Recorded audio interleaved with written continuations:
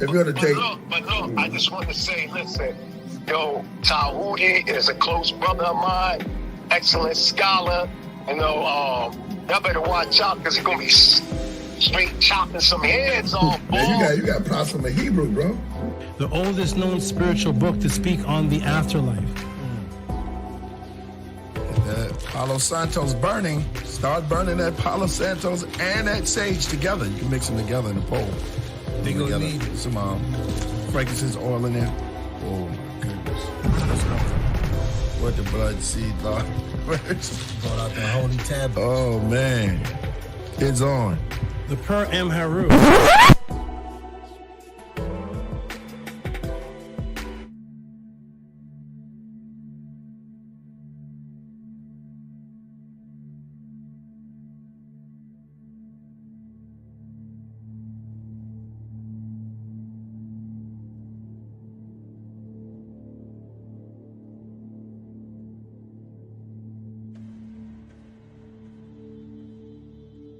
Coming to you live.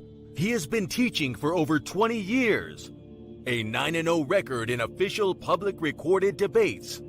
You've heard many teachers out there before in the so-called conscious community, but none with the demeanor, calmness, and detail as Tehuti Amun-hotep Ra on such topics as breaking out of the matrix, truth on religious origins, underground conspiracies, secret societies, mental, physical, and spiritual health, the Anunnaki, the Neteru, Kemet and the origins of Mad, meanings and symbolisms of Meduneter, the only one who will stand in front of question of this wide range of subject matters, answer, question, and debate.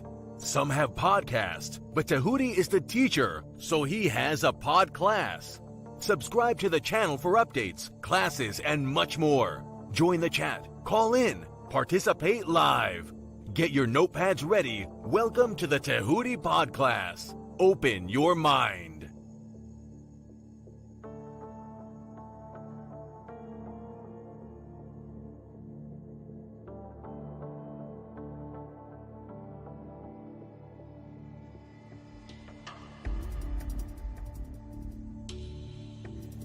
He has been teaching for over 20 years.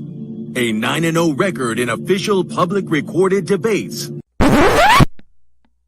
Correction.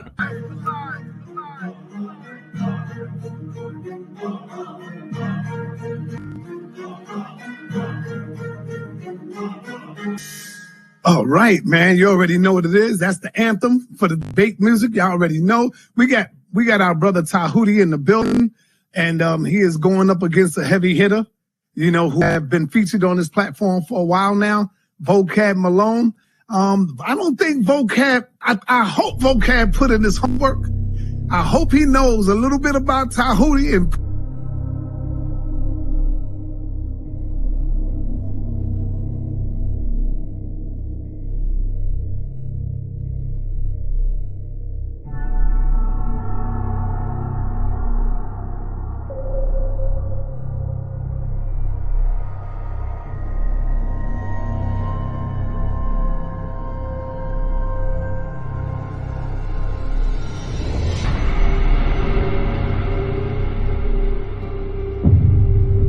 I appreciate everybody. Press 1 for Tehuti. Press 2 for JJ, y'all. Yes, I appreciate always being here. It's fun, it's educational. It's good to hear all these crazy views and just hear where people are coming from. Peace and love, everybody. Check me out every Friday, 7 p.m. Pacific on the Tehuti Podclass on YouTube.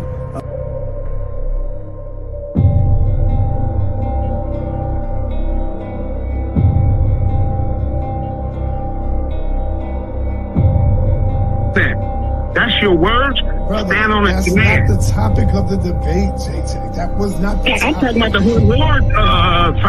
I'm talking about the whole misinformation. I don't give a damn about the topic of the debate. No, if you look at the community wall, I mean, damn, Tehuti is like dusting you on that shit. He killing you, Jay. And this is why you upset.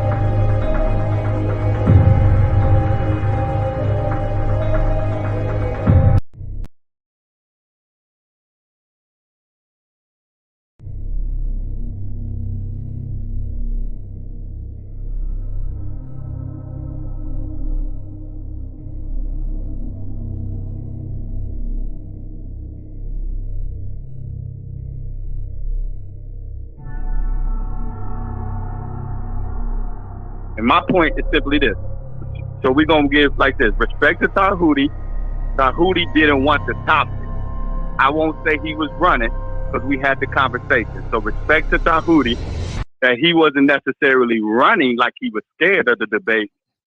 A few minutes later. Does this mean you refuse to answer my question? Are you refusing? That's not even. Hey, are you refusing to answer the question? Scared to debate. This is what they do. So respect to Tahuti that he wasn't necessarily running like he was scared of the debate. A few minutes later. I'm only talking to you. But I'm not talking to you. You scared. You were scared to talk to me. Don't come on. That's the very funniest shit.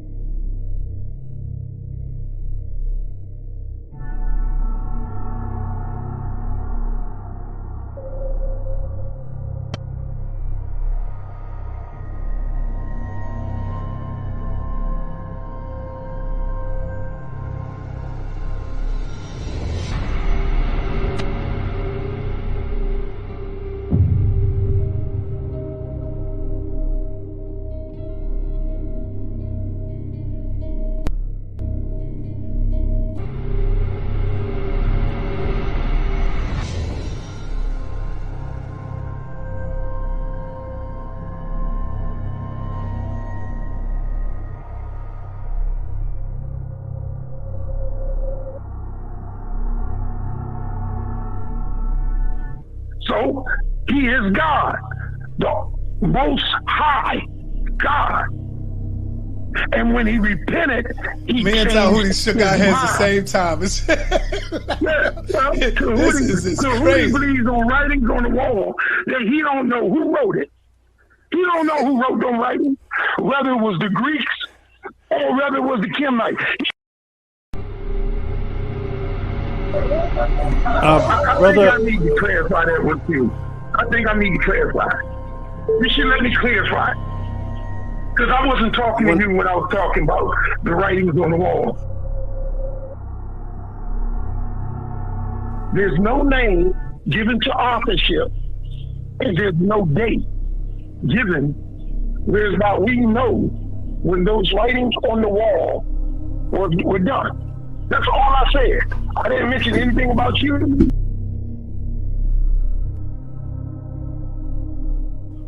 So he is God, the most high God.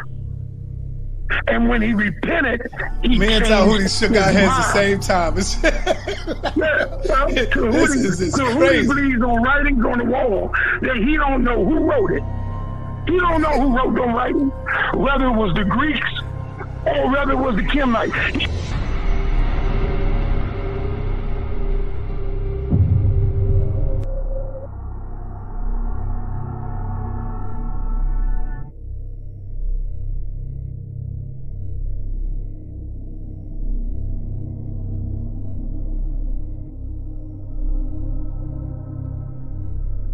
Hold on.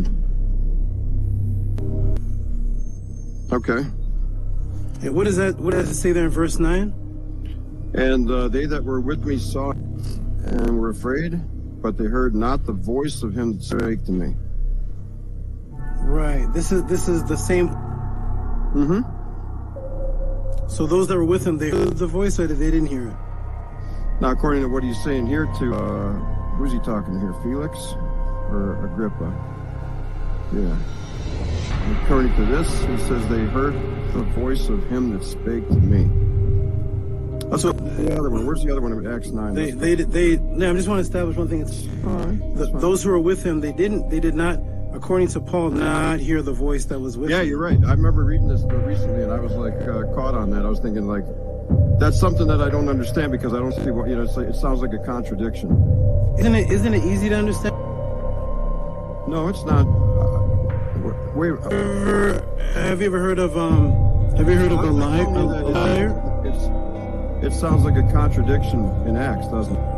Right. It sounds like a lie, doesn't it? No. When something is said and something is said the opposite, both things be true at the same time?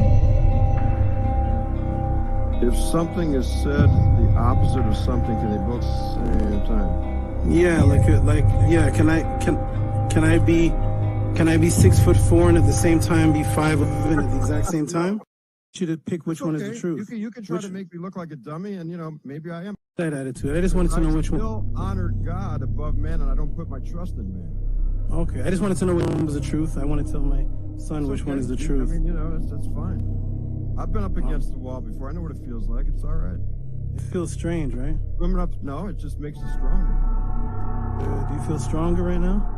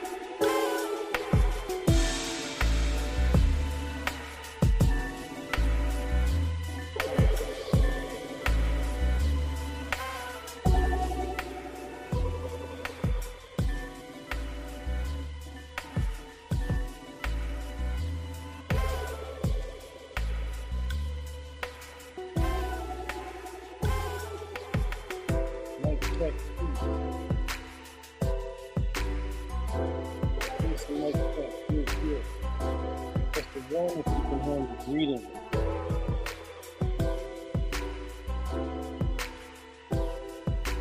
You check the room and see what's up. If you're good one. Check the room. Look at my moderators here. See if everybody is here. Peace and love, everybody. My name is Tehuti. I'm in Hotel Bra. We're about to get started with the most unique class you're about to see, the most unique YouTube channel, with the most informative information that you are ever about to receive, hopefully based on the questions that you all send to me. Let's check out and see who is in the room and what is happening. Peace and love. Okay, let's see who's here. We got Vimeo X. Never seen anybody rock a snake like a necklace. Legendary indeed. This is Osiris. He is a manifestation of magic. I'll introduce him in a moment. He manifested a pure magical experience, manifesting for his mate. This is Osiris. So let's check out the room and see who's in here. And it's going to be very, very serious tonight. Very, very serious. No time to play games, no time to play around. A lot is happening. I already see questions in. Let me go ahead and shout out everybody and let's get right started. Here we go.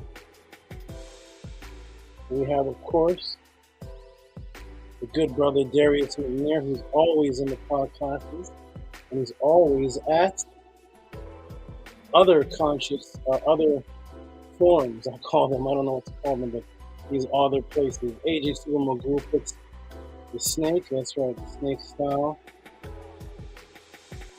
Yes, the scribe says, greetings, Staba Tehuti. Your mic is low and muffled. Let me see if anybody else agrees. Do you all hear me good? At least at that time, it said my mic was low and muffled. How about now? Can you hear me and can you see me good? And can you hear me all right? Mic check, mic check, mic check. Okay. Let's move on. Let's move on and see. Give a shout out to everybody in the room. Not many people in here yet, but that's okay. We're getting into it. We're going to get into it regardless.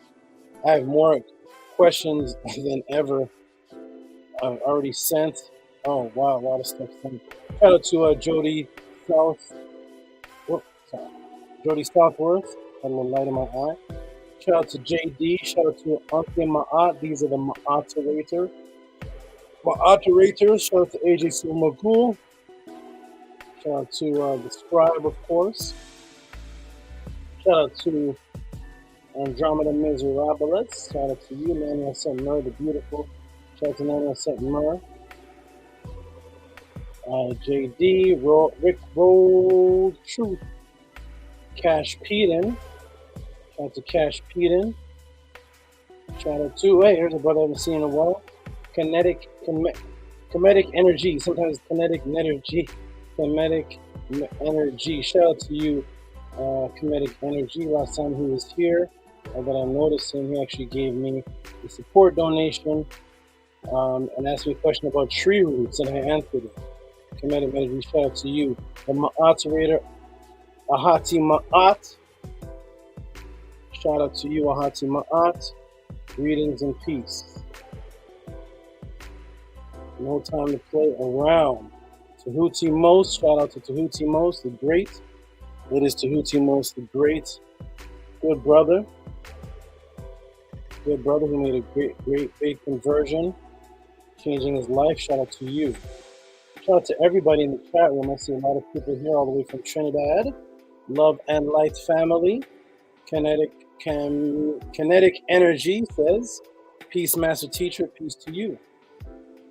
Shout out to everybody in the chat. Okay, we're about to get, here's a new person. Shout out to, I've never seen his name before. Play as Co. Shout out to Play as Co. Everyone is welcome. Let me go ahead and introduce the Tehuti. Here comes the ice cream truck. Okay, let me go ahead and introduce the Tehuti Podclass.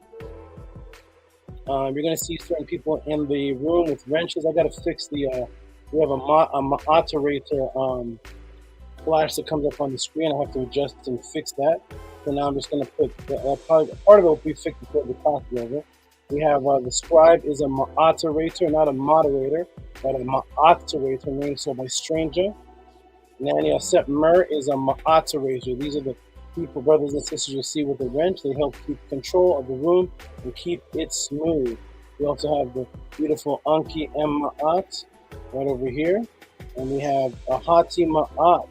These are the Ma'atorators. Shout out to everybody. Let's get started. Let me go ahead and introduce the class and introduce what's going on. first before we. Oh, here's Robert Williams. Shout out to Robert Williams. Shout out to Robert Williams. It says Hotep Ma'at. Shout out to Robert Williams. Hoptet Ma'at. I haven't heard of that one before. Maybe it's a typo. Hoptet. Maybe meant to say Hotep Ma'at. Shout out to you. Okay, let's get started, everybody. It seems like everybody here is a regular. Everybody's regular, but there are 37 people watching. So let me go ahead and introduce what this is about. Anton the Bum. Shout out to Anton the Bum. He is a very good MC. Shout out to Anton the Bum. I've heard some of his tracks, and he's a very serious MC, microphone controller. All right, so my name is Tehuti Amenhotep Ra. And before I start this class, we're going to go right into what is called the affirmation. I'm going to put it up on the screen, and you all can either just read it with me or say it with me. This is what I say every morning to begin with my family. This is what I say before my family classes. This is what I say before meetings. This is what I say before the Podclass. This is what I say before the Medonetter class on Mondays at 12 o'clock Pacific time. This is what I say to begin most important things and meetings, because I keep structure. I'm all about structure. I know that in regular conscious circles, there's no actual cultural structure set about. No problem. Here, we show examples of cultural structure. Okay, wonderful. Okay, here we go. So I'm gonna go ahead and put that on the screen, and then we can go ahead and say it together. Hold on, Mr. Osiris. Wait a minute. Magical manifestation, and I will introduce myself, the animals, and why I have the Podclass, and why I have these animals, and what my gift is, and how I pass my gift on to all of you. And reciprocity is given. We have a great circle of energy going on. So let me go ahead and put up the affirmation, and we shall get started. Here we go. Boom, there it is on the screen right there. Go ahead and turn this down a little bit. We will say it on the count of 3. We have the English at the top, which is in transliteration, English letters, Medonetter words. And then we have the English at the bottom and all English words. So we'll go ahead and start on the count. Whoops. On the count of 3. 1, 2, 3. Ankim Ma'at, Un MS, Min Tet Aset and Mayat, Min Hepapet and Mayat, Her and Hukiui, Her Ikut.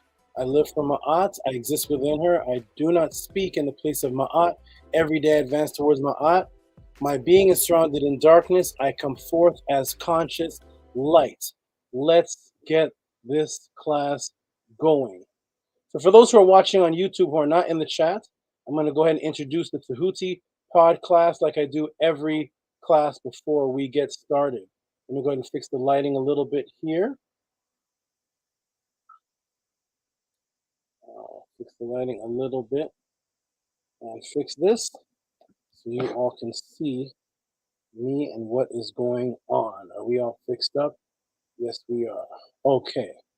My name is Tehuti Amenhotep Ra. I've been a teacher for over 30 to 35 years. I've lost track because I've been teaching, and I woke up when I was extremely young. I had an awakening when I was extremely young. Ever since I had that awakening, I was full-fledged out there teaching individuals, converting parts of whole cities. I know it sounds impossible, but I was converting parts of whole cities. And I continued to move on until I joined an organization that I felt could excel myself and the teachings. And when I joined that organization, I became a public teacher across America and across Canada. In doing such, I gained a lot of notoriety as a good teacher, and people from all around would come and see my classes. Also, I was under a very well-known teacher who attracted the masses, and he would sometimes put me in a position where I would take over the classes he was to do. He would take a break and put me in front of around 500 plus more people at a time, which is what you saw in the introduction. So I was teaching publicly for a long period of time, and then in that organization, I was. It got a little hectic in the organization because there was a lot of jealousy and strangeness taking place, and the teacher told me it was not safe for me to be around anymore. So I left participation, and I started helping out by not teaching, but by introducing people to business, finance, LLCs, trust companies, and real estate. And I stopped teaching because teaching started making me feel strange in my stomach because of the experience and the lack of appreciation that I got. I actually stopped teaching for a long period of time because I could not be a part of the organization. So at any rate, I came back out in the public, started to teach again, and I gathered a nice group. I started learning on a place called Pal Talk. This was in Atlanta, Georgia. And I started doing that for a little while. And then the Hebrew Israelites started coming for me because I started converting mainly their women. I was converting them, but they were quite upset that I was converting a lot of their women. They didn't like that at all. So they started hunting me, threatening me, telling me they're going to put me in a body bag and such. And of course, I'm used to all of that, the dangers and the so-called threats and all the nonsense. I continued teaching, and they continued building up their rooms against me until I ended up debating the main teacher that had the rooms against me. And we ended up having a debate and a discussion. And at the end, I converted him. So the leader of the Hebrew Israelites at the time ended up becoming converted over to studying Nile Valley culture. His name was Shlomo at the time. He turned his name into Nubian Prince. And he left the Hebrew Israelites.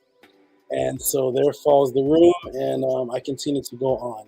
At any rate, I went back into seclusion, into privacy again, due to certain circumstances, and I started teaching just my close family and individuals. And I started teaching a brother named Mahati Ma'at, who's in the chat room right now. I started teaching him. He was the only brother that I accepted into the circle of my teachings, and I started teaching him for several years. He was down and out at the time, and I gave him his courage, his knowledge, and everything to become the upstanding man that he is now, because I'm all about changing people's lives. And that is my focus. As a Tehuti, I come into your life and I change your life based on raising your consciousness and expanding your consciousness. What you choose to do from there is all up to you. I can only assist by giving you the information. He took the information and made a great man of himself, and he continued to come to my private classes until he saw that on YouTube there were several people that were teaching that he was completely disgusted with. He told me to come back into the public.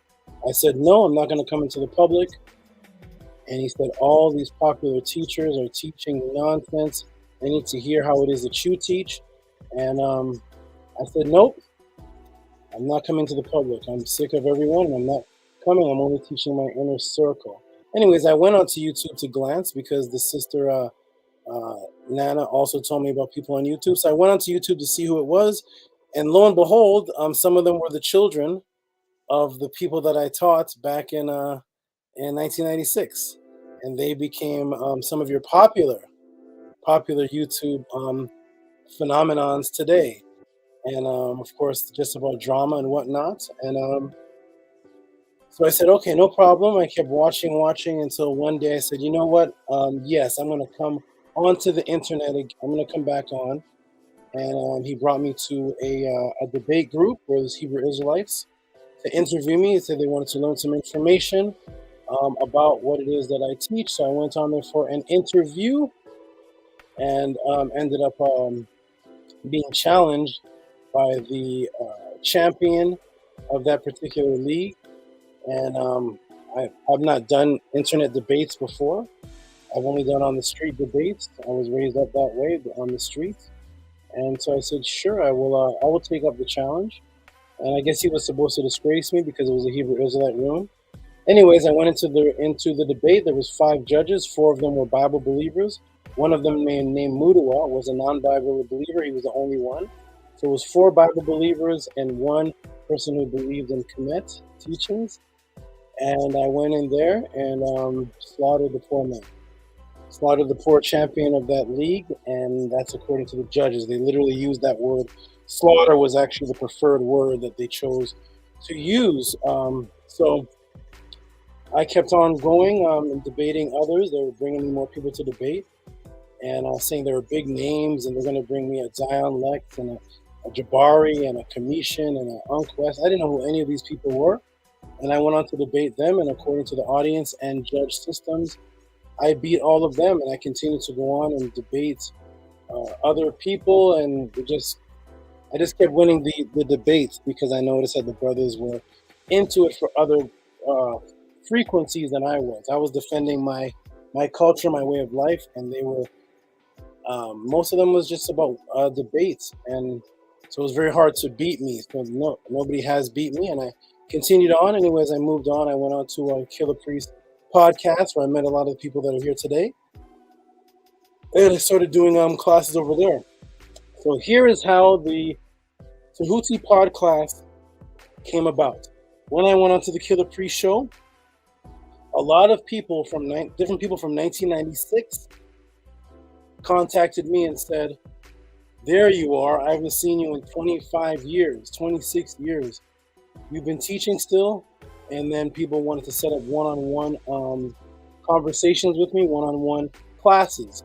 So they came and they showed reciprocity, and they were paying me for the classes because that is what I do for a living. At any rate, there was too many people that were doing it with me. I couldn't keep up with my family. It was too much people left and right. I want a class with you, Tehuti. I want a class with you, Tehuti.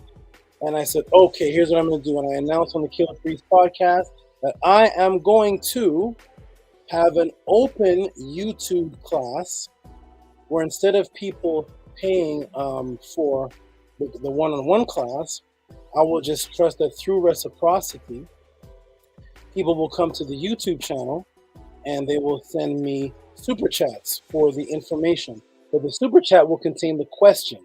Therefore, I don't know what the class is going to be about.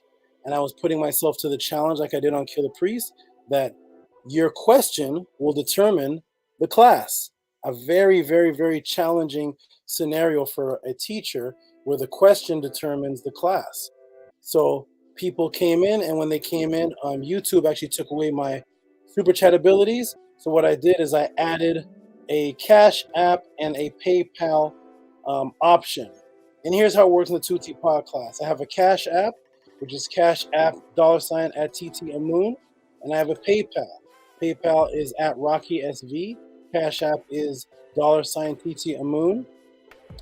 And what happens is you send in your question through either or send in your support. So for example, when you do, it pops up on the screen when I get to it. This is Raphael Gary. Let me go ahead and take this off of the screen. The moderators will go ahead and also put the PayPal and Cash App into the room. So for example, Raphael Gary sent this question in and he sent $20. Now people out there may be saying, why are people paying so much? And in actuality, it's not much. When you understand the clarity and the precise answers that I give and the time it takes me to actually write a book for you for every answer that I give. When you think about the amount of times that you spent going to the movies, getting popcorn, bubble gum, donuts, buying shots of drinks for girls, strippers, whatever you may have, wasting your time on Friday, what I'm doing is I'm collecting the people that are interested in investing into knowledge and keeping me surviving as a teacher because they are appreciative. So for example, you send in your Cash App. Now this, of course, I don't expect anybody to match things like this. This is a brother who's very loyal and dedicated to me. He's Lamar Owens. He's actually the scribe. He sent $111. I don't even think that was for a question. He just sent it in. Actually, he did send it for a question. He did send it in for a question. So you send in your Cash App. As I go through, it pops up on the screen. This is Owen Hythe, who comes every class and always donates, $43.72. And he asked me, are the Anunnaki black? If you send in a PayPal, it pops up in the room like this. $25 sent from this person who wanted to be anonymous, it looked like. You can also request to be anonymous.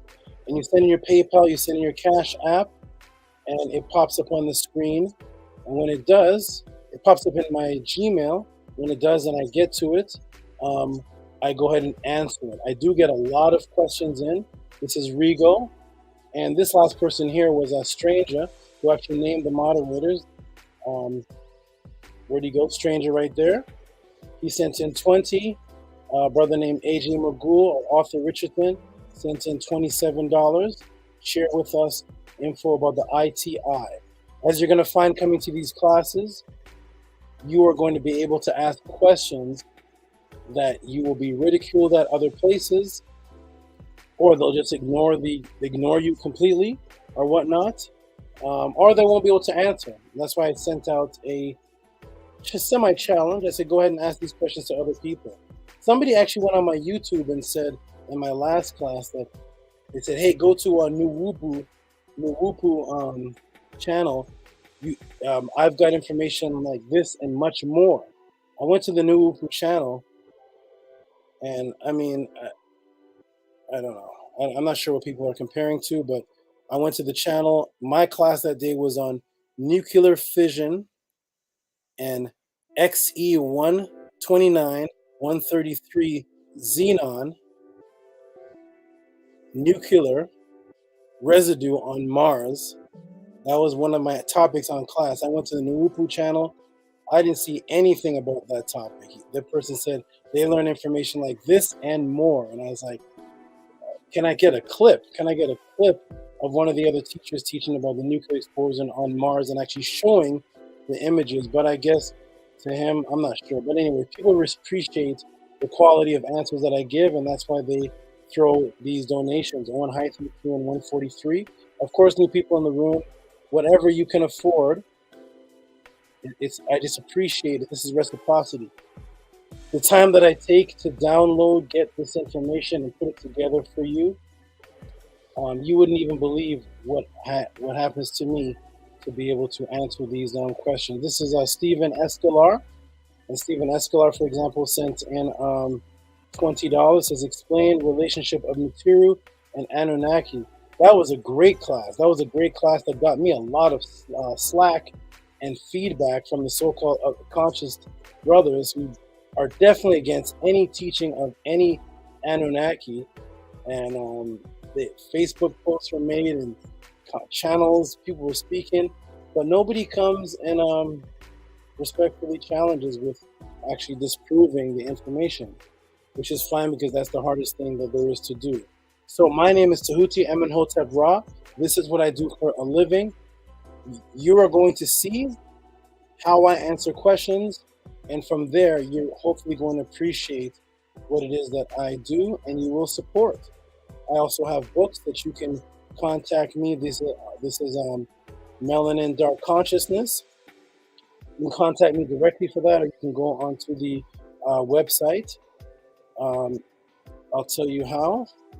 So you can contact me directly, mysticaltelevision@gmail.com.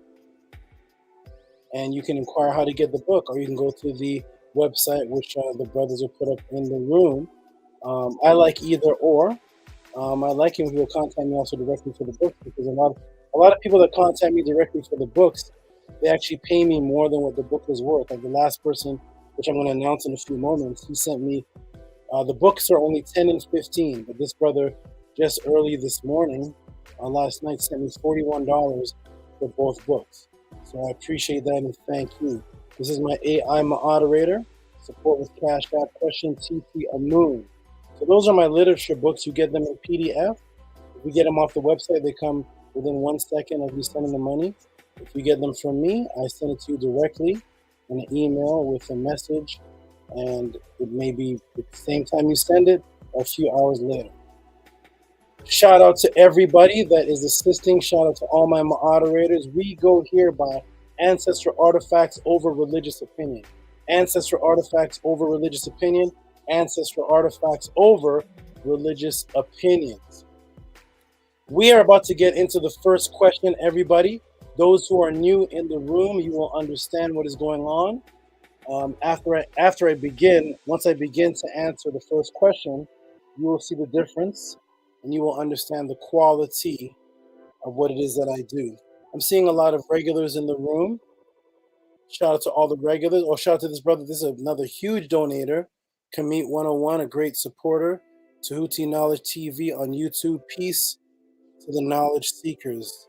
That's a great brother. He held the title one time as like the biggest donator. He's a great supporter. Asks great questions. He is very good. Shout out to everybody. Now somebody put this. Hello, Neith. So speaking of Neith, on my hat, all the way from the southern parts of Africa, is Neith.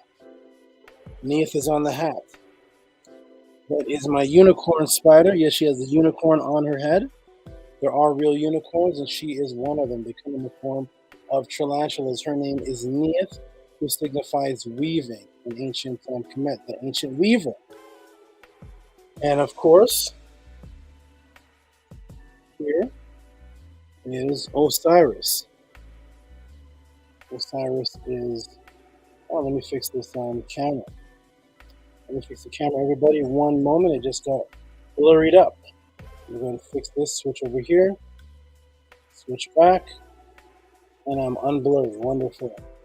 Okay, this is Osiris, a recent gift that manifested, because I'm going to be reading. Oh, by the way, he is probably for the first time in your life you've ever seen this. Does anybody know what kind of snake this is in my hand? Other than the moderators, of course. Don't say moderators, but does anybody know what type of snake this is in my hand that you're seeing on the screen?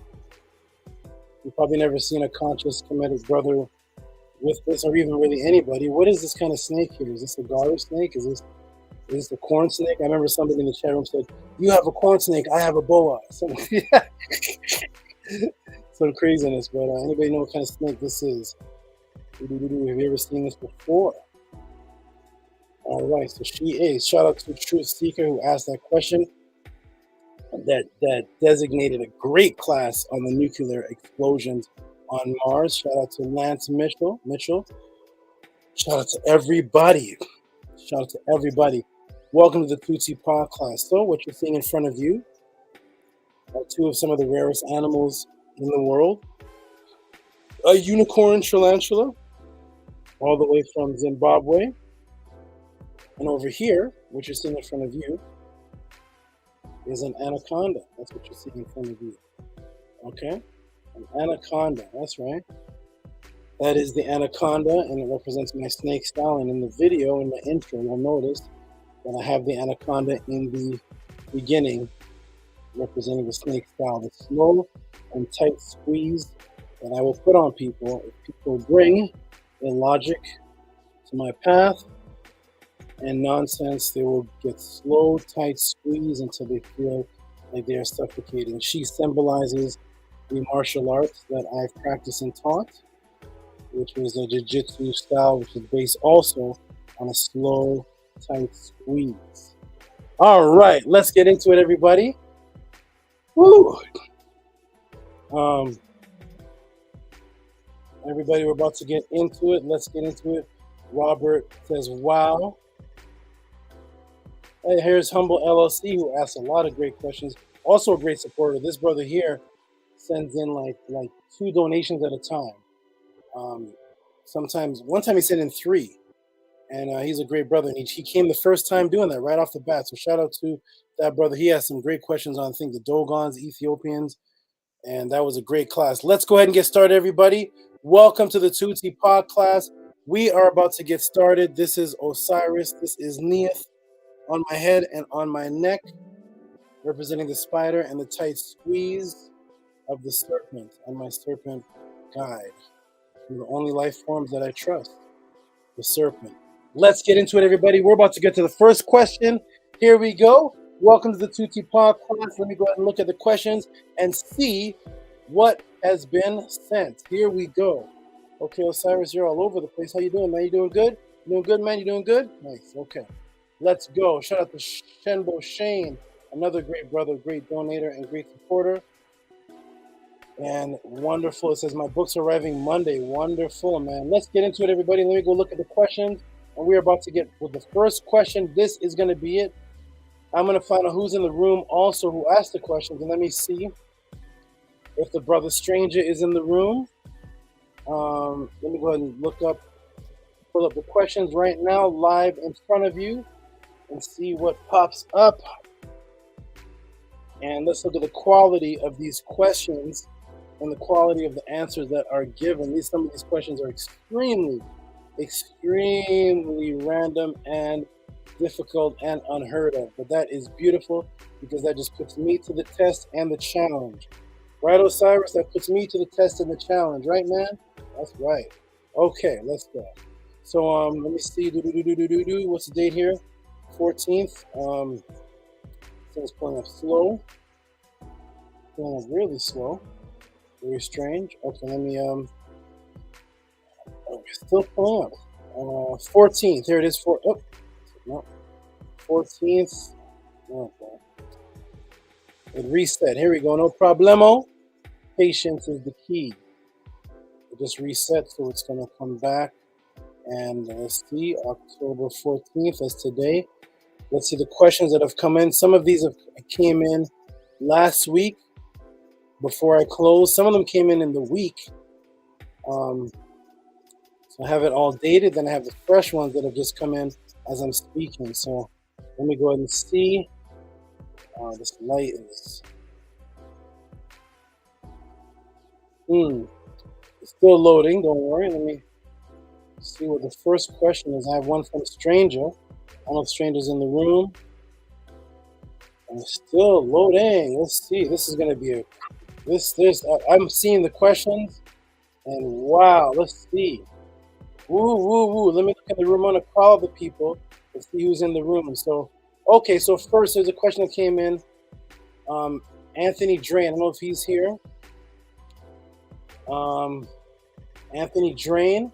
We have one from, who's this? From Jonathan Hacker about spiders. Interesting. And I got one from, who's this? This is a new person. Here's a brand new person. Who's this? Terrell Self. Let me check the room and see if any of these people are in the room here. Terrell Self, are you in the room? We have Vortex Entertainment Network. I like that name. It says Hotep. Vortex Entertainment Network, Hotep. Wonderful. Okay. All right. We got the brother Chandler Bridgegate. Shout out to you. Who's in the room? Who's in the room that sent in these questions? I see questions that came in, and I'm looking for the people. I'm just going ahead and blast them off because they're just going to have to catch on YouTube. So Raphael Gary. Is Raphael Gary here? Is Terrell Self here? Hey, I like this name right here, Zep Tepe. That's a beautiful name. Anthony Drain is here, Zep Tepe? Or are you Anthony Drain under a new name? It says P. Saba, Anthony Drain here. Okay, wonderful. So once again, for those who just came in the room, you send your questions into Cash App TT Amoon or PayPal Rocky SV. When you do send the questions in and I get to them, they pop up in the room like this. Boom. They pop up in the room like this if you send a PayPal. Or they pop up in the room like, oh, Raphael Gary is here. So I'm going to go ahead and do this live right now. One of the people that asked the question are here.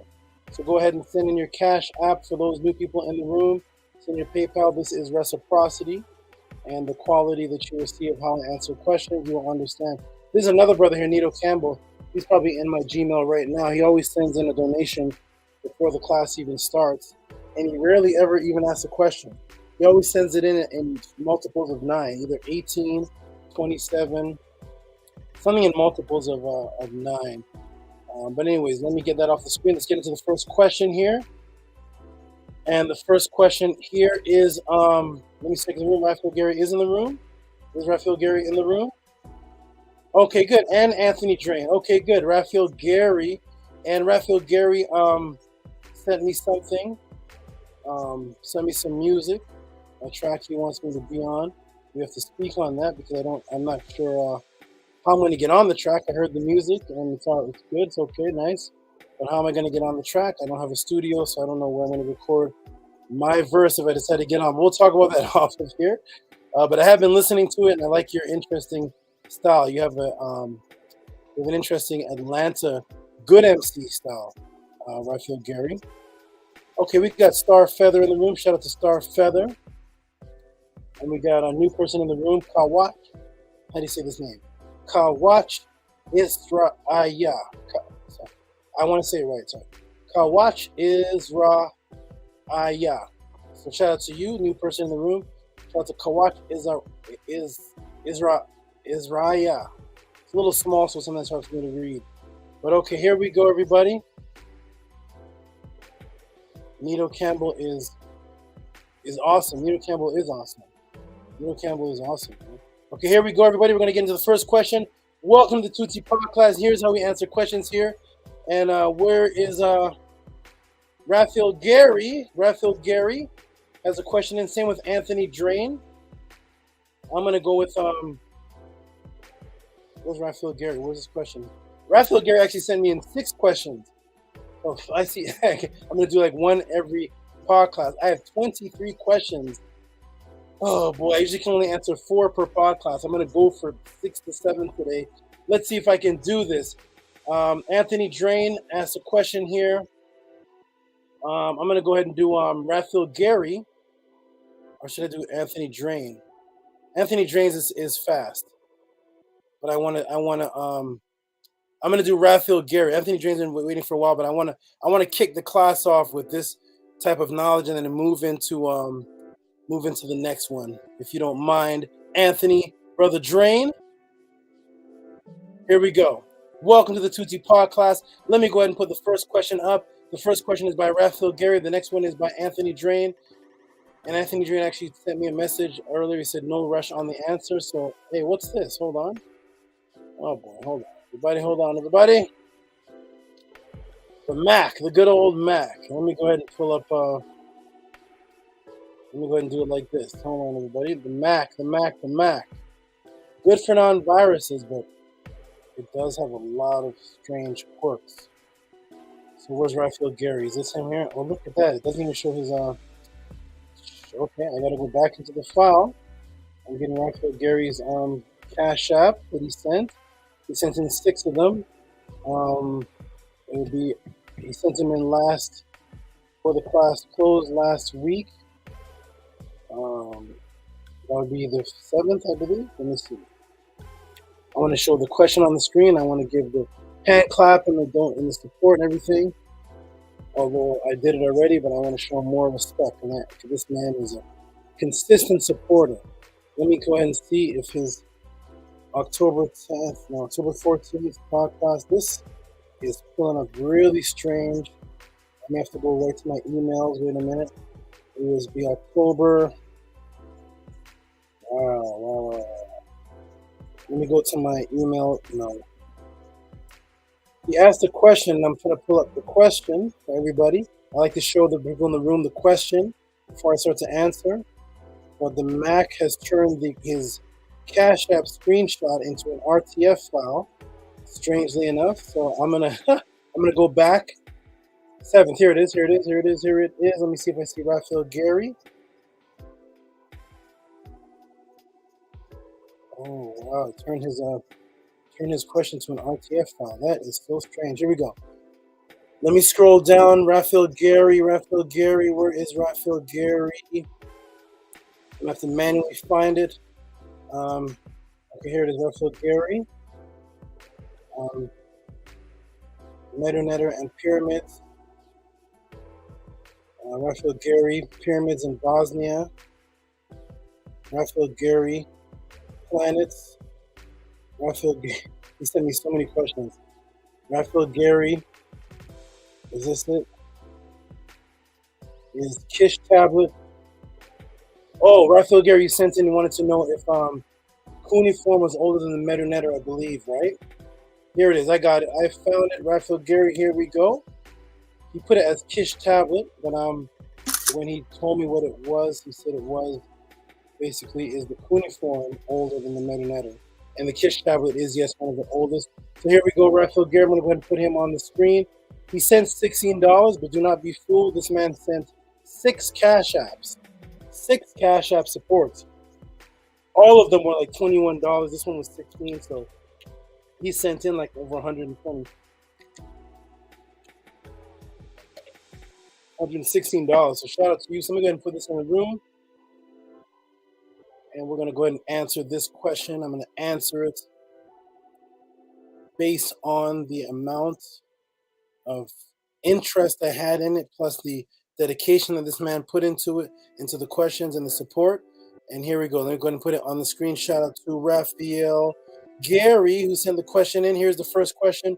Welcome to the Tehuti Podclass. You will see the way questions are answered. Here's Raphael Gary says, is the Kish tablet older than the Medu Neter? And what he corrected when he said is basically is a cuneiform. Is cuneiform older than Medu Neter? We can get into the Kish tablet as well. So shout out to Raphael Gary. Thank you, good brother. You are awesome. Thank you for your support. I usually, whenever somebody sends in a donation over $20, I always give hand claps. But Raphael Gary sent in over $100. He just broke it up into a bunch of different questions. So shout out to Raphael Gary. You're gonna get your hand clap. Appreciate you, my brother. Thank you so much. Appreciate you, Raphael Gary. Thank you. Here we go. Here we go. Here we go. Here we go. Wonderful. You are awesome. Let's get into the first question of the Tehuti podcast. It's 7 o'clock Pacific time over here. I'm going to try to go to 11:30 or something. I got a lot of questions. Here we go. First question is, Raphael Gary, is the Kish tablet or the cuneiform older than Medu Neter? Let's get into it, everybody. Welcome to the Tehuti Podclass. Very, very, very good question. I'm sure a lot of people have wondered this before. I'm sure people have gotten this question or asked it. Let's see if you get an answer like this. Let's check it out. Let me go ahead and do a screen share and show, because you know what I do.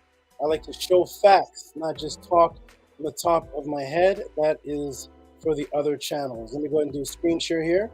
Welcome to the Tehuti Podclass. Here we go with Raphael Gary's first question. Boom, boom, boom, boom, boom. Where's the screen share? Stop screen. Present. Here we go. Starting at 7:12 p.m. Here is the first question. Raphael Gary, and here is the answer. Oh, let me cancel this. Oh. Present. Screen share. Share, share, and share. Here we go, everybody. Welcome to the Tehuti Podclass. Raphael Gary sent in the question. And the question, of course, I'll put it on the screen one more time for people to see. There is the question. The question is, is Kish tablet older than the Medu Neter, or just cuneiform in general older than the Medu Neter? So here's what we're going to do. For those who don't know, we'll just do this real quick live. And let's type in the Kish tablet live here, and then I'm going to get into my answer so we can see the dates of the Kish tablet. We're going to go to Wikipedia, look up the Kish tablet, and here we are. Actually, this is in my answer. So here it is for those who want to look it up. Here is the Kish tablet, 3350 BC. This is the Kish tablet in Iraq. Okay, just a little reference. And now we're going to get into the Tehuti answer. Here we go, everybody. Welcome to the Tehuti Podclass. The question that consistently comes up is, Tehuti, what is older? What is an older language? Cuneiform or Medu Neter? Oh, where'd it go? Cuneiform or Medu Neter? And let me go and why does it stop right there? Hold on, everybody. Very strange. Oh. Cuneiform or Medu Neter? This is a great question, and I will show you the agenda, the confusion, of course. Clear it all up with what? Archaeological evidence over religious opinion. Let's take a look at the oldest cuneiform tablets. Let's take a look. Press 1 if you can hear me. I want to make sure that everybody is hearing me as I break it down. We're going to start off right with the Kish tablet, which I showed everybody, but I'll show you all again. Here is the Kish tablet. Press 1 if you can hear me. We're about to get into it. Let me check my screen and make sure people can hear me. Press 1 if you can hear me. For some reason, my screen has been locked ever since Ahati says send questions here. I've not seen anything new pop up. Oh, there they are. They're the ones. Boom, boom, boom, boom, boom. Wonderful, wonderful. Master K, Cash Peden, Robert, Ahati, Big Vapes, AJ Super Magoo. Let's get into it, everybody. Welcome to the podcast. Here is the Kish tablet that we have right over here. Limestone tablet found at the site of the ancient Sumerian city of Kish in modern day Tel Al Uyemur. Okay, so here's the Kish tablet, everybody. It goes back to 3350 BC, 3350 BC to 3000 BC. Here is the Kish tablet. I'm going to blow it up at the bottom so we can get some more information. Limestone tablet engraved with pictograph writing. It comes from the Mesopotamic city of Kish, dated 3500 BC. It is drawn in real size, approximately. Probably it is the earliest known evidence of writing. It contains pictograph of heads, feet, hands, numbers, threshing boards. Department of Antiquities, Ashmolean Museum, Oxford, United Kingdom. There is the Kish tablets that they are calling Cuneiform. Okay. All right, let's continue, everybody. We're going to move on. We're going to continue to go on to the Met Museum because you know what I do. I deal with facts, historical information based on what is in the museums to show you. So here is what they call proto-cuneiform tablet. One of the tricks that they do when they're trying to have you hypnotically focus on a word, they like to put the word proto before it. Instead of just saying they don't know what it's called. For example, they have a language called Punic Canaanium, as they call it. Canaanite language.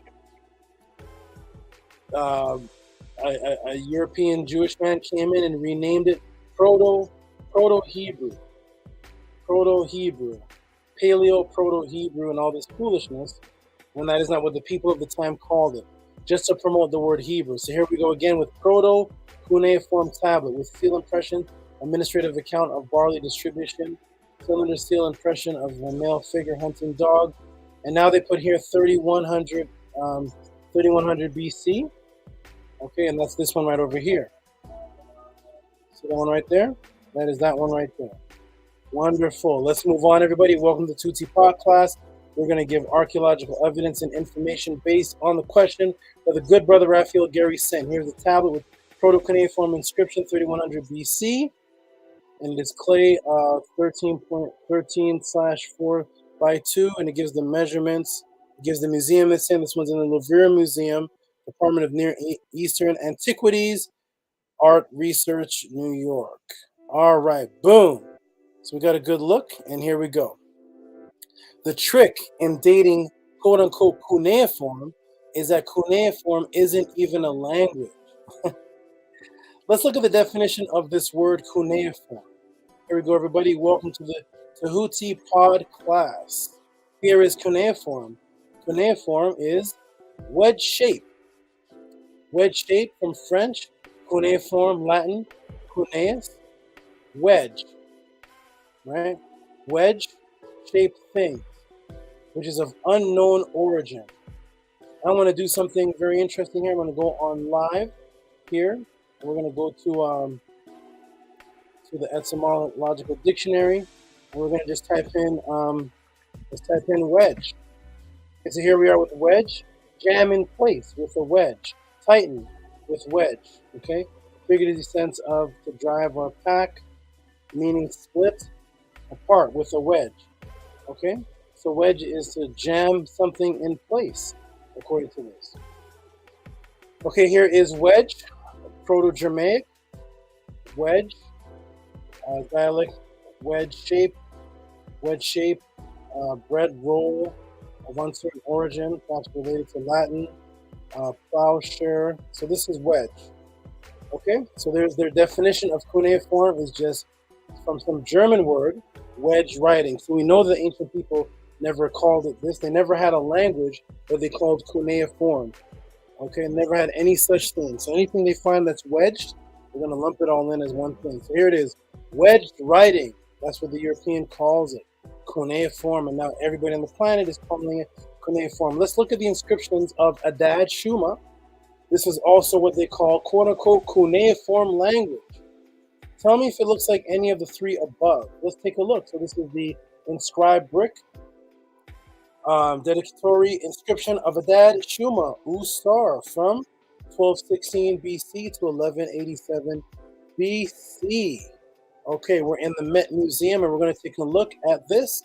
Let's take a look at the Adad Shuma inscription. Boom, get a look.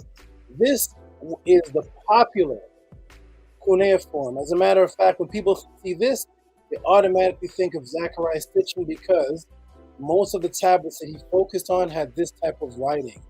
You all may have looked at this and see this is familiar. So I asked a question. I said,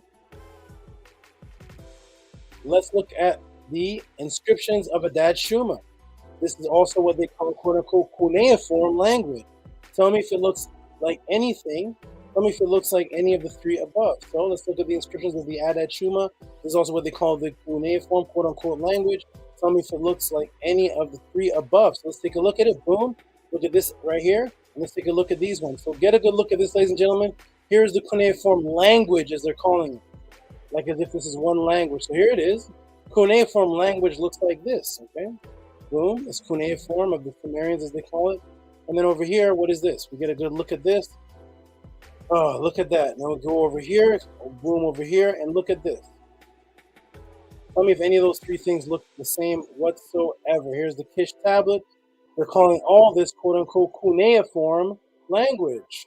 Cuneiform language. This is cuneiform language. This is cuneiform language. This is cuneiform language. And this is cuneiform language. Yay. Okay. Let's go, everybody. Welcome to the Tehuti Podclass. As a matter of fact, tell me if any of these look the same at all. The reality is that there is an agenda to make Middle East, quote-unquote, Middle East Semitic languages predate everything so that they can move the overstanding that civilization started in, quote-unquote, Africa, to do it and started in land of Abraham. That's what they want to push. That's the agenda that they're trying to push. Starting in the land of Abraham or of Chaldea, which of course they find is cuneiform. Thus, quote unquote, any script they find in that area, they label it as cuneiform so that they can date it all under one umbrella term. You see the trick, everybody? So when we ask the question about the cuneiform, is cuneiform older than Medu Neter, people are under the hypnotic spell that there's one language called cuneiform, like as if all that is one, like as if these are not different languages that have different dates, but they're calling it all one language. This here is cuneiform language. This is cuneiform language. And this is cuneiform language, when it just means to wedge into something, to cut into something, which there are thousands and thousands of languages, including the Medu Neter, which are wedged or cut into stone. But anyways, here's their agenda. So there's their cuneiform language, and they date it back to, we'll go back to the date that they say, the Kish tablet, because that's a specific one that Raphael Gary asked about, to the Kish tablet. So if we're going to say this is cuneiform, that's what they say. That's not what the people that wrote this, they never called it cuneiform language. They never called cuneiform language. I recognize this one right here. This is the foot. I recognize that. But they call cuneiform. This is 3500 BC. That is what they call cuneiform. And then the next oldest one is 3100 BC. Here we go, everybody. Welcome to the Tehuti Podclass. Let's break this fable.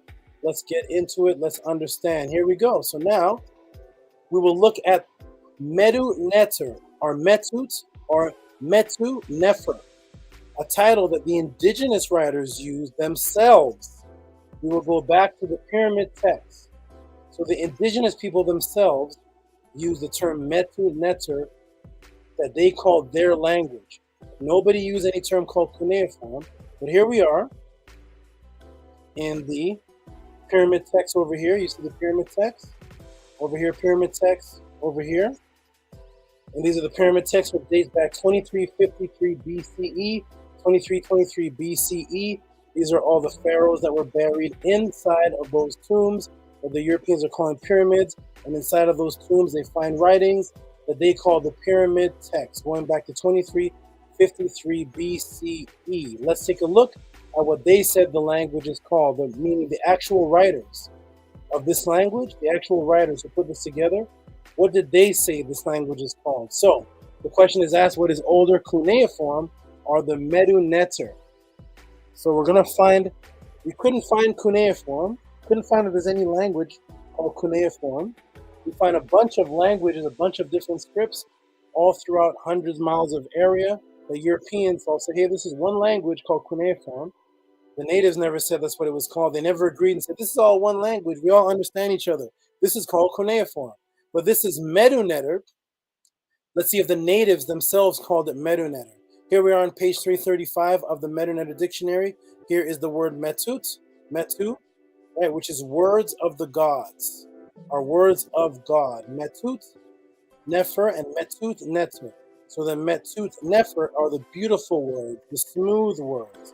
Metut, nefer is what they called it, and metut, neter, the words of the gods and the beautiful words of the gods. Metut, nefer, metut, neter. This is on page 335 of the Hieroglyphic Dictionary. Let's go into the primary source and see right into the same pyramid text, over here that I showed. We're going to go into the translation of the writings and see what the Cometians said themselves. And here we are in line 1231 to say the sky has strengthened the radiance for thee, feed Unas, that Unas may lift himself to heaven as the eye of Re, and that Unas may stand in this left eye of Heru, where the word of the gods is heard. You see that right there in line 1231. So the Cometians themselves are writing words of the gods, metut neter. That's what they're calling it. Here we are again on line 2005, where it says, "To judge the words of the gods." That is Medu Neter again. Here we are in line 731, and it says, according to the hands of the Cometians themselves, "Who judges the words of the gods." So here I have circled our triangular, rectangular red over the Cometians themselves using the term Metu Neter. That's what they called it.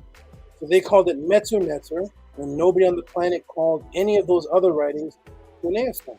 So let's go to the oldest book of wisdom on the planet, where Ptahhotep mentions Metut and Metut Nefer. So here is the beautiful brother Ptahhotep taking his drink. Speaking of which, I'm going to take my drink. All right. Okay, so here it is right here. We're going to go to maximum 3. And here I have the actual transliteration, the Medu Neter, and the English at the bottom. It says beginning of the collection of fine words. And what is that? Let's blow it up. What did Ptahhotep write himself? Metut Neferut. Metut Nefer. See it right there? That's what the Cometians are calling it right there. I'm going to show you it right here. Right? There is the Metut Nefer. See it? Metut Nefer right here. Metut, right there. The man with the hands to his mouth. And there is the Nefer and the T. Metut Neferut.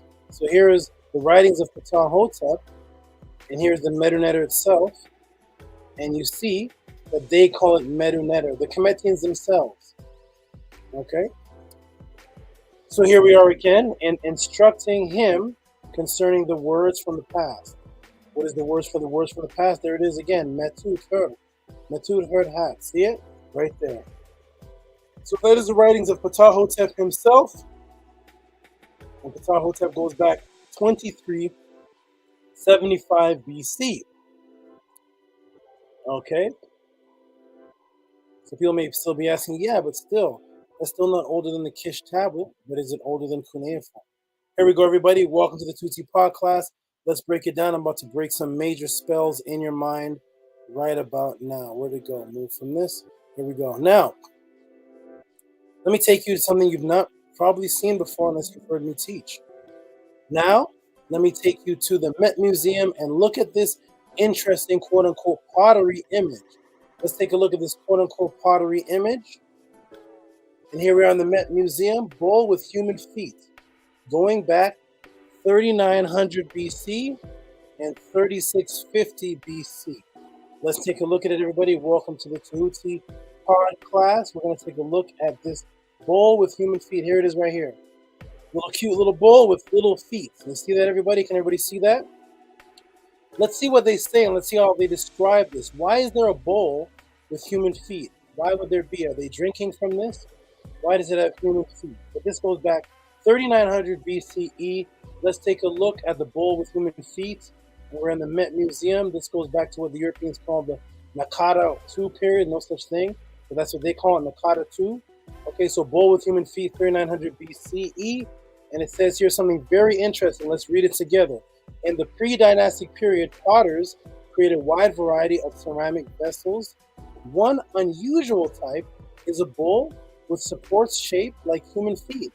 This simple round bowl tipped slightly forward as if it's to offer its contents, has two such feet solidly attached to the underside, made from Nile Valley clay, the Nile clay.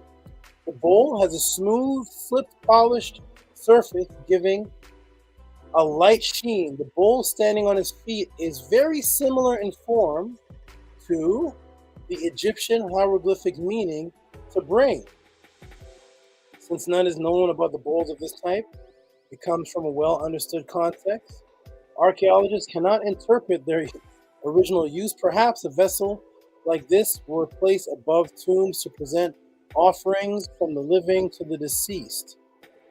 Okay, so alternatively, they may have, the deceased, a practice that was established, part of funerary ritual, pharaonic Egypt. Alternatively, they may have held offerings to a deity in his shrine. So we're going back 3900 BC, where there's already an established culture where they're offering to a deity, and they have the understanding that this image means to bring, which means they already have an established culture by 3900 BC. How would a priest or how would anybody tell anybody what the ritual was if they couldn't speak or communicate? But anyways, let's go. Here we go. So let's look at this awesome little cute bowl. We look at the bottom. We see the feet. It's tilted forward a little bit, slightly tilted forward. And let's take a look. Here we go. Here's the bowl. 3900 BC. Interesting. It says meaning. It says the meaning. If something has a meaning, which can translate, then is this not from a language with an existing culture? Yes. Let me take you back to the East Gable Utterance 273 to 276 Pyramid Text. Let's take a look, everybody. Welcome to the Tehuti Podclass. We're now going to go to East Gable, Antechamber, East Gable Utterance 273, 276. I put a little line here in yellow to show what I'm pointing down to, and I point down this line, and this may be a little blurry to you. I'm going to blow this up a little bit, but we see right here there's three things. Look like they have feet. I'm going to blow it up for you so you can see that these are writings here in the pyramid text, the oldest known spiritual writing on the planet. Antechamber, East Gable, Utterance 273 to 276. Let's take a look. I have an arrow pointing down to this line, and I blow it up for all you to see, so you can see a little clearly. Here it is right here. I blow it up a little bit right there for you to see. And you can see three little things right there. I blow it up even more for you to see, and let's take a look, everybody. Let's take a look at what we see. We see the Netzeru, we see the Neb, and then we see these bowls with feet. Can you guys see them? Three bowls with feet underneath them.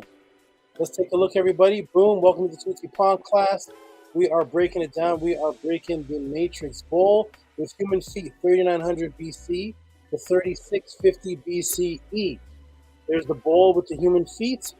And we're going to keep going. Let's keep going. Remember, it goes back to 3900 BC, and they say it has the same meaning as to bring, the Egyptian hieroglyphic to bring. Let us verify that, and let's see what is going on. Welcome to the Tehuti Podcast. Here we go. We're now into the pyramid text again. And there's the pyramid text of Unas. I'm going to slow it down. We're in 273 to 274. And here we are again. And I show the antechamber, but this time it has the English translation. the English translation. And here I'm going to go right down to where we're going to focus on, and that is 399. Unas is who judges with he whom the name is hidden. On the day when the elder, the Shemsu, is being sacrificed, Unas is the Lord of offerings. So the word offerings, who knows the core, prepares himself a meal. Now I'm going to go to a transliteration, and we are going to go see what's going on here. Here we are, boom. Now we have a transliteration, and we see here the offerings tying the knot, making his meal for himself. Unas eateth the remeth, the men liveth on the gods, and the Lord of the offerings examines the list of the offerings. Let's blow it up, everybody. And what do you see? You see the pottery with the legs called the Inu. Here it is right here. And it translates to as the offerings. You see that? Of the offerings. To bring, of course, because it has feet at the bottom. You see the feet there. There is the bowl with the feet at the bottom. It is the word Inu. So boom.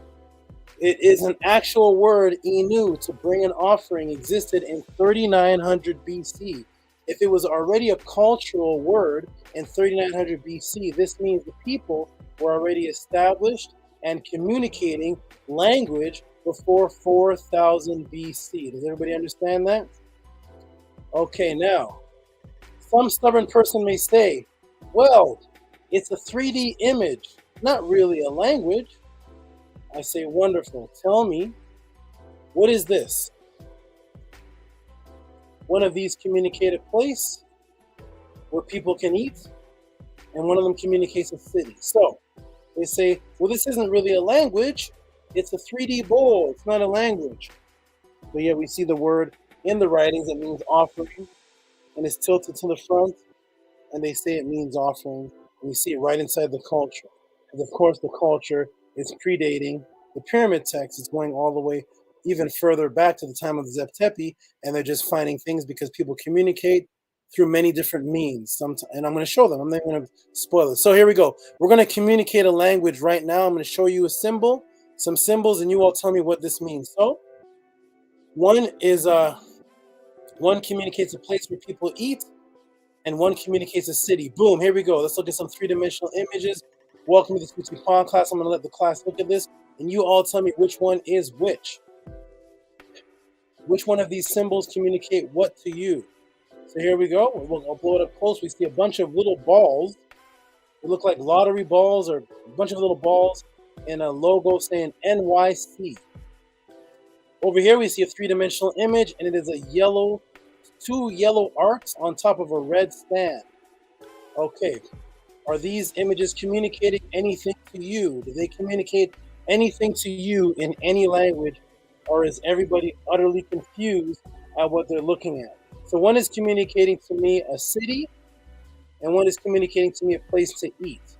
They are three-dimensional images, but they're communicating a language. Let me go into the Podclass and see if everybody is following, and let's see if everybody is listening. Okay, do you see this, everybody? So one is communicating a city, and one is communicating a place to eat. Which one is it?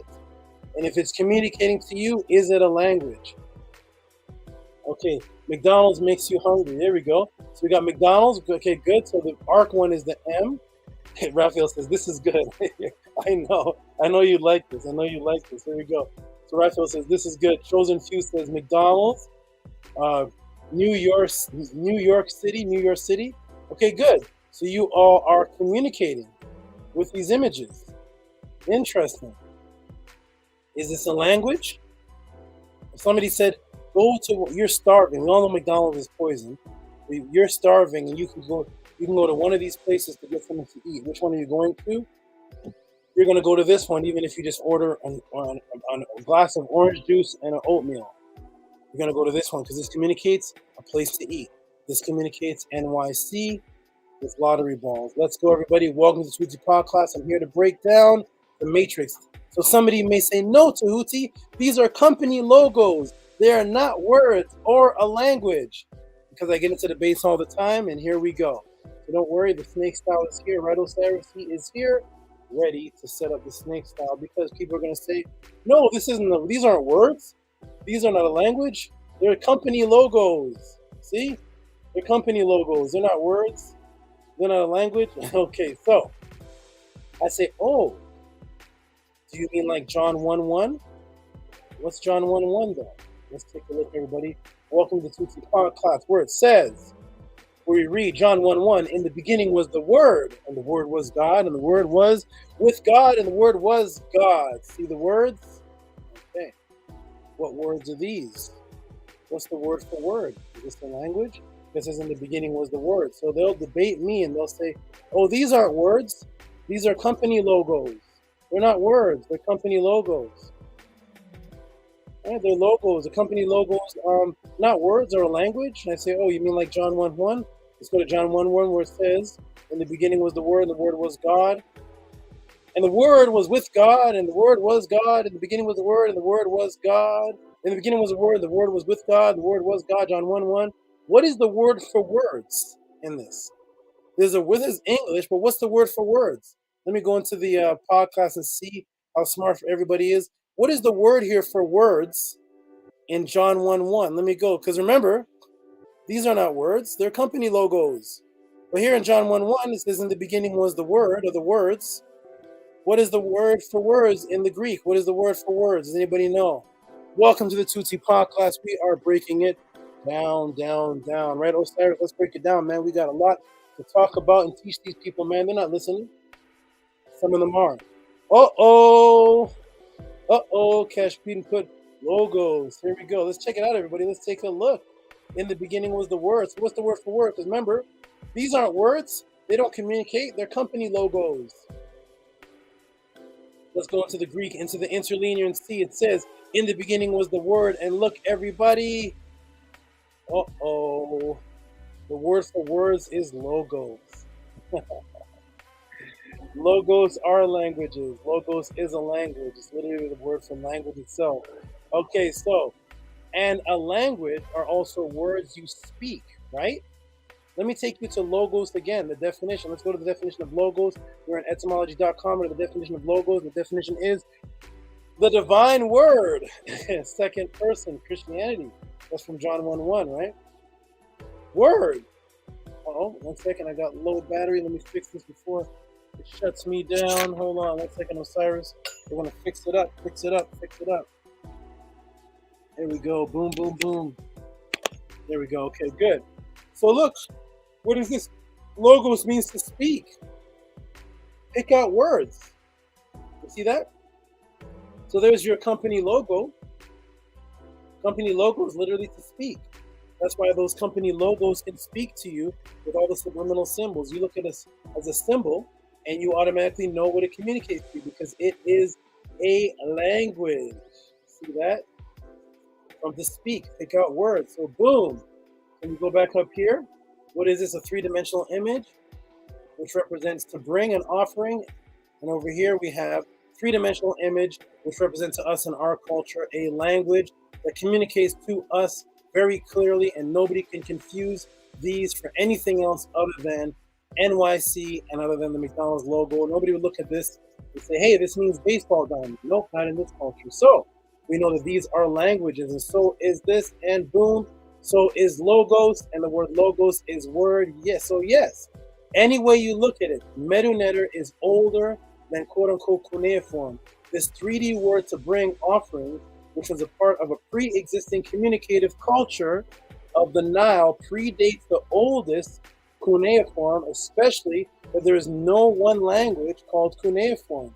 Here it is right here, 3100 BC. Let's go back to the original question the brother asked about the Kish tablet.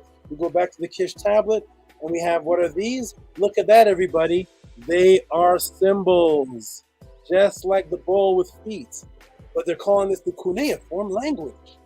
So this is the Cuneiform language, which are drawings of hands and feet going back 3500 BC. But this is a language, right? But this isn't. From 3900 BC, even though it's right there in the words and the transliteration right there as Inu. Boom. So let's go, everybody. So it pre-exists, especially there's no such one language called Cuneiform. So here is some of the oldest Cuneiform, 3500 and 3100 BC, which are just drawings of of leaves and images, just like the Medunetter, just like the pottery, just like images, just like the McDonald's sign, drawings of images that communicate a message to you. That is what a language is. Here is the bowl with human feet, 3900 BC, which they say it acknowledges and comports with the hieroglyph to bring. And there's the feet right there. So boom, no matter how you look at it, this is 3900 BC. The Kish tablet is 3500 BC. Boom, there's my answer. Welcome to the Tehuti Podclass. This is how I answer questions. So as you can see, the Medunetter communicative language predates in imagery the Kish tablets and what they're calling Cuneiform, because in reality, these languages are not one language called Cuneiform. As you can see, the Kish tablet looks nothing like this writing over here. It is the European that's grouping them all up to try to predate them now, to say, hey, look, this is Cuneiform. Look at this. Here's Cuneiform language, one language, but none of these symbols look anything like this. So how are these the same language? These looks like metaglyphs. These look like hands and feet and images, and I see a head and I see an ark and a boat, but they're going to call it Cuneiform language. Nope, the ancient ones didn't. The ancient ones had names for their languages, and this language right here, according to the writings of the natives themselves, just so you can know, is Ingi language, the Ingi. Ingi, that's what it's called. From Kiingi, that's what it's called, not Sumer. So boom, there's my answer. Welcome to the Tehuti Podclass. I hope I answered your question, Raphael Gary. For those of you who saw the way I answer questions, please understand and appreciate the quality and time in which it takes for me to put all of this together for you. And please send your support if you think what I'm doing is worth it. If not, then just sit back and watch. Boom, there's your answer. I'm going to get into the room to see if Raphael Gary or anybody heard the answer. Osiris, did anybody hear the answer? Let's see, man. I don't know if they heard it. Let's check it out. Okay, here we go. Let me go into the room and see. That's just the first question. That is how we answer questions on the Tehuti Podclass. Insane Dwayne says, wow. Squano Trending says, teacher. Yeet TT says, excellent breakdown. There's Shannon Southern. She gives me a heart. And we got straight facts from Sullen Rashu. We got Insane Dwayne says, jeez. We got Truth Seeker says, logos. We got Mr. Highest puts a pen in the chat. He checks it off. So Raphael Gary says, no way to dispute that. Big Vapes put hand claps. Truth Seeker put awesome. Okay, so good. There is my first answer. Welcome to the Tehuti Podclass. And Camille says, notice the precision of Kemet and the novice amateur attempts of these Kish tablets. So there it is right there. Big Blunt, Hotep. There is my answer. And that is how I answer questions at the Tehuti Podclass. That is the first question. Let's get to the second one. And then after the second one, I'm going to take a break. Here is the man himself, Askari, one of the biggest, most consistent donators, who says, him and Tehuti, they say this quote, if you're not donating, you're stealing. Something to that effect. He can type it however he said it, but if you're not supporting, you're stealing. Shout out to Askari21, heavyweight champ of the ancient wisdom. Thank you, my brother. Osiris likes it. There we go. All right, so Jimmy B puts hand claps. Let's get into the next question. I'm going to answer this one. This one is a little shorter, maybe. I don't know. It's a little shorter. And it was sent in by Anthony Drain. Is Anthony Drain here? I see it in from Anthony Drain. Are you here, brother Anthony Drain? Welcome to the Tehuti Podclass. This is how we answer questions here. No ad hominem, no chaos, none of that. Okay, once again, if anybody here who's watching or who is in the chat, if you know of any other YouTube channels that break it down like this, please send me the exact link to the same topic, and I will sit patiently and learn in their class, or I'll give them props. I just want to know if there's others doing anything like this on the internet. I don't know, but if not, then come here and enjoy what you have here. Let me get another sip of water. Okay, and Zeptepi's here.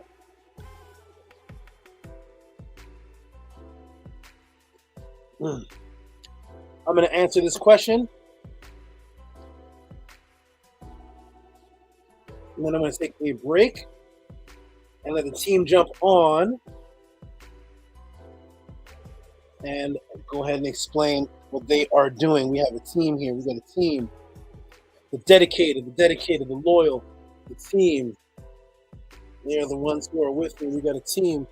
We got a circle. We got a crew. We got the dedicated, the loyal. They are here. We're going to introduce them in a moment. We got the moderators. Moderators, not moderators. Jimmy B says, there's no one like Tehuti. He puts the spider, the hat, the snake, and the books. All right, let's go. Here we go. Stephen E. puts hand claps. Here we go. What's up, Stolen Rock? How you doing? I feel good today. I feel good. I feel serious. I feel disciplined. I feel focused, and I feel protected. Right, Osiris? We are protected. We are focused. Let's show these people how it is done. Let them play. Let them play around. Here we go. All right, ready, everybody? So the next question came in from Anthony Drain, otherwise known as Zep Teppy Slim. And the question is, here it is right here. Let me show it on the screen. Boom, boom, boom. I'm going to do a screen share and give this a nice little breakdown here. Little Tehuti breakdown here. What's the question? What is the question? Some of you all have heard this question before. The question is, let me go ahead and put it on the screen. Anthony Drain sends in the question. The question is, what is it? It is very, very random, interesting question. Who is Pazuzu? Who is Pazuzu? What is going on? What is going on, everybody? I appreciate that you all have the faith in me to know that you can send in these random questions that if you send this to another brother who's supposed to be teaching Kemet, he would laugh you out of the room. He would do anything to distract the fact that the answer that he would say is, I don't know. The hardest thing for a brother to say. Let's get into it, everybody. Welcome to the Tehuti Podclass. You are awesome. Anthony Drain, always giving support, always showing respect. Let's get into the answer. Here we go. Are you here, Anthony Drain? Let's go. Here we go. All right, so who's Pazuzu? Anybody even heard of this before? Ironically, Pazuzu is the most popularized, simultaneously unknown, quote-unquote Sumerian, isn't that strange? Energy. He is the most popularized, yet the most unknown Sumerian energy. Isn't that strange? You'd think it was Enki, right? He is the most. Let me read it again. So, Pazuzu. Oh, no. Start. Hold on. There we go, buddy. Strange. Boom, there we go. Pazuzu. Ironically, Pazuzu is the most popularized, simultaneously unknown Sumerian energy force. Almost everyone in this room has seen him. Isn't that strange, everybody? But almost no one remembers him. Let's start with who he is factually, then move on to the distortion which popularized him. So almost everyone in this room, especially if you're older than 30, you've seen Pazuzu. You just don't remember him. Okay, here we go, everybody. Welcome to the Tehuti Podclass. Let's break it down and get into the people. So we're going to start off with who he is factually, then move on to the distortion which popularized him. So there's a distortion that popularized Pazuzu, and then there's the actual fact of what Pazuzu was according to the indigenous people. We're going to go ahead and get into the facts and information. Welcome to the Tehuti Podclass. Let's break it down, everybody. Here we go. Who is Pazuzu? So first, you know how I do things. I'm going to go right into the museums, right into the archaeology.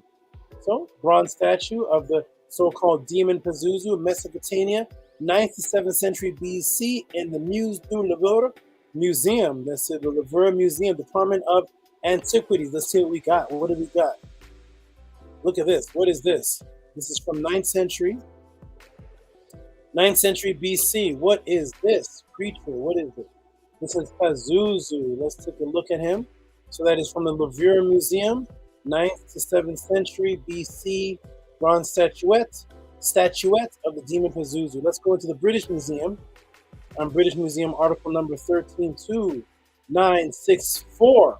And we're going to get into Neo-Assyrian Pazuzu from 800 BC to 600 BC. What do we see here? We see the head of a Pazuzu. Everybody see it there? There's the head, there's the whole body, there is the head. Okay, we're going to analyze this and see what we are actually looking at here. So, Pazuzu, because of his look, to modern day people has always been portrayed as evil. But if we go back to the Louvre Museum, you will actually see there is writings of Pazuzu on the back of the statues. So, normally when you see Pazuzu, you see this. That's normally what you see. If you were to go look up on Pazuzu, you see this right here. Okay? What is not so popular is the back. So here we go. I'm going to show you the back. Here we go, everybody. Welcome to the Tehuti Podclass. We have writings on the back of Pazuzu. See it right there? There are writings on the back. Also, some interesting shapes attached here and on the head. And we're going to get into that in a moment. So, here it is. Quote, I am Pazuzu, Neo-Assyrian statuette of the demon Pazuzu with cuneiform inscription on the back, 9th to 7th BC, now in the Louvre Museum, NB 467. Okay, so here we go, everybody. Now, with a closer analysis, I will show you that these are not large statues at all. Look at the top of the head. Let's go to the Metropolitan Museum of Art. And let's look again. Let's take a look, everybody. What's on the top of the head? Get a good look. What is that? So we turned it sideways. I'm going to go back over here. And look at the top of the head. Some people from this angle may say, hey, that's a horn of a devil. Or whatever people try to make it up to be based on their understanding. But you'll see that when you turn it sideways, it's not a horn or anything at all. See, it's also right here. See that thing on the top? Right there. Well, let's turn it sideways. There it is on the top again. And even from the back, there it is on the top. But what is this when we turn it sideways? Boom, it has a hole in it. It has a hole in it, ladies and gentlemen. Why? Why does it have a hole in Pazuzu's head? Let's take a look, everybody. And we're going to go over here. There's another image of Pazuzu. And there's the hole on the head. Why does it have a hole on the head? Bronze pendant. Uh-oh. A pendant head of Pazuzu. So they're not big statues of so-called reptilian demons or whatever people say they are. These are pendant heads. Okay. Welcome to the Tehuti Podclass. Let's break it down. The brother Anthony Drain sent in this awesome random question on who is Pazuzu. We see a loop at the top. These were actually small, popular wearable amulets of protection. So see, when they describe Pazuzu as demon, which eventually gets them associated with evil, we're going to do this live, everybody. Let me go ahead and go to the etymological dictionary to show you. Let's look up demon, because today's demon is different from yesterday's demon. So when we look at demon in the etymological dictionary, we'll blow this up. And it is, they say, evil spirit, malignant, right?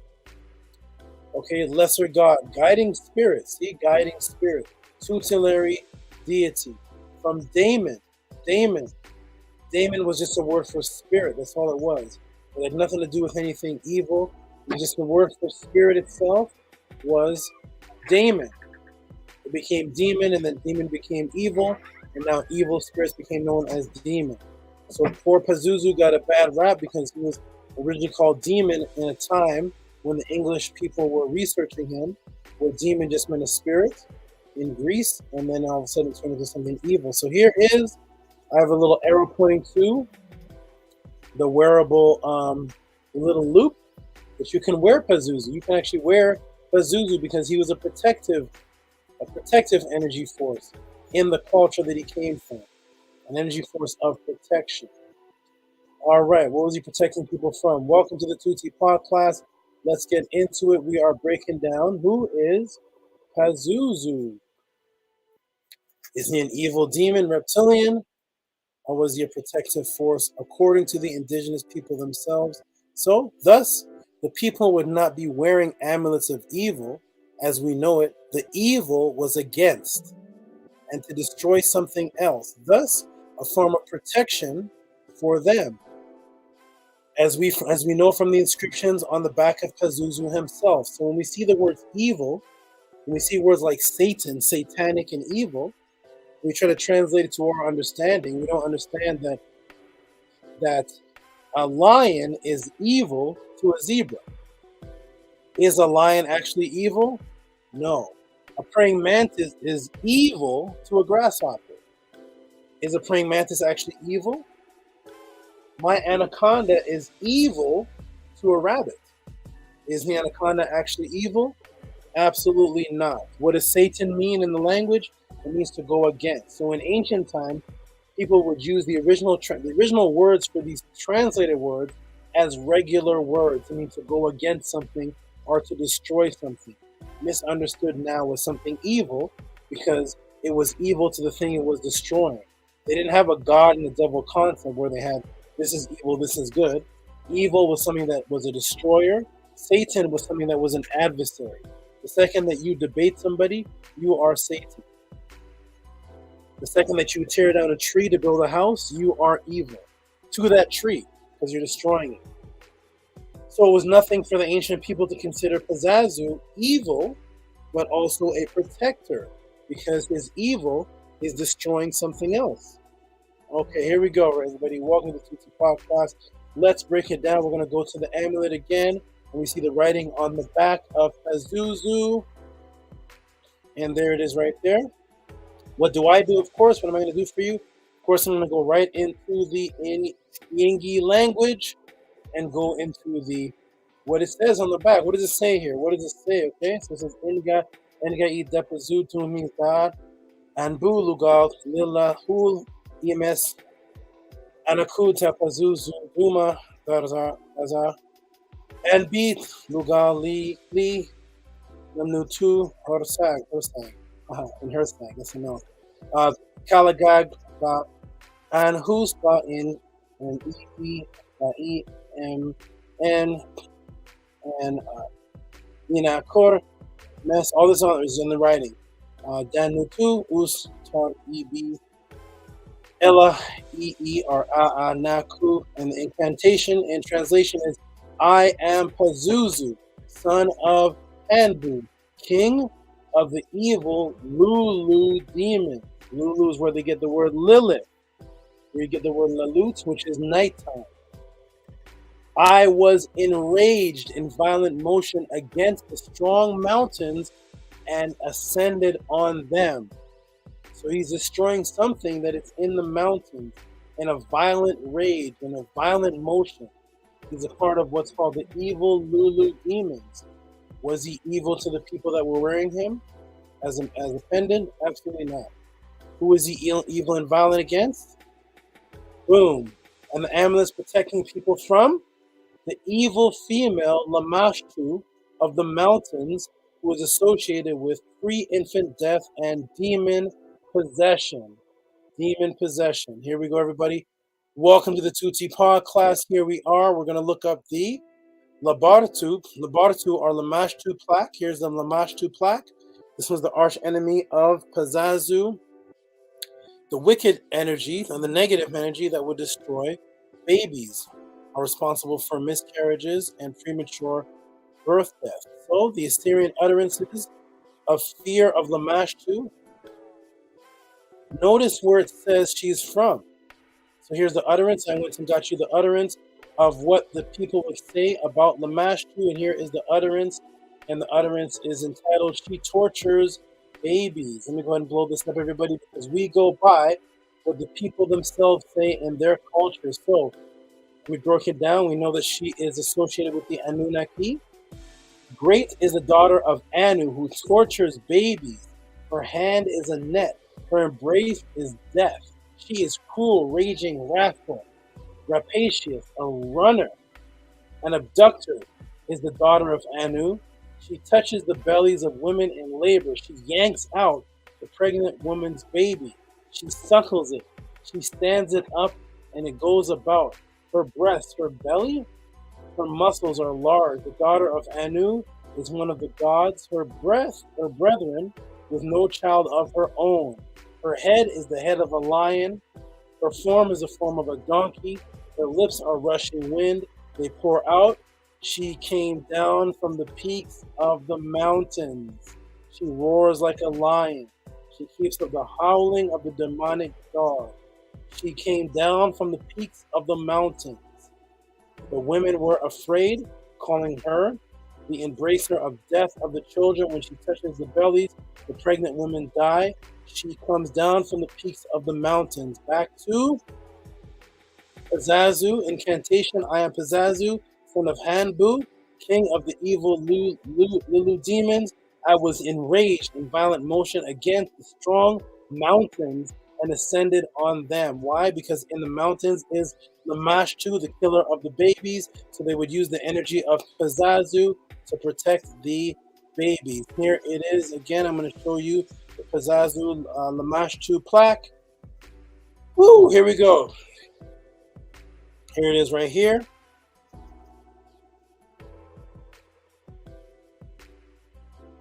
So Pazuzu, the Pazuzu originally in Assyrian culture was an energy for helping fertility. But look closely at what else Pazuzu fought Lamashtu from doing. What else did Pazuzu fight Lamashtu from doing? And this ties into why you know him today. Let's go back to the plaque. The Pazuzu Lamashtu plaque over here. First millennium amulet, right? Apotropaic monster, sages, Lamashtu, and Pazuzu. Representation of permanent Lamashtu exorcism. With images of demoness herself, of the gifts she receives of a donkey, ship provisions for a journey back to the nether world, and the upper register symbols of the gods are visible. Okay, so what does he protect against? He protects against Lamashtu's demon possession, going inside of the people and attacking them from the inside.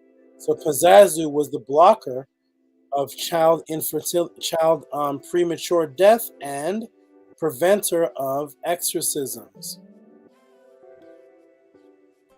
When I began, I started by saying Pazuzu is extremely popular. Do you remember now? If not, I will show you that most of us have seen him. The European just reversed his original role to breed fear. A deity which was actually good. Let's take a look. There it is right there, everybody. And I'm going to go ahead and show you a video of where you all have seen Pazuzu before. Let's take a look. I'm going to go ahead and do this. Boom. Boom. Let's see if it plays over here. And let's take a look. I'm going to go ahead and close this down. And let's go ahead and play this and see. Let me see if the screen can see this. I don't know if you all can see this. Let me look at the screen. Can you all see that on the screen? Hold on a second. Let me stop that. And go like this. Boom, boom, boom. Chrome tab. And here we go. Can you all see this on the screen? Let's blow it up. Does anybody recognize this? Does this look familiar to anybody? What's going on here? Welcome to the Tehuti Podclass. There we go. Who's that? Who's that? What is this? What is this a clip from? What's going on here, everybody? What is going on? What is this a clip of? What are we looking at here? Who is this man?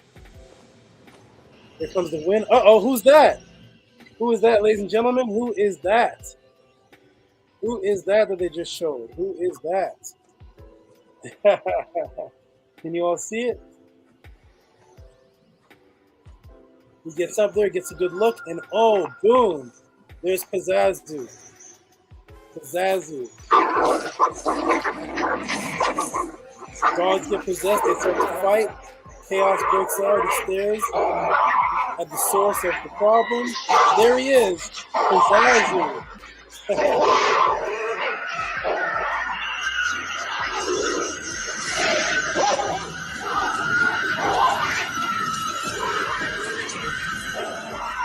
And then he's gone.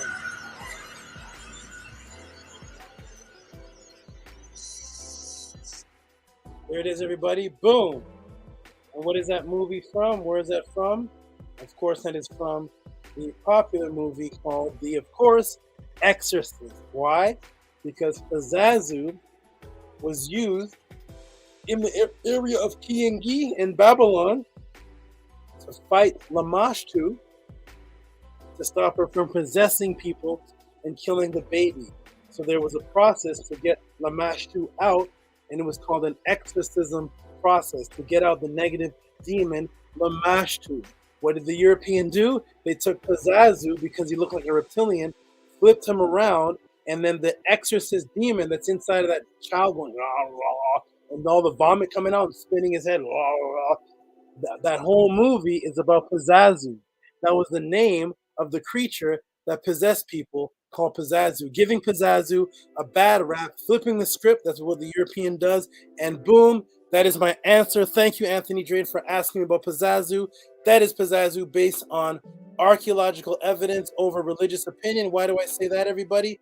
Simply because Pazuzu was an archaeological being found in archaeology, found with facts, and got flipped through religious opinion, and now Pazuzu becomes the devil in the Exorcist movie that we all watch because of religious opinion over archaeological facts. Well, when you put archaeological facts over religious opinion, Pazuzu is now the good guy.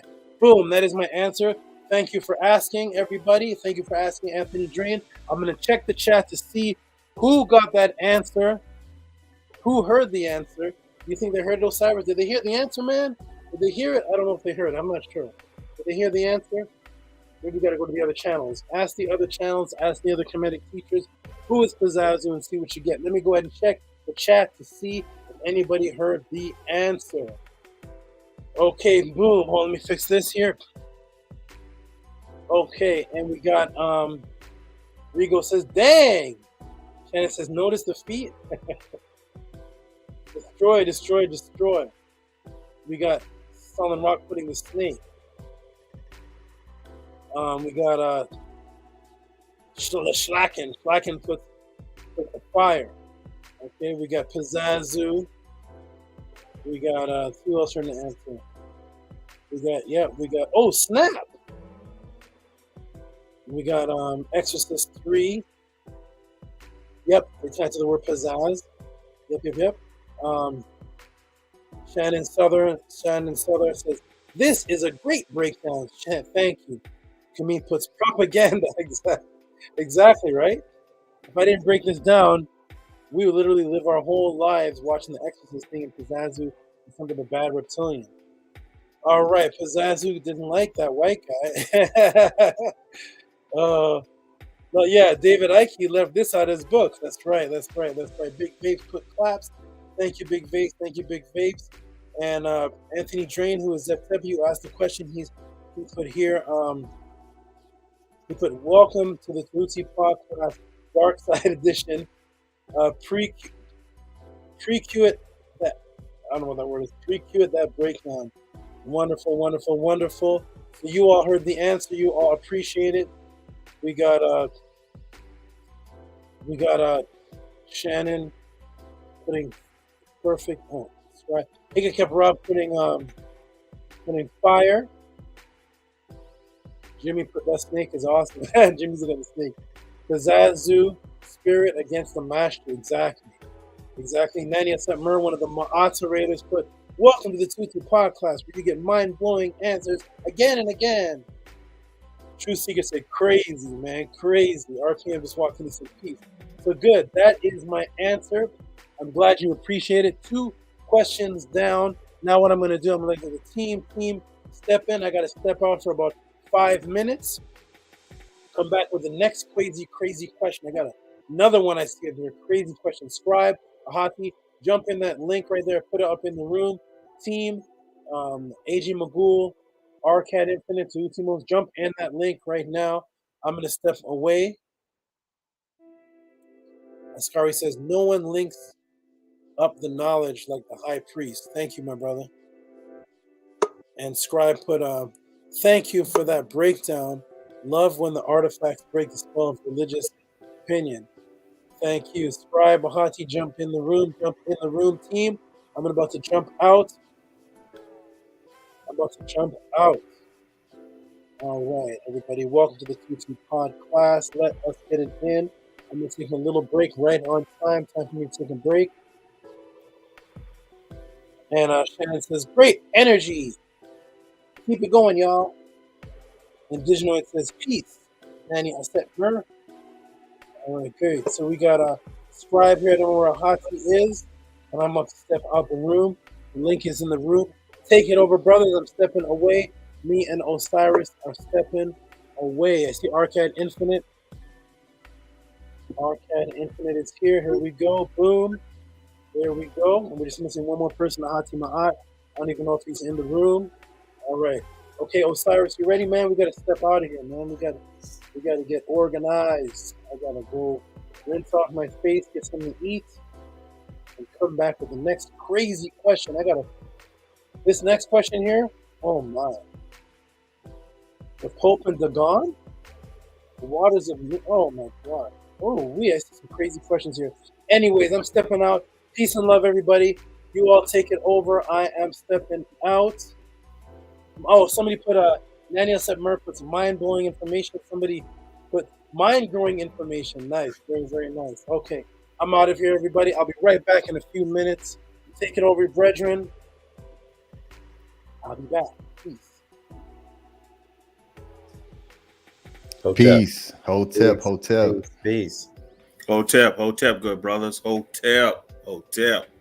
Peace and love, good brothers. Peace and love. Peace and love. AJ, Hotep to you, AJ. Hotep, Scribe. Hey, Hotep, Arcad. Hotep, brother. Peace and love. Well, I made a text, and I guess I'm going to reiterate this to the family.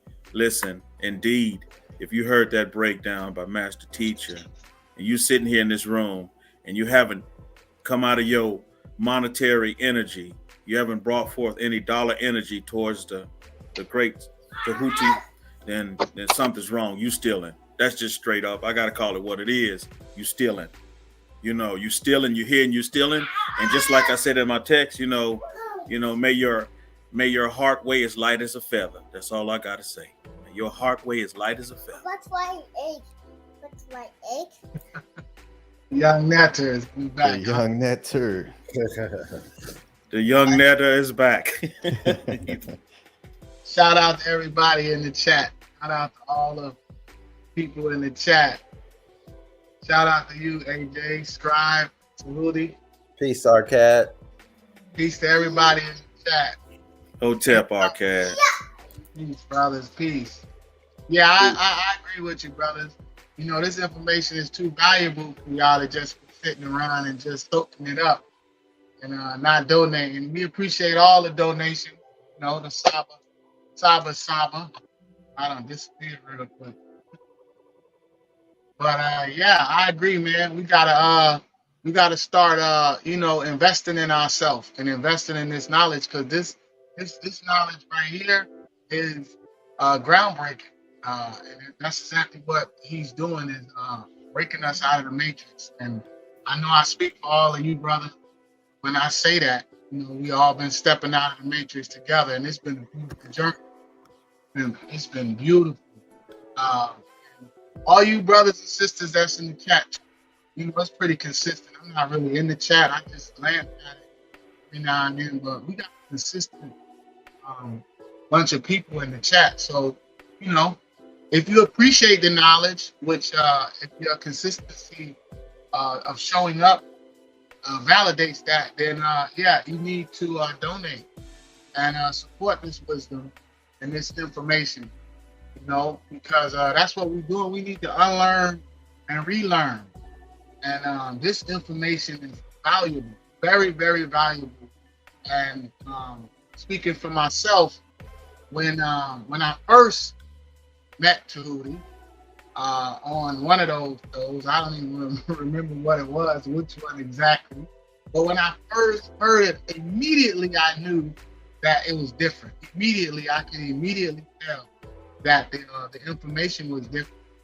The breakdown, at that time I wasn't aware of the ancestral artifacts of religious opinion. I don't know if he started that with Podclass, but obviously he's been operating from that perspective. So I immediately recognized it, as well as his energy and his consistency, because his breakdowns are consistently thorough and factual. And he challenged anybody, hey, if you disagree or you don't agree and you want to add, then come on up and teach us. Because like he said, I'm dying to sit down and learn too, because that's all I'm here for, is to learn. So I appreciate the Saba.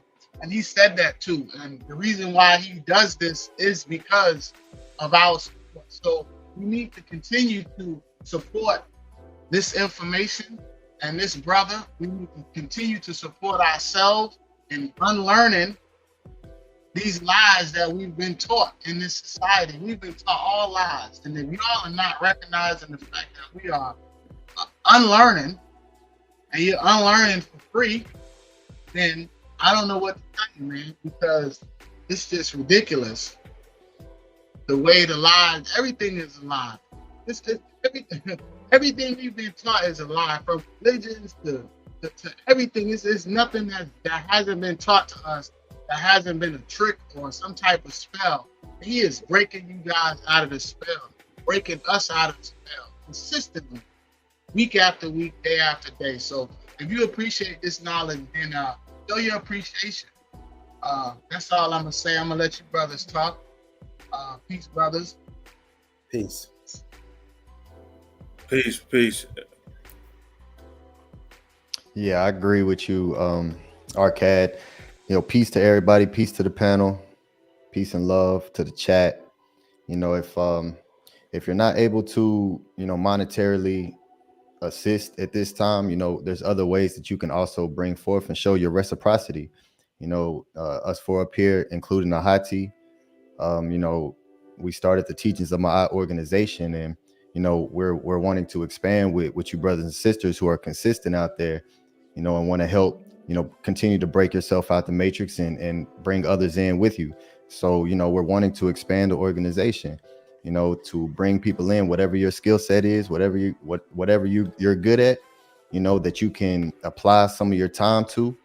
That's a way to show your reciprocity. There's more than one way to, show your reciprocity for this information that we're receiving. There's many ways that we can help Saba Tehuti, and so do what you can, reach out to us, go to the website, message us in the messaging system, and help us, help Saba. That's what we're doing this for.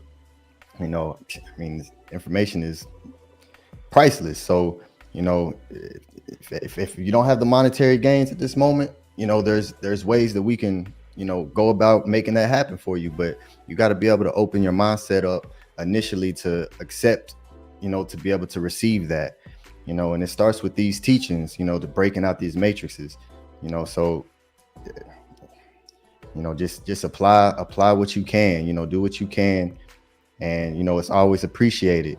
We love Saba Tehuti, and, we want to, like Tehuti most always talks about, we want to preserve him, for as long as possible. We want to alleviate as much pressure from the matrix, from all of these things that we got to deal with as much as possible, so he can continue to guide us and lead us, so I appreciate, each and every one of you here, for showing up to the podcast and learning, You know, that's the first step, but there's a step after that, and there's more steps. You know, it doesn't stop here.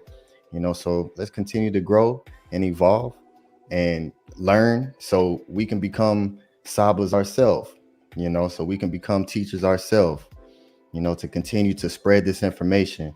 You know, and grow like the trees, like the plants. It starts with that seed, and this right here is the seed for all of us here. You know, that broke us out of this and opened our perceptions and our mindsets and regaining our identities. I mean, you can't put a price on that, you know? So yeah, with that being said, I appreciate each and every one of you. You know, shout out to Shannon Southard. You know, she's putting in work. You know, I appreciate you, sister. Kamit 101, you're very consistent here. We would love to see you in, you know, in the MetaNetter class. We would love to see you, you know, in the Sunday you know, study guide group. Arcad did an excellent breakdown last Sunday. Excellent breakdown. You know, if y'all haven't seen that, y'all need to go check that out. You know, the teachings of my YouTube, and watch that breakdown. It was excellent. You know, and this week coming up, we have Ahati is back on him, and we're gonna keep this going and consistent. And you know, come join us, man. So you know, we can learn how to. Saba he teaches us by just living what he does and just doing what he does. You know, so let's apply it so we can grow as well. You know, yes, sir. Hey, thank you, my brother. Hey, look at this. Look, I'm still on my break, but hey, look at this. Got a brother here named Bolter that says, Dr. York's teachings are all over the place. Tehuti is just one of many. You got this other guy saying, yeah, MG. Oh, so you got jokes. MG the future does what you do, Tehuti, but he does it like once a month for about 7 years. So, you know, it's just interesting. I love it though. It's good to say that. It's harder to give a link. So if somebody could give a link on just those two topics I just taught, and just Pazuzu. What was the last one? Pazuzu, and what was in the Cuneiform, in the bowl of 3900 BC. Somebody has a link of anybody teaching that, or how about the nuclear explosion on Mars with the detail of the xenon? But I guess there's a bunch of people liking. I'm just looking for one person that I can hang out with. I don't know. Somebody find them and send me the link. I'll be back. No comment. Yeah, and like you said, I mean, we can, you know, they can say that, but you know, this is the only way you're gonna find someone similar to you, Saba Tehuti, is right here in the class, and we're learning from you, so we can echo what you're doing. You know, outside of, yeah, you know, but you know, people like to talk. That's what they like to do. They don't really like to show forth and prove too much, and it is pretty funny. Yeah, and speak louder than words. Yeah, numbers don't lie, and the debates. We know the debates tell the truth. Volta, I respectfully disagree with you. Saba is not. Saba is in the class of his own, and I don't need to defend him. And I don't want to sound defensive, but the numbers don't lie on the debates, and I think you should maybe check out some of the previous Podclass if you want to do a comparison and contrast with the teachings. I don't think there's anything that really stacks up to. Saba is a professor's professor. Saba will teach anyone you can share with us that's teaching. So I'll just share that. I just want to say peace and love to the chat. We appreciate your presence. We are about love. We are about light. We are glad that you are here with us. We welcome you. And this is a community of love and of knowledge. And so we thank you for your presence. We thank Saba Tehuti for all of his dedication, time, love, and care for the teachings of Ma'at. So thank you, everybody. It's good to see everybody. I hope everybody is well. Aunt Uja Saneb, peace and love to everybody. I hope your family's well. I hope you're healthy. I hope you're feeling hopeful. I hope you're feeling encouraged. It's a new day, and it's our time to shine. Let the Kemetic community be a strong, loving community, and that's what we're building here. And can I just add too? If I remember correctly, Saba invited anyone. So Volta, peace to you, brother, and the other brother. Invite. We invite those brothers to the class. Invite them to the podcast. And if they got something to offer, definitely, because we could win as a team.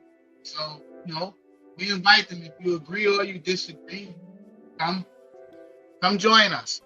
And share the link, like he said. Post the link so we can check it out. Because I'm interested too. Because y'all know I just want to learn. Y'all know I just want to learn. So post the link because I'll check it out when I get some time. But we got to keep this brother motivated. That brother, Saba said, we motivate him. So we got to keep him motivated. We have to keep him encouraged to, to keep dropping this wisdom and this knowledge out here. Shout out to Ahati. He's not here. He's in the chat.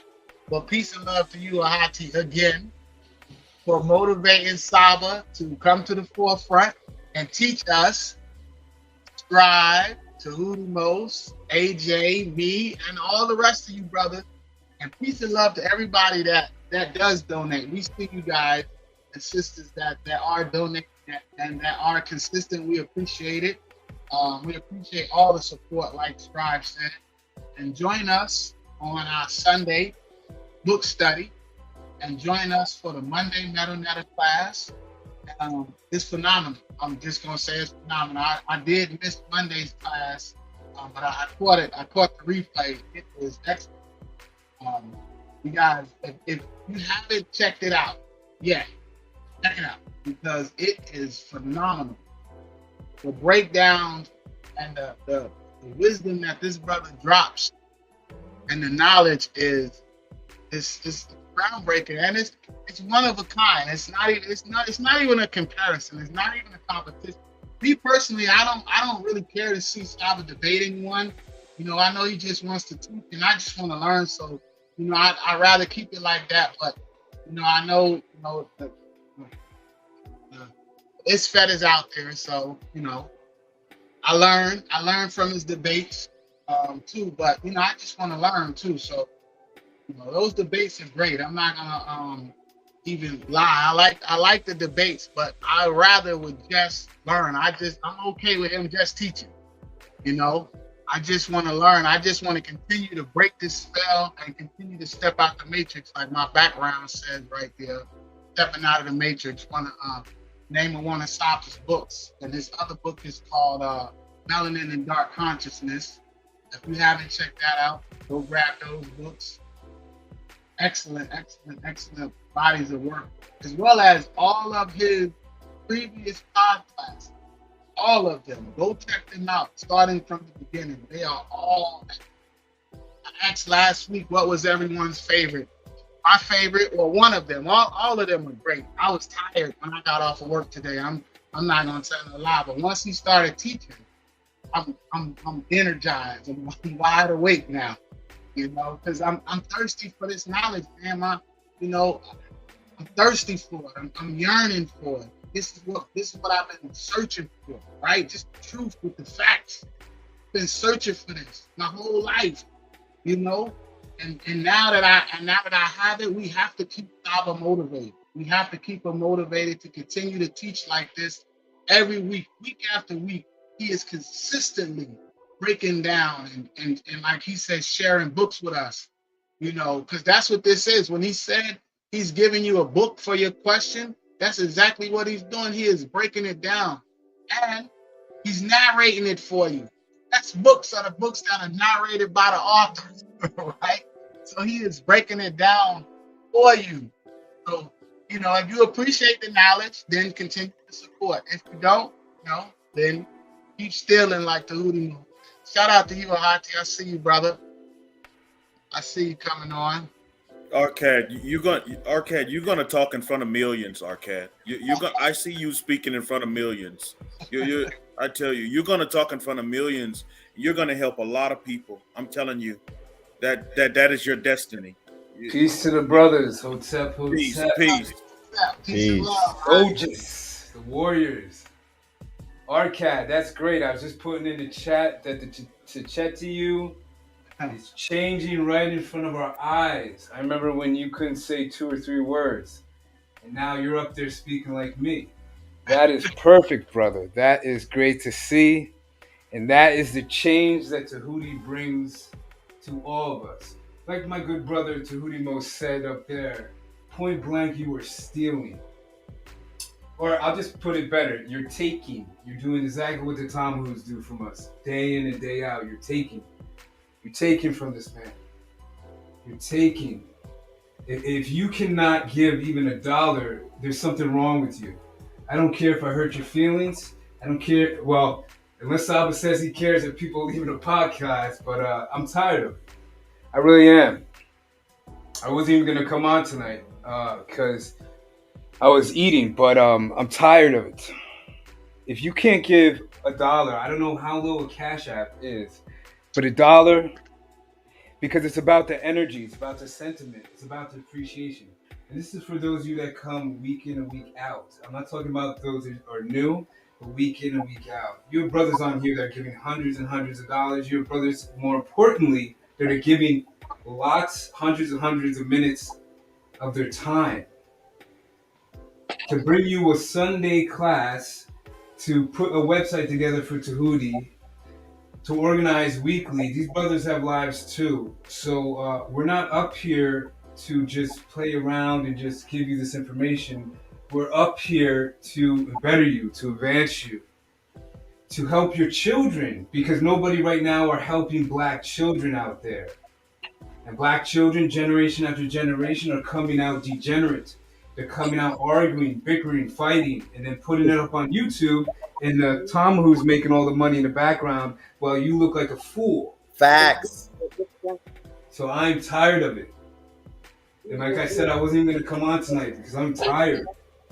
I've known this man for 8 years, going strong. I'm willing to lay down my life for him. And every Tamahu that's watching this, that's writing their notes down in the federal buildings, I will give my life for this man. Point blank. He says to do something, it's done. It's done. That's how serious I am. You don't have to be as serious as me, but all I'm asking is you can't give $1. When you were in your church and the collection baskets going by, you would drop all types of money. So we need help. We need people to come together that are serious-minded and that want to help and assist us. If you don't have the funds, talk to the scribe, talk to Tehuti Mos, talk to these brothers here, and we will help you organize something. But the time is now to organize. Peace. Wonderful. I just stepped in. Hati was out. I just stepped back in. Beautiful brothers. Thank you, Hati. You missed the I put him in. I put Volta in timeout, and I challenged the other guy. No, I didn't challenge him. I told the other guy, "There's nobody that compares to you." And I heard crickets. So. Yeah, I mean it's very easy to say certain things, but we just need the link. I personally want to see it. I thought I invented this. I thought maybe I didn't invent this. Maybe there's other people taking live Cash App questions from random people, and the answers are coming visually with archaeology and dates and language, and maybe he said there's many. He said Tehuti's one of many, so I got a whole tribe out there. I need to meet my brothers. There's many brothers out here doing this. We need to Voltron. We need to unify. If there's many, I just asked for one, but he said there's many. I just need a link, but I guess I'm not sure. But anyways, at any rate, you brothers are awesome. I'm back. We're gonna get into the next question here and break it down. Thank you, Hati, for your loyalty. Thank you. Let me get everybody on the screen. Thank you, Hati, for your loyalty. I came right at the end. Yes. And you're on talking. Appreciate you, my good brother. Good background. That background is a part of that is a part of your name. Yes, and Tehuti Mos, tell Saba what you call me now. Saba Hati is officially the hungry lion. He's a lion. He stays hungry. He's never not hungry, Saba. He's never not hungry. He's the hungry lion. That's him. The hungry lion. Okay, the hungry lion. Shout out. Shout out to everybody. Shout out to you, Tehuti Mos. Appreciate you, my good brother. You are dedicated. I just saw your cash app. You said your cash app was down. I saw the PayPal. Thank you for that. Shout out to you. Where's Netter? Where is it? There it is. Good. Netter, formerly known as. I had about 3 questions for you, but I didn't find out to the last minute that you were coming. I thought you told me. Yeah, so I'm not gonna. I have nothing to answer him because he's not gonna be here. And then right before the class, he said, "I'm gonna make it, Saba." So I was like, "Okay, no problem. I'll get you next week." Okay, yeah. Shout out to you. Shout out to the scribe who's working heavy and hard. Shout out to you, the scribe, who wants me to turn him into Phil Heath. Yes, sir. Put in more work. Kevin Lavroni. Get that iron, pumping iron. Yeah, we're gonna transform him. I see you got the background. What do you say? What do you say, scribe? I was just saying peace and light. Yes, thank you. And I'll get your package tomorrow. Shout out to Arcad. Where's Arcad? Did he already sign out? No, there he is. Shout out to Arcad. Spokesman. There he is right there. Arcad. I remember when Arcad didn't say much. No. And now he's definitely out there. I'm gonna either get my one of my goddesses or a scribe. You got to make a shirt with his face on it saying, "Come join us." Come join with his hands like this. Come join. What's that? I said only if they appreciate the knowledge, Saba. There's no competition. There's no competition. Thank you, my brother. Okay, we're gonna get. I think that's everybody. I got everybody. We're gonna sign you all out, and I'm gonna get you back for the next break. I'm gonna get into the next question here. Appreciate everybody. Let's get into it, everybody. Welcome to the Tehuti Podclass. This is how we answer questions here at the Tehuti Podclass. The next question in. Let me see if this person is in here. This person is it has RTF too? No, it came. Jonathan Hacker. I don't know if he's here. I'm gonna go ahead and answer him after anyways, but this is for Duffy. Duffy. It's Bev here. I got one for Duffy and one for Terrell Self. Terrell Self, are you here? No problem. I'm gonna answer everybody. They just have to watch on YouTube. I got 20 something questions to go, but I'm gonna do about 6 today. Here, so this one is coming from Duffy. Duffy with the we're going to put this in the screen. This is a supporter here. One of the rare sisters who supports. That's another rarity, is sisters giving large donations. I don't really see that. But shout out to those who do, which Duffy is definitely one of them. We have Duffy is in the house, and she's constantly giving. I think her last cash app was like 106. This one's 44. Shout out to Duffy. Let me go ahead and put you in the screen. Shout out to you, my beautiful sister, who's so appreciative. She sends me messages of her appreciation all the time. I'm gonna go ahead and put her on the big screen. There you go. Shout out to Duffy, who is awesome. She's always asking questions. Shout out to Duffy. Shout out to Duffy with the $44. And Duffy says, what does Duffy say? Let me blow this up. Duffy's question is, Pope's crown, why do they believe in Dagon? Pope's crown, why do they believe in Dagon? Shout out to wow, look at this question, everybody. Pope's crown. Shout out to this brother here. You're one of the best students. Thank you, my brother. This brother here is hold on. Let me turn this on.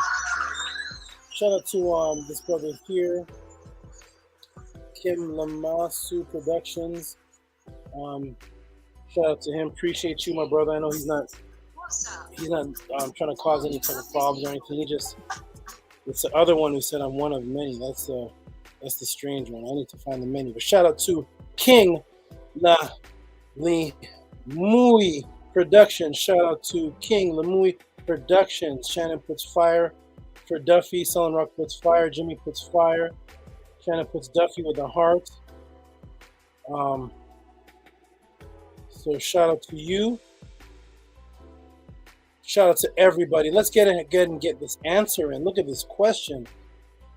Woo-wee, I'm going to put it on big screen for everybody to see, and then we're going to get into the answer. Has anybody in the room ever heard me break down anything about the Pope before? The Pope. We're going to get into it. Here we go, ladies and gentlemen. Welcome to the Tehuti Podclass. We are about to break it down. I'm going to give you the one of many breakdowns. Here we go. Let's see. The one of many. So the question is, I put on the screen here. And let's see if we can get the screen showing with the question one more time. And then Duffy's answer going. Here we go. So the question is, I'm going to blow it up. Duffy says, Pope's crown and why do they believe in Dagon? This is a very, very good question. I'm sure several people here have seen the breakdown of the Pope with the Dagon hat. Maybe you've even seen me break it down and others break it down. But the question is, why? Why do they believe in Dagon? Why does the Pope believe in Dagon? Let's get into it, everybody. Welcome to the Tehuti Podclass. Let's go and see how far this what this Dagon is all about. Why the Pope's hat looks the way it does. What is the Pope's hat even called? Let's get into it, everybody. Welcome to the Tehuti Podclass. We are about to break it down. Let me look in the screen and make sure that everything is showing here. And everybody press 1 if you can hear me clearly.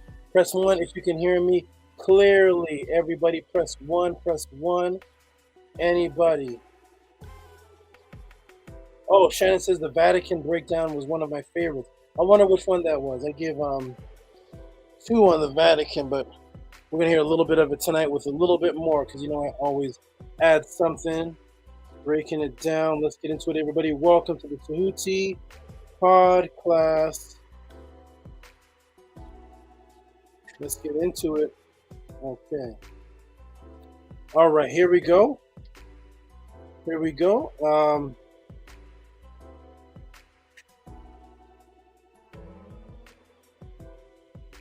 Okay. All right. So you all can hear me. We got Wayne Wills, new name. Shout out to you, Wayne Wills. Boss Fee, one of the best. I think Boss Fee was the first of the donators who just kept donating without a question, and all his donations were big consecutively. Boss Fee, shout out to you, my brother. Shout out to Kamit. Kamit is a good brother. I'd love to see him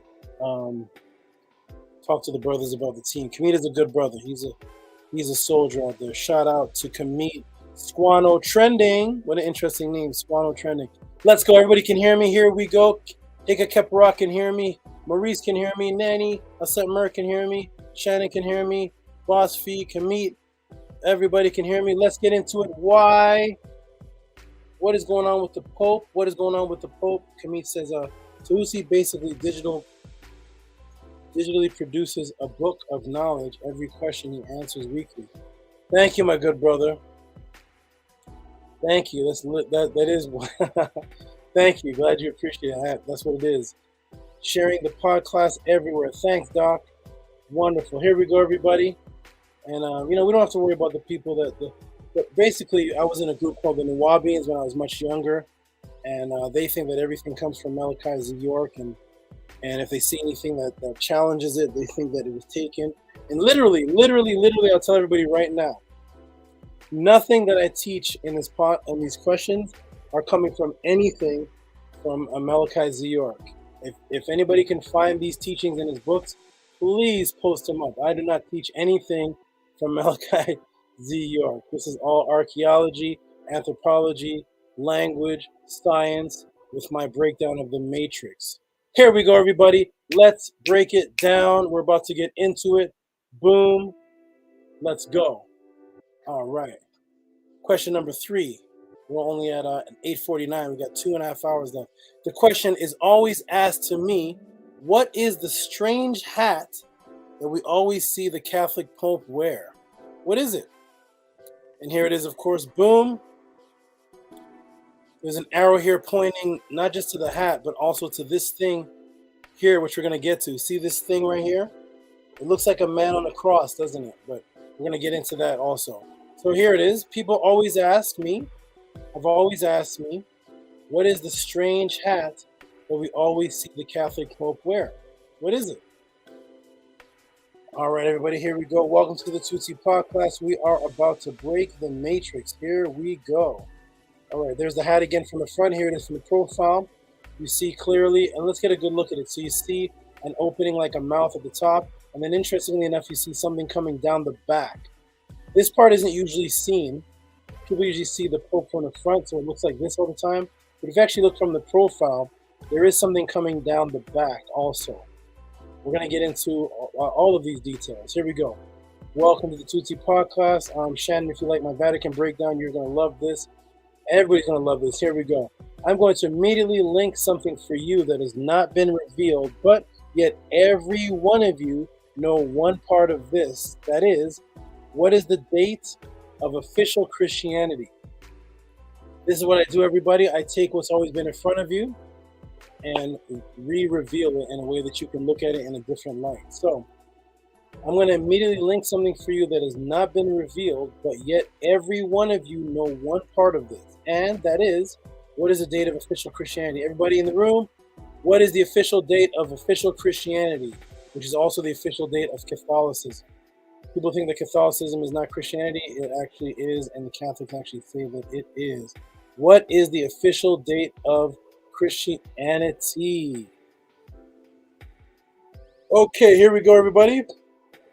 325 AD, the First Council of Nicaea.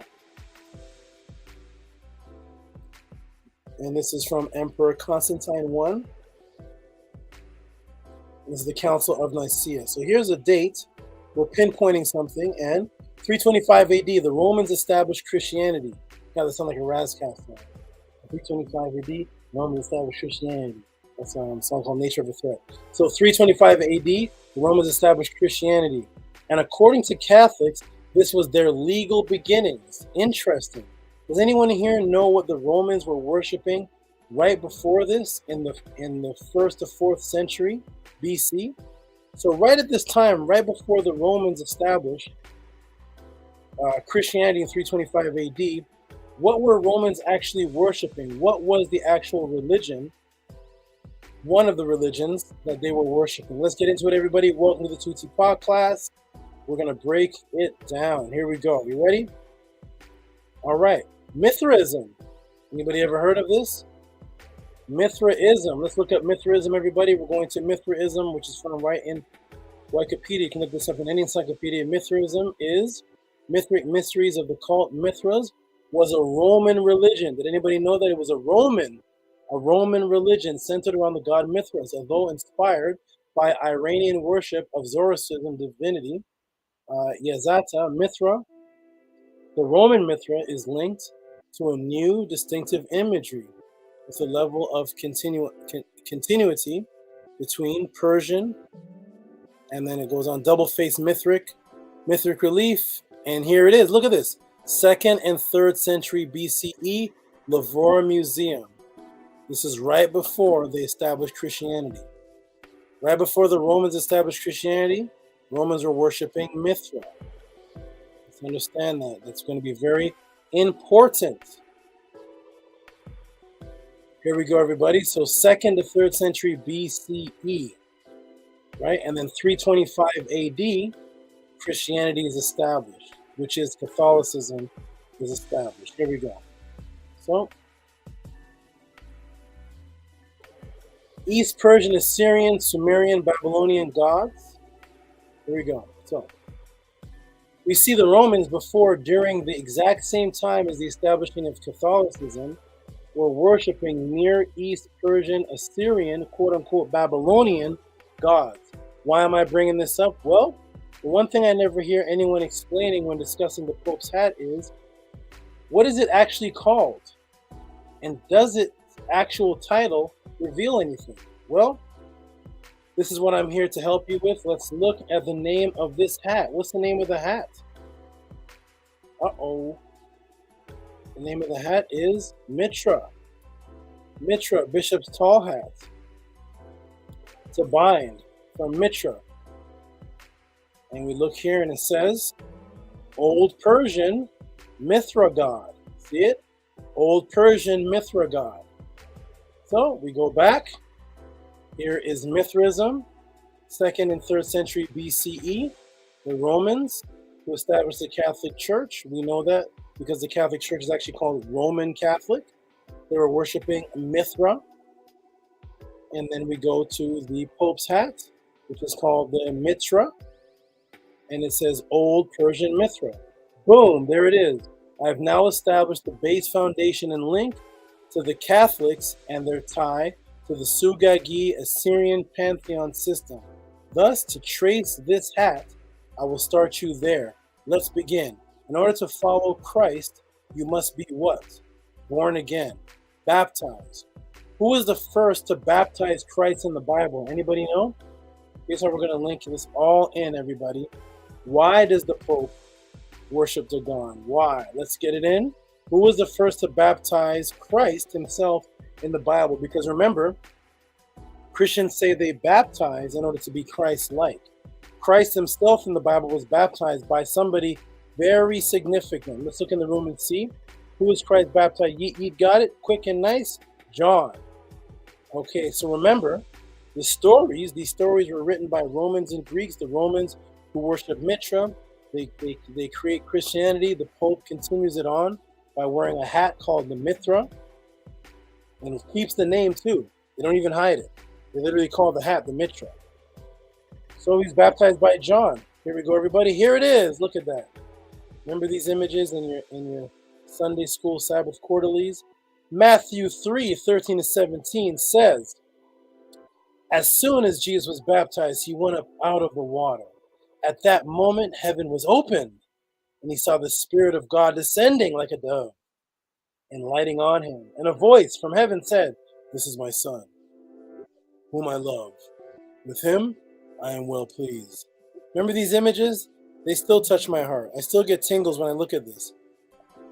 I still get tingles when I look at it. I remember these days. Remember these guys? Everybody looked exactly the same. Remember the Sabbath quarterlies and the Sunday school Bible studies? Every single person looked the same. Look at this guy. Look at John. Look at Jesus. Look at him. Look at the guy in the back. Every man looked exactly the same in these pictures. It was awesome. There he is underwater. There he is. So in order to be Christ-like, you have to be actually John-like. Actually John-like. Because Christ was following John. Jesus didn't baptize John. John baptized Christ. Christ was a follower of John in the story. Why is that? What does this really symbolize? Welcome to the Tehuti Podclass. Let us get into more. Here it is. Where does John come from? So we have a person named John in the Bible who baptized Christ. Where does John actually come from? Let's look it up, everybody. Go to the etymological dictionary, etymology.com. We look up John, and it says masculine proper biblical name, John, Jan, Joanne, Johan. Let's get into the juicy parts. So it says Ioannis, Greek, Ioannis. Ioannis they have here, okay? So we have Jah is gracious, but we see the word Jah comes from I, and then Oannis. The I is the Jah part. The Jah is in the letter Y, so they put I. Because remember, in the English, there wasn't any letter J until around 1560 or so, a little bit after. And Jesus was actually Iesus. So John was actually I, which is Yahweh, Yah. That's the god Yah, which is also a so-called Babylonian deity. And then Oannis. Oannis. See the Oannis in there? Here we go, everybody. So Christianity begins with an amphibious water ritual. Let's shrink this down. So Christianity begins with an amphibious water ritual, which they say is from Oannis, now called John. But remember, I've established that the Roman roots are first in Babylonia, Persian origin. So let me take you there. Is there any person or any Persian god that deals with water and an amphibious state? Is there any Persian Babylonian god that deals with water and an amphibious state? Let's take a look, everybody, and see who we got here. Ba, ba, ba, ba, boom, look at that. Here we go. Who is this, though? Who is this? A lot of people jump and just say Dagon, but who is this? Let's take a look, everybody. Welcome to the Tehuti Podclass. We blow this up, and we see that this is Neo-Assyrian, 865, 860 BC, 800 years before the Jesus. We have the Nimrod area, Mesopotamia. Nimrod, yes, was an area, wasn't the name of a man. British Museum, London. So here's this guy right here. He has on this interesting fish head with an opening of the mouth, and there is something coming down the back. See that? Something's coming down the back. We're going to get into that in a moment. So guess what his name is? Now, this is an Assyrian Persian 900 years before John, who is also called Oannes. John's name is Oannes. Remember over here? Here's John. Blow it up, right in the etymological dictionary. John is Oannes. Oannes, because the E or the J is for Jah or Jehovah. That's another god. But he is Oannes. So Jah Oannes. So John is Oannes. Can we find any Persian god that deals with water or an amphibious state? Because remember, you know what an amphibian means? Amphibian doesn't, people think amphibian means something that lives on the water and land. That's actually not what amphibian means. An amphibian is something whose seeds are born where they partly grow in water and then evolve. Part of their life is in water, then they're born again as a land animal. That is what amphibious actually means. It means to be born again out of the water. Literally, that is amphibious, two lives, amphibios. Not that you live in water and land, because a turtle lives in water and land. It's not amphibious. But a frog's babies are born underwater, and for a portion of their life they live underwater. Then when they're big, they live on land. That is amphibious. So it means to be born out of water. When you become an adult, you're no longer in water. So guess what the Assyrian, guess what his name is? This guy right here. Now this is an Assyrian Persian 900 years before John. What's his name though, everybody? What is his name? Oannes. Here's the Persian from the same place as Mithra. Oannes, Mesopotamian mythology, an amphibious being. This is in Encyclopedia Britannica. An amphibious being who taught mankind wisdom. Oannes is described by Babylonians as Bersus, the form of a fish with the head of a man under his fish head, and under his fish tail with the feet of a man.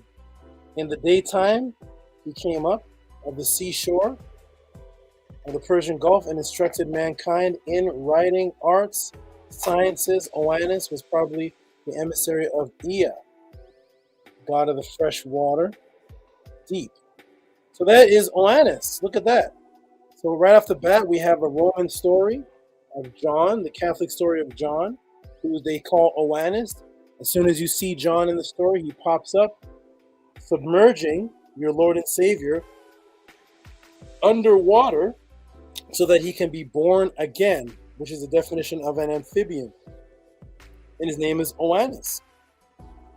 From the Persian Oannes, who is also Dagon. Dagon, spelled Dagon, was a West Semitic god of fertility, worshipped extensively through ancient Middle East. Dagon was the Hebrew word, Ugaric word for grain. The god Dagon was legendary inventor of the plow, attested early about 2500 BC. Dagon, the same image of Dagon is the same image of Oannes. There is Oannes, here is Dagon. Here's Dagon right here, the fish-bodied man with the hat. Detailed bas relief from the palace of Assyrian Sargon. And so it was Oannes and Dagon. So sometimes you may see this as Dagon, sometimes you may see it here, you see it as Oannes. Interchangeable. Persian fish, water, amphibian gods with the long beard and the hat. Now, does this Roman Catholic Mitra hat look familiar to you? Does it look familiar to you now? Take a look. Let me blow this up. And there's Dagon, Babylonian fish god. Sometimes you have to look back and to see ahead. The origin of the Pope's strange fish hat is rooted in ancient Babylonian god named Dagon. Hebrew word Dagon means fish. So here we go. Here is Dagon, also called Oannes.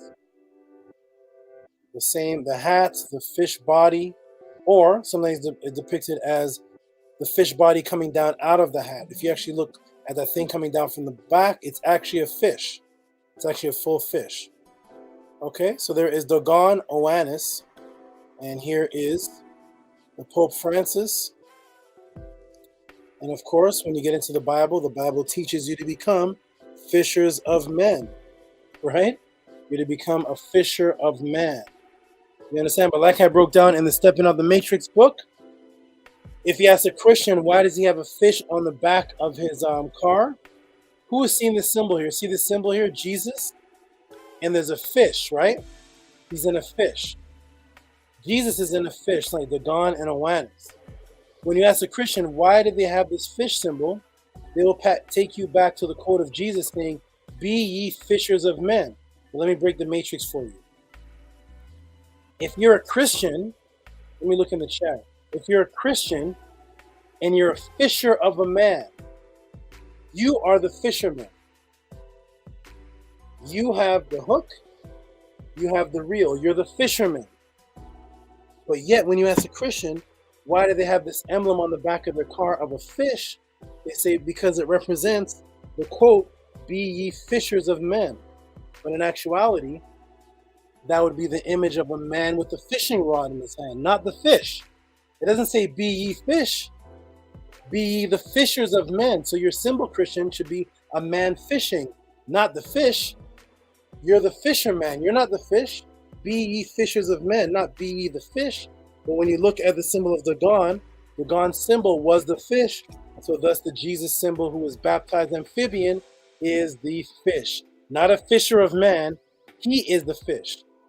Boom, there we go. Oannes, the amphibian scaled water creature. There is Oannes again. Oannes and Dagon, they come up as the same thing. Oannes, Dagon. Encyclopedia Britannica. There it is, everybody. All right, so we just made the tie from the Romans of how the Romans worshipped Mithra, and that was from Persia.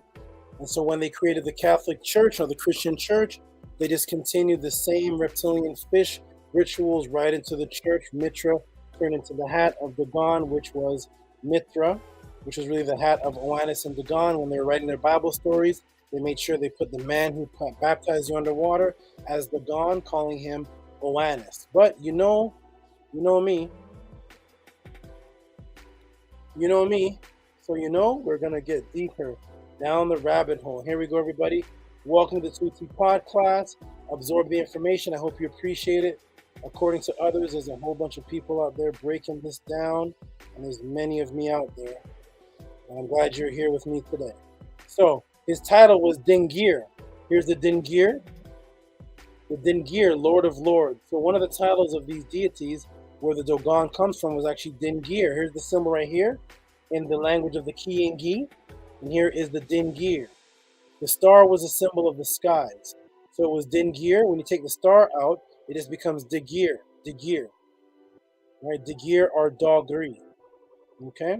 Just getting into the root of the actual word, the Dogri. The Dogri, the Dingir, the Dogon. Here we go. Ready? Let's keep on going.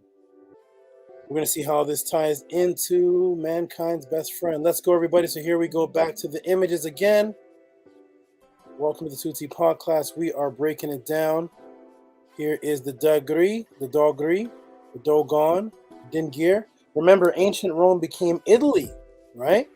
Italy today is Rome, everybody. Guess what high-ranking Italians are called? Are you ready? Does anybody know? So, Dogon, Dogri, Dingir, Dogri, Dog, right, is the name of one of these Persian deities. The Catholic religion was set up by the Romans. That's why it's called Roman Catholic. And Rome became Italy today. Italy is actually Rome. So, Dogri or Dagon, Oannes, was a high teacher of the people, according to the Babylonian writings, and he had followers. He had priests of Dagon. So a high-ranking person at that time, who was a priest of Dagon, was known as a follower of Dagon, or Dog, or Dogri, Dogir. All those are the same. So they take it into Italy, and guess what? Guess what the high-ranking officials today are called in Italy? Let me go to the chat room and see if anybody knows. Italians have high-ranking officials. Guess what they are called, everybody? Take a guess. Take a guess. There's Freddie Cali. Shout out to you, Freddie Cali. Peace now. What are the high-ranking Italians, who are really the Romans, what are they called today? Right now, what are they called? Let's take a look, everybody. Welcome to the Tehuti Podclass. Guess what they're called today? Because remember, the Catholics were the followers of the Dagon, the dog, the doggery. Guess what they're called today? Uh-oh, they're called the Dogs. The Dogs of Venice. Uh-oh. The Dogi are the Dogs of Venice. There they are. The Dogs of Venice. This created the word dukes. Let me show you the power of Dagon moves from Persia into Rome, right into the chain to Italy, and it keeps going on to today. Called the Dogs of Italy, the Dogs of Venice. This created the word dukes. Dukes, everybody, here it is. Because, of course, the followers of Dagon were the leaders. They were the high priests. This created the word dukes. And that's when you look at the word dukes, dukes is Latin for leader. Do you see it, everybody? During the Roman Republic, dukes referred to anyone who commanded troops. So they were called the Dogs, and they were called the Dukes. The Dukes. Here we go, everybody. This is how we break the matrix here at the Tehuti Podclass. Let's break it down step by step. This became your dukes and your duchess, everybody. The reason why you use duchess today. Duchess and dukes today. To this day, in commemoration of Dagon, our dog, our dogri, our dogs, has been in front of you all along, hidden in plain sight. So anytime you go to England and you hear about the Duchess and the Duchess of France and the Duchess of England and the Dukes that show the Dukes of Hazards and the Dukes and all that is from Dagon. They still worship him, still in commemoration of his name today. It's not just the Catholic popes. Boom. Here is your imperial, royal, noble, gentry. Here it is, the chivalric ranks of Europe. Let's look what they're called. Look at that, everybody. Boom. This is of Europe. All of Europe, not just Rome, Europe. They're called Grand Duke, Grand Duchess, Archduke, Dowager, which is the father, the Dowager, which is the mother, the Dowager, the father, the Doges, the Dukes, the Grand Dukes, the Duchess. You see it, everybody? Right there in front of you all the time, the worship of Dagon, the reptilian, all throughout Europe, all throughout Italy, all throughout France, England, and anywhere they have duchess or dukes or archduchess or archdukes or the dowager, the dogri, right? Because that was from Dingir, the doger, the dogri. You see that? The N was the star. You take the N out as dogri. And there is your duchess and your dukes. Let's break it down, everybody. Welcome to the Tehuti Podclass. This is for you, Duffy. We're breaking it down. Now, this created the German Duken, the German word Duken, which means strong power. This became your word dog, everybody. Mankind's best friend. This is what created the word dogs, right? Because the followers of this religion, the priests of Dagon, were called the dukes, the duchess, the dogri, all of that, right? And that was the religion of Christianity, Catholicism. So what is religion called today? When they ask you, what is religion called? It's called dogma. Religious teachings now become dogma. Dogma. There we go, everybody. Boom. Welcome to the Tehuti Podclass. We are breaking it down step by step by step. Okay, so religious teachings are called dogma. Everybody tell me something.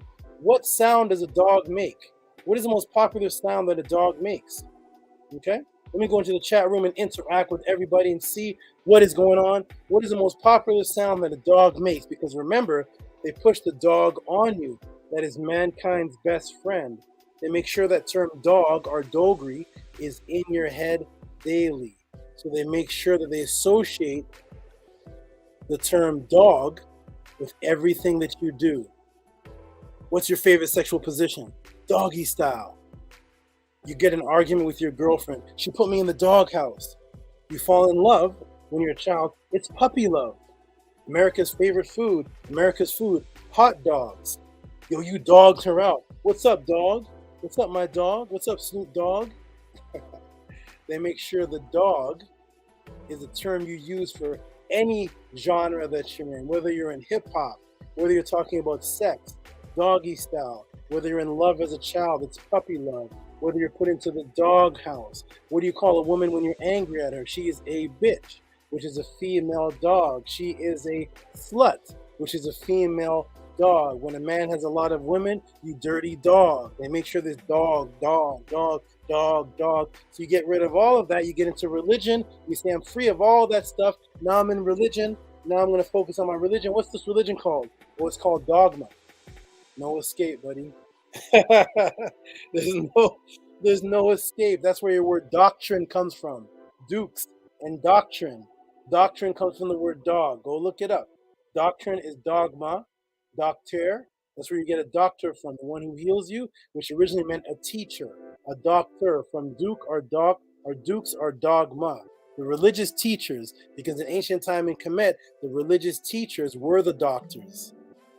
All right, so there's your dogma. What sound does a dog make?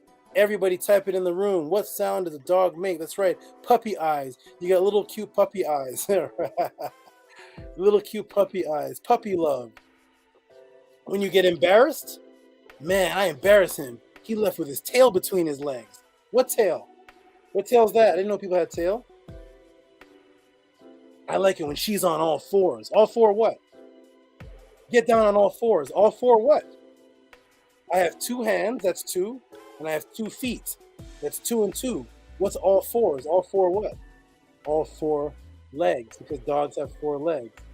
So when they say he left with his tail between his legs, he was embarrassed. That's what dogs do when they get embarrassed. Get down on all fours. All this is dog. Dog.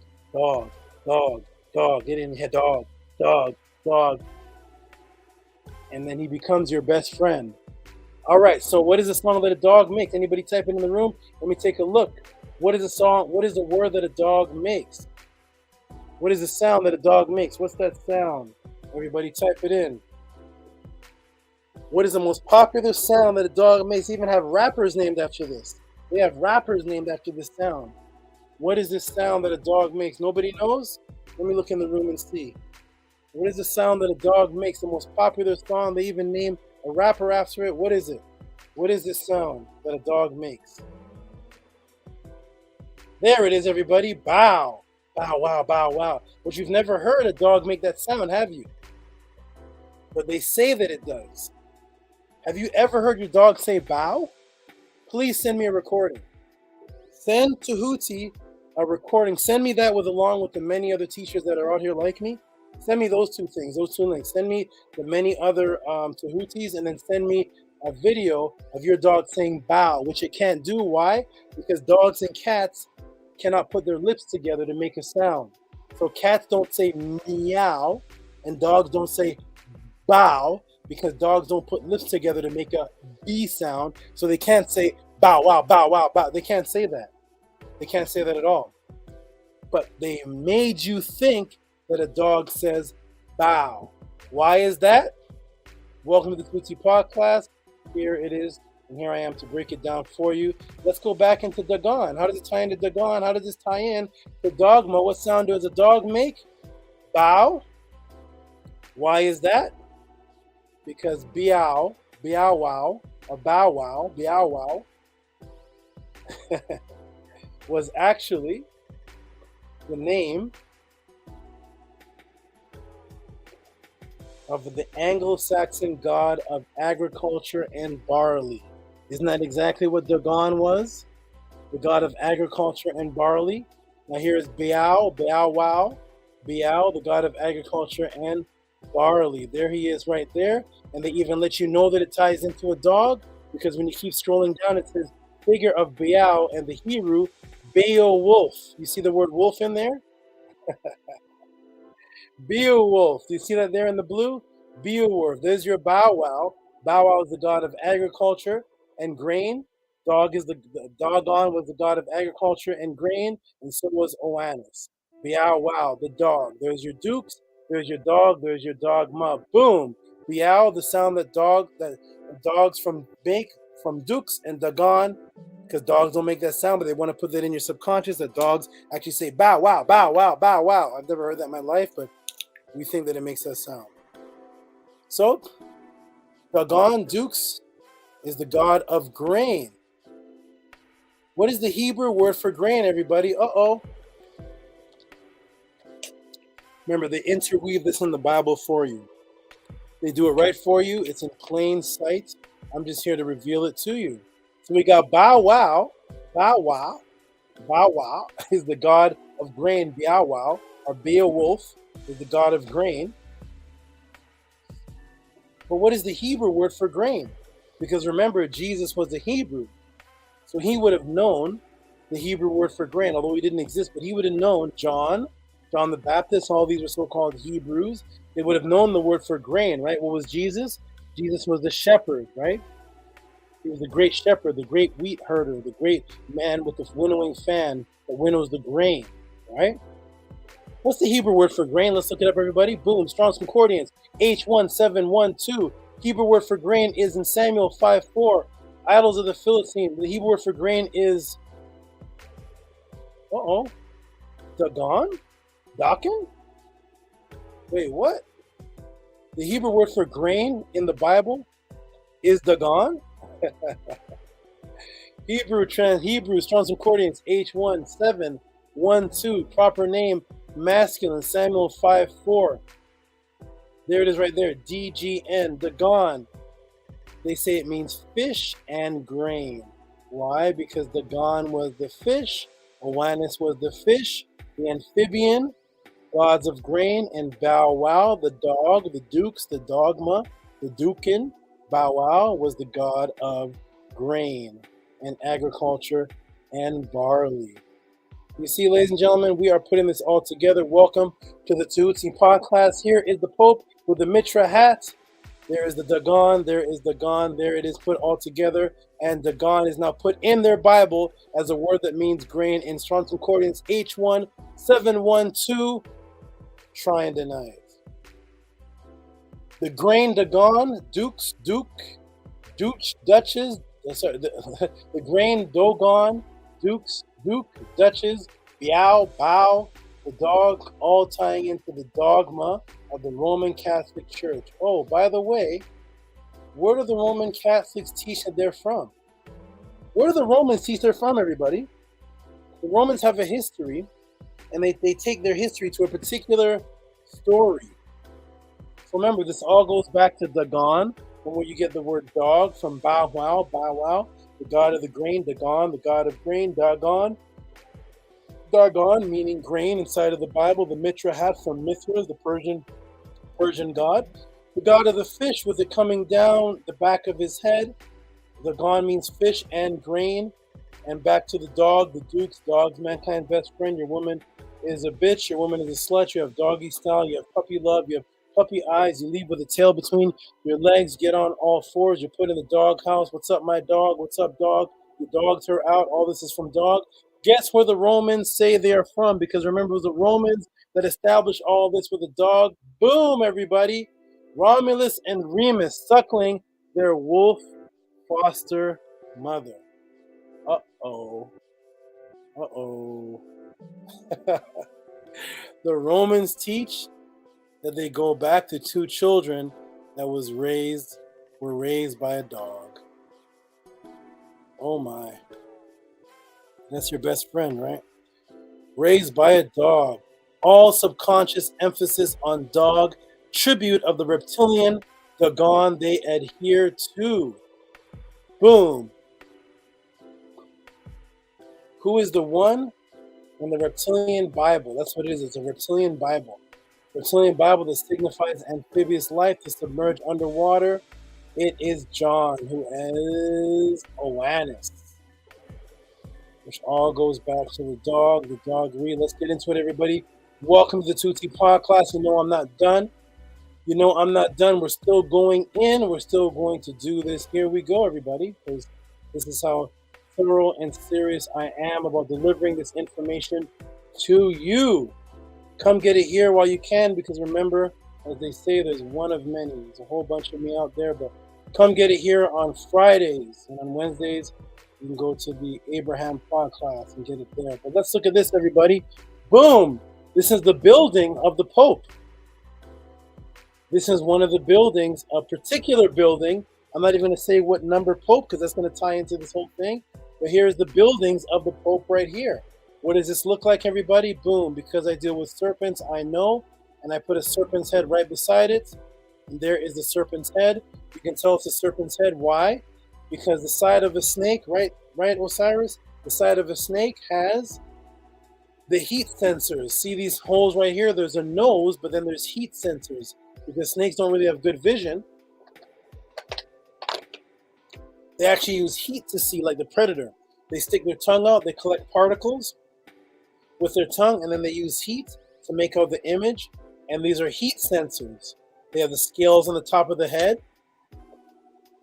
And here it is right here. Look at the building. Look how it's made to look like scales on the top. And there's an eye over here, and on the other side is an exact eye. And over here is a little opening right here on the top.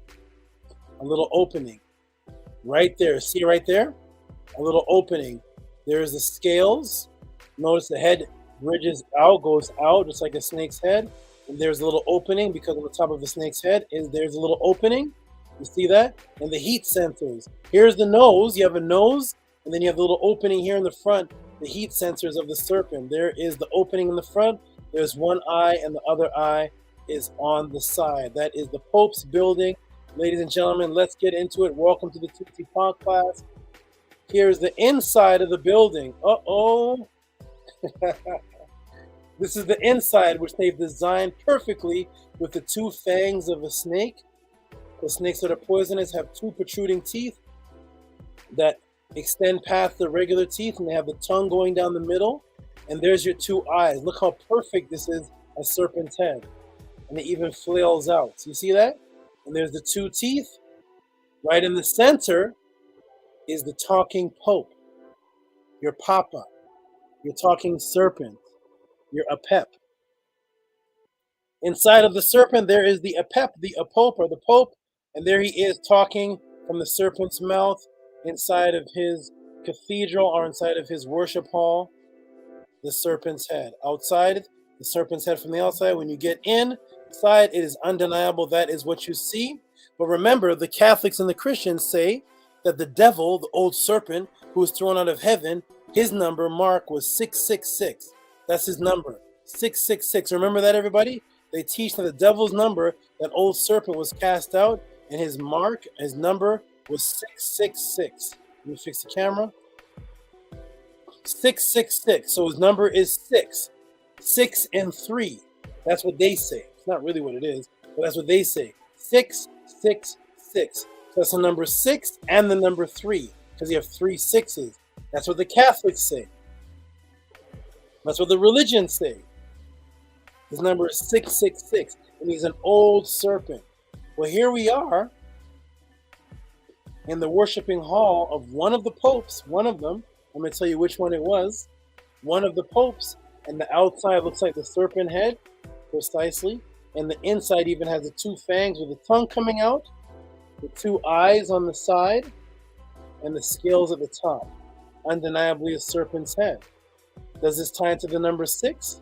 Because remember, they put this right in front of you. Let's get a deeper look. Because they didn't just give this building to any pope. It belongs to a particular pope. Look at the gematria. Look at the symbolism. Which pope owns this old serpent head? Pope Paul VI.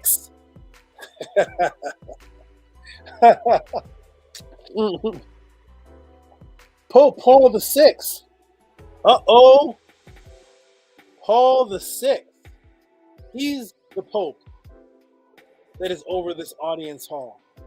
6 tied into the serpent. Or does this tie into 666? I don't know. Let's do this live, everybody, on the Tehuti Podclass. We're gonna do this live. I'm gonna go right to let's go to Wikipedia. Let's just type in it. We're gonna do this live. Here we go. I didn't even have this as a part of the plan class. We're gonna put in Pope Paul the Sixth audience hall. Let's see if the code is in here for 3 6s. We got 1 6. We got a 6 here. Let me make sure it's Pope Paul the Sixth. Here it is. Pope Paul the Sixth audience hall. Let's look at everybody. Let's check out some of the facts of the Pope Paul the Sixth audience hall. Nice. Okay, here it is right here. So it is a real, look at the inside. There it is, everybody. You can see it. I did not make up this picture.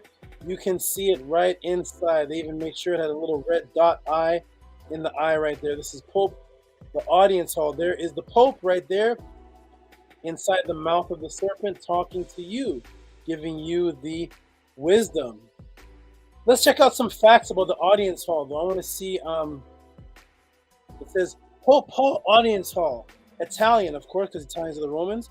Also known as Hall of Pontifical Audiences, is a building in Rome named for Pope Paul VI, with a seating capacity of what? Uh-oh. The seating capacity is 6,300.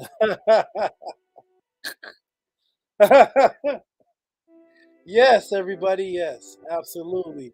Of course, it's the reptile head. Of course, it's the Dagon. Of course, you get baptized like the amphibian. Of course, it's Pope Paul VI. Of course, it can't seat 6,302. It can't sit 6,298 because it has to sit exactly 6'3", 3 6s. There it is. Boom, everybody. Welcome to the Tehuti Podclass. We are breaking it down. The seating capacity is 6,300. The Pope speaks from the mouth. And right behind the Pope is this gross image right here. There's the Pope right there. And behind him is this weird image. It looks like something sprawled out with wings. What is this thing? Let's take a look, everybody, and see how far they take this Dagon reptilian worship. We blow it up, and look at this, everybody. It's supposed to be Jesus, supposedly Jesus, with some reptilian crocodile head coming over here. Has anybody seen Jesus in any of the Bible stories that would match this pose? Where would Jesus be in the Bible where he has his hands up in this pose like this? And look at the hand that's holding his arm. Let's blow that up. Look at the hand holding his arm. Look at this. Look at these claws with these long talons. Where in the Bible is this? Why is his skin so wrinkly and scaly? Why does his skin look like this? Where is Jesus in the Bible where you have this taloned hand holding him up? You have this crocodile. Look at this head. You have this crocodile type head. What is this? And then you have Jesus to the side with his hands out. Why would this be? And then over here, you even have what looks like wings coming out of the side of him. Look at this. What are these things here coming out of the side of? When you look at this image, you don't even see Jesus' face. Let me blow this up. When you look directly at the image, look at this. Where is Jesus' face here? You see something with a scaled body holding its hands up. It looks like wings on the side, some type of thin wing with a reptilian head pointing to the side. You can't even make out a Jesus face right here. Where's Jesus' face in here? Nowhere to be found. Boom. There it is, everybody. That is my answer, everybody, as to why the Pope wears that hat, what it's called, how it goes back to the Persian Mitra, how it goes back to Dogri, the Dingir, how it goes back to the Dukes, the Duchess, and how it goes back to the grain, the god of grain, who is Bao, the same sound that a dog makes because they put it in your subconscious. John the Baptist's real name is Oannes, who is from 900 BC, which is 800 to 900 years before Jesus. and the man who puts you in water is named after the same amphibious god, because an amphibious is one born out of the water. So in order for you to be born again, you have to imitate a reptile amphibious life, and then you have to go ahead and worship the dog Re, the dog Ma, the doctor, the dog, the Beowulf, the Bow Wow, the Snoop, the Romulus and Remus, going back all the way to dog, to the reptilian head, going back to the Catholic Church. And that is my answer to you all of why the Catholic Church and the Pope wears this helmet and this so-called Mithra hat, because right before they established the Nicene Council, they were worshiping Persian gods and reptilian deities called Oannes and Dagon. And there is your reptilian Bible and your reptilian story. Welcome to the Tehuti Podclass. Now you know what Duchess are. Now you know what the Dukes are. You understand what all these names represent, why these names are used, and how they are subconscious, put into your brain every day. And that is why there's a fish on the back of Christian cars, because they are not the fishers of men. They are the followers of the fish, Dagon. Boom, there's my answer, everybody. Hope you all appreciated it. That is my answer to you.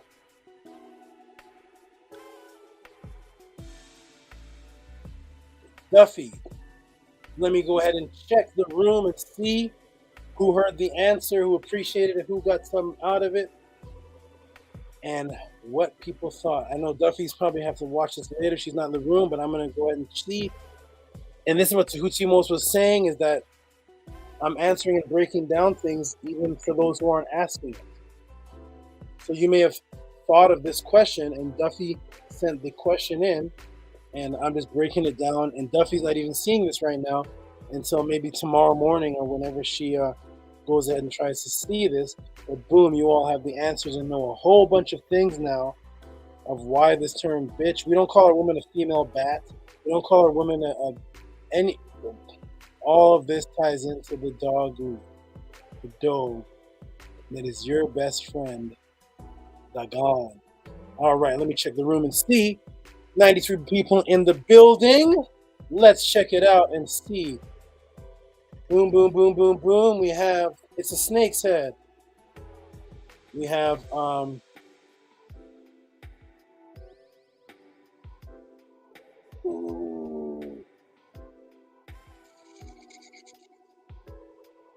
There we go. We have Agent Magul puts this. Hold on one second. Boom, boom, boom, boom, boom, boom, boom, boom, boom. Okay, let me check the room and see.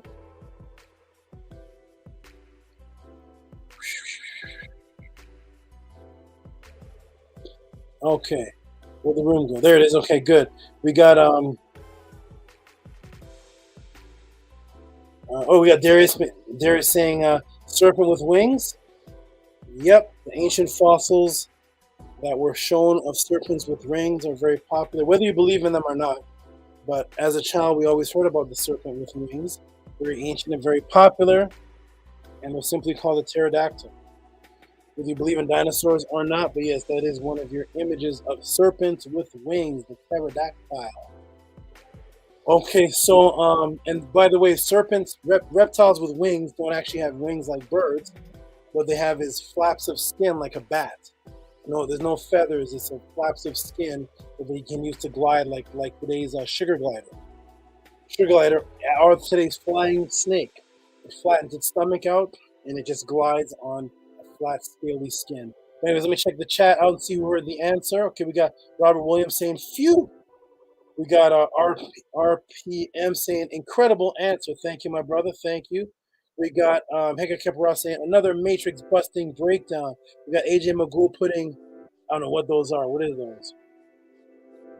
Oh, dynamite sticks. We got dynamite sticks from AJ Magoo.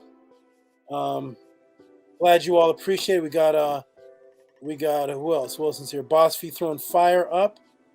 Maurice Waller says, always awesome. We got,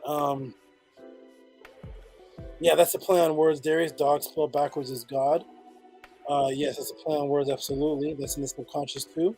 Excellent build. Learned a lot of new info tonight and took a lot of notes for further research. Very much appreciated. Thank you, Humble LLC. Thank you, thank you, thank you. Ooh, okay, who else saw it? We got Rigo with the snakes.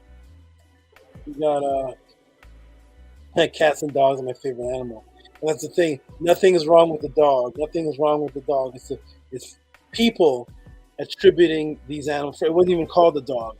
It wasn't even called a dog. Oh, by the way, remember Dagon is the god of grain. Oannes is the god of grain. Dog, Bow Wow, is the god of grain. In order for you to be a Christian, they always talk about you having the faith of a grain. Check that out one day. And they give you the wrong seed. They say mustard seed. They say you must have the faith of a grain of a mustard seed, the smallest grain. When in actuality, the smallest grain or the smallest seed is actually an orchid, not a mustard seed. But they give you the grain because your faith, the kingdom of God is like the grain. They literally say that in the Bible. All subliminals. Anyways, let's go. Here we go. Let's go, everybody. Let's go. Let's see. So everybody liked the answer. Boom, boom. Jimmy D put fire. And Freddie Kelly, I think it's almost snakes that can fly. Snakes in the air and in the water that can fly, and others walk the surface of the water. That's why they can't. There'd be humans who can't do the same. Okay, good. Rigo puts interesting. Shannon puts so many gems. Jimmy B still talking about dogs. Dogs are great. It's a Catholic. People name them that. And that's not even what they're called, but people name them that to just keep that in the atmosphere because that is the most popular pet. The most popular loyal pet in the world is a dog. It wasn't called that originally. They made sure they called it that. No matter where you go on the street, you're going to see a dog. No matter what neighbor you have, one of your neighbors is going to have that animal. And they're constantly going to say dog. It's something to keep that word in your brain all the time. All right, here we go, everybody. Welcome to the Tehuti Podclass. What is the next question, everybody? What is the next question? I want to whiz through some of these. Woo! That was Duffy. And the next one was from the good brother, Terrell Self. Terrell Self actually sent two. Let me get some more water. Terrell Self sent two cash apps with a question. Let's get into it, everybody. Welcome to the Tehuti Podclass. The Tehuti Podclass. Super common, that's right. And one of the most dangerous pet you can ever have. Sending 1,000 people to the hospital every single day, but nobody talks about it. Everybody's afraid of snakes and spiders. We're going to get into that in the next question coming up. Somebody sent me a question. I see, why are we afraid of spiders? Woo-wee. All right, everybody. It's a dog-eat-dog world. That's right. It's a dog-eat-dog world. That's right, Darius McNair. And the crazy thing about it is that dogs don't eat dogs. You will never walk down the street and see a German Shepherd eating a Dalmatian.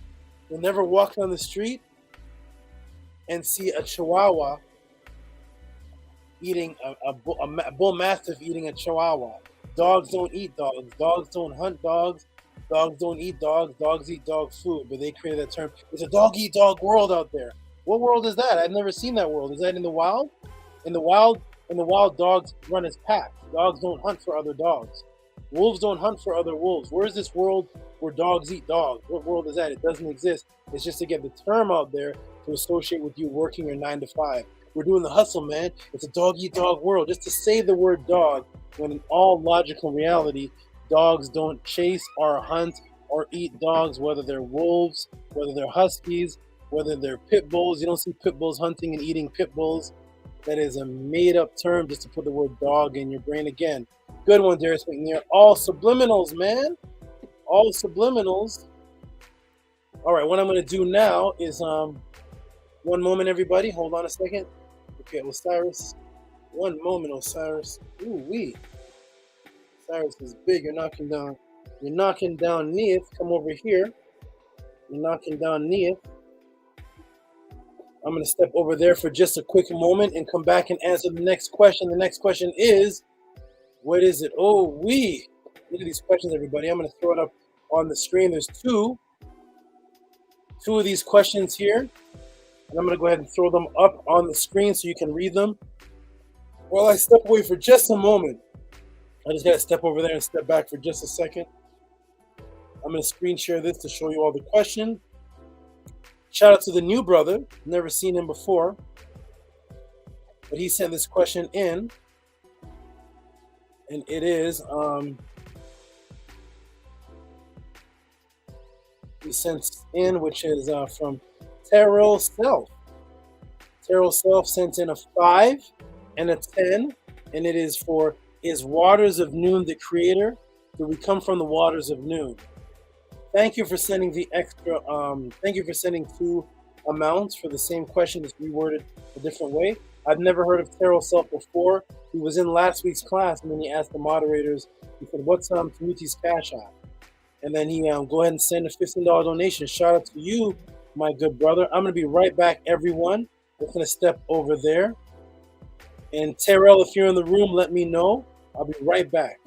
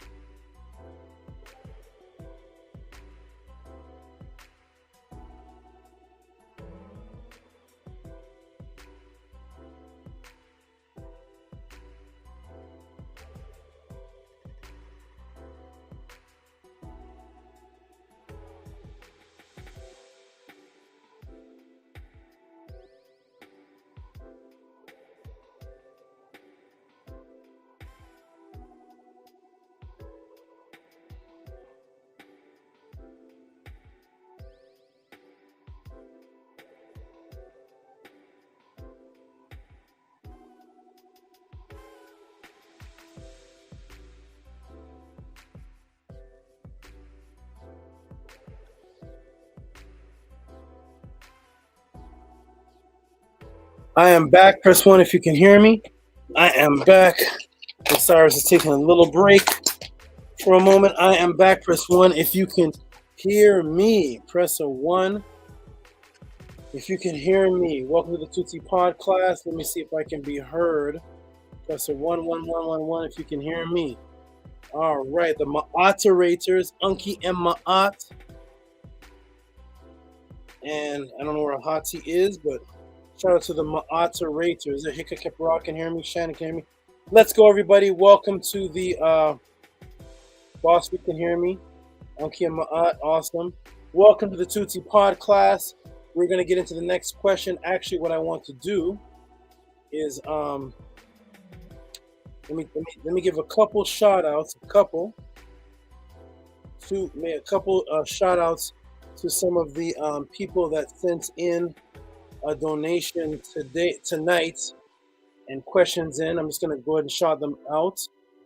I'm going to refresh this, and then I'm going to get into the next answer. Oh wow, you all are loving me. I see a lot of donations, lot of support here. Oh wow, we got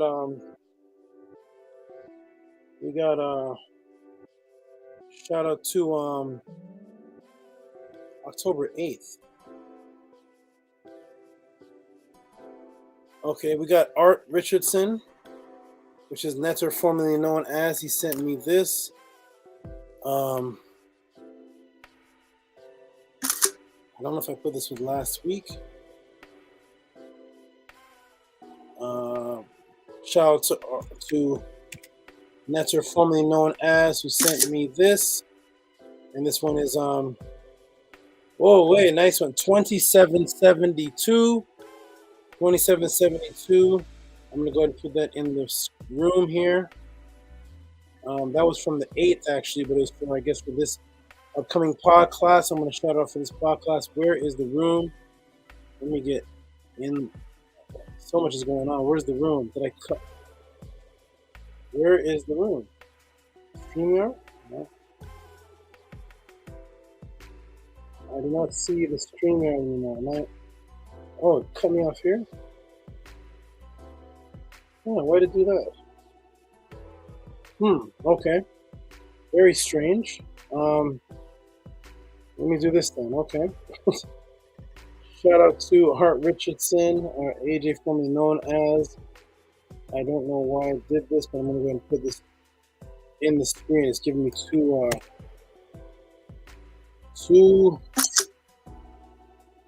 Google screens. Okay, here we go. I got to get this off. This is going to be confusing here. All right, here we go. I found the screen. There it is. Okay, good. So we're going to stream this. Choose tab, and there it is. Shout out to Art Richardson on the screen with the 2772. You are awesome. You are fabulous. And he sent me this question in. I didn't think he was going to be here today. And shout out to you, my good brother. Appreciate that. With the 2772, you are awesome, fabulous, and wonderful. Shout out to you, good brother. And the question that he asked is, Ma'at ruled for 700 years. Tell us more. I'm going to talk to him about that question. Shout out to you, my good brother. Okay, shout out to you. Thank you for the support. Thank you for the support. Okay, boom, boom, boom. And we're going to do one more support, then I'm going to get into the answer of, is Noon the creator? Very good question. We got Art Richardson again. What is this? Question about tarot cards. Shout out to Art Richardson again, who sent in, I don't know why. Art Richardson again. Shout out to you, my good brother. Boom. And we're going to go boom. Put it on the screen. There you go. Art Richardson with the 1111. 1111. Shout out to you, my good brother. I'm going to do this and get right into the answer. I see some new people came in the room. Wonderful, wonderful, wonderful. Let's do this. Screen share Art Richardson or AJ, formerly known as. There it is right there, 1111. Shout out to you, my good brother. Shout out to you. You are always supporting. You're always awesome. Thank you, my good brother. Always supporting. All right. Come on back, Osiris. We're about to get into the answer. Osiris is back. And let's get into the next answer. Question. Welcome to the Tehuti Podclass. We are about to get into it. Osiris, you need a warm neck to grab. There it is. Get your warmth. All right, here we go. Let's get into this question that was asked by Terrell Self. And the question was... Oh, first of all, let's read this question that's on the screen. R. Richardson wants to know about tarot cards.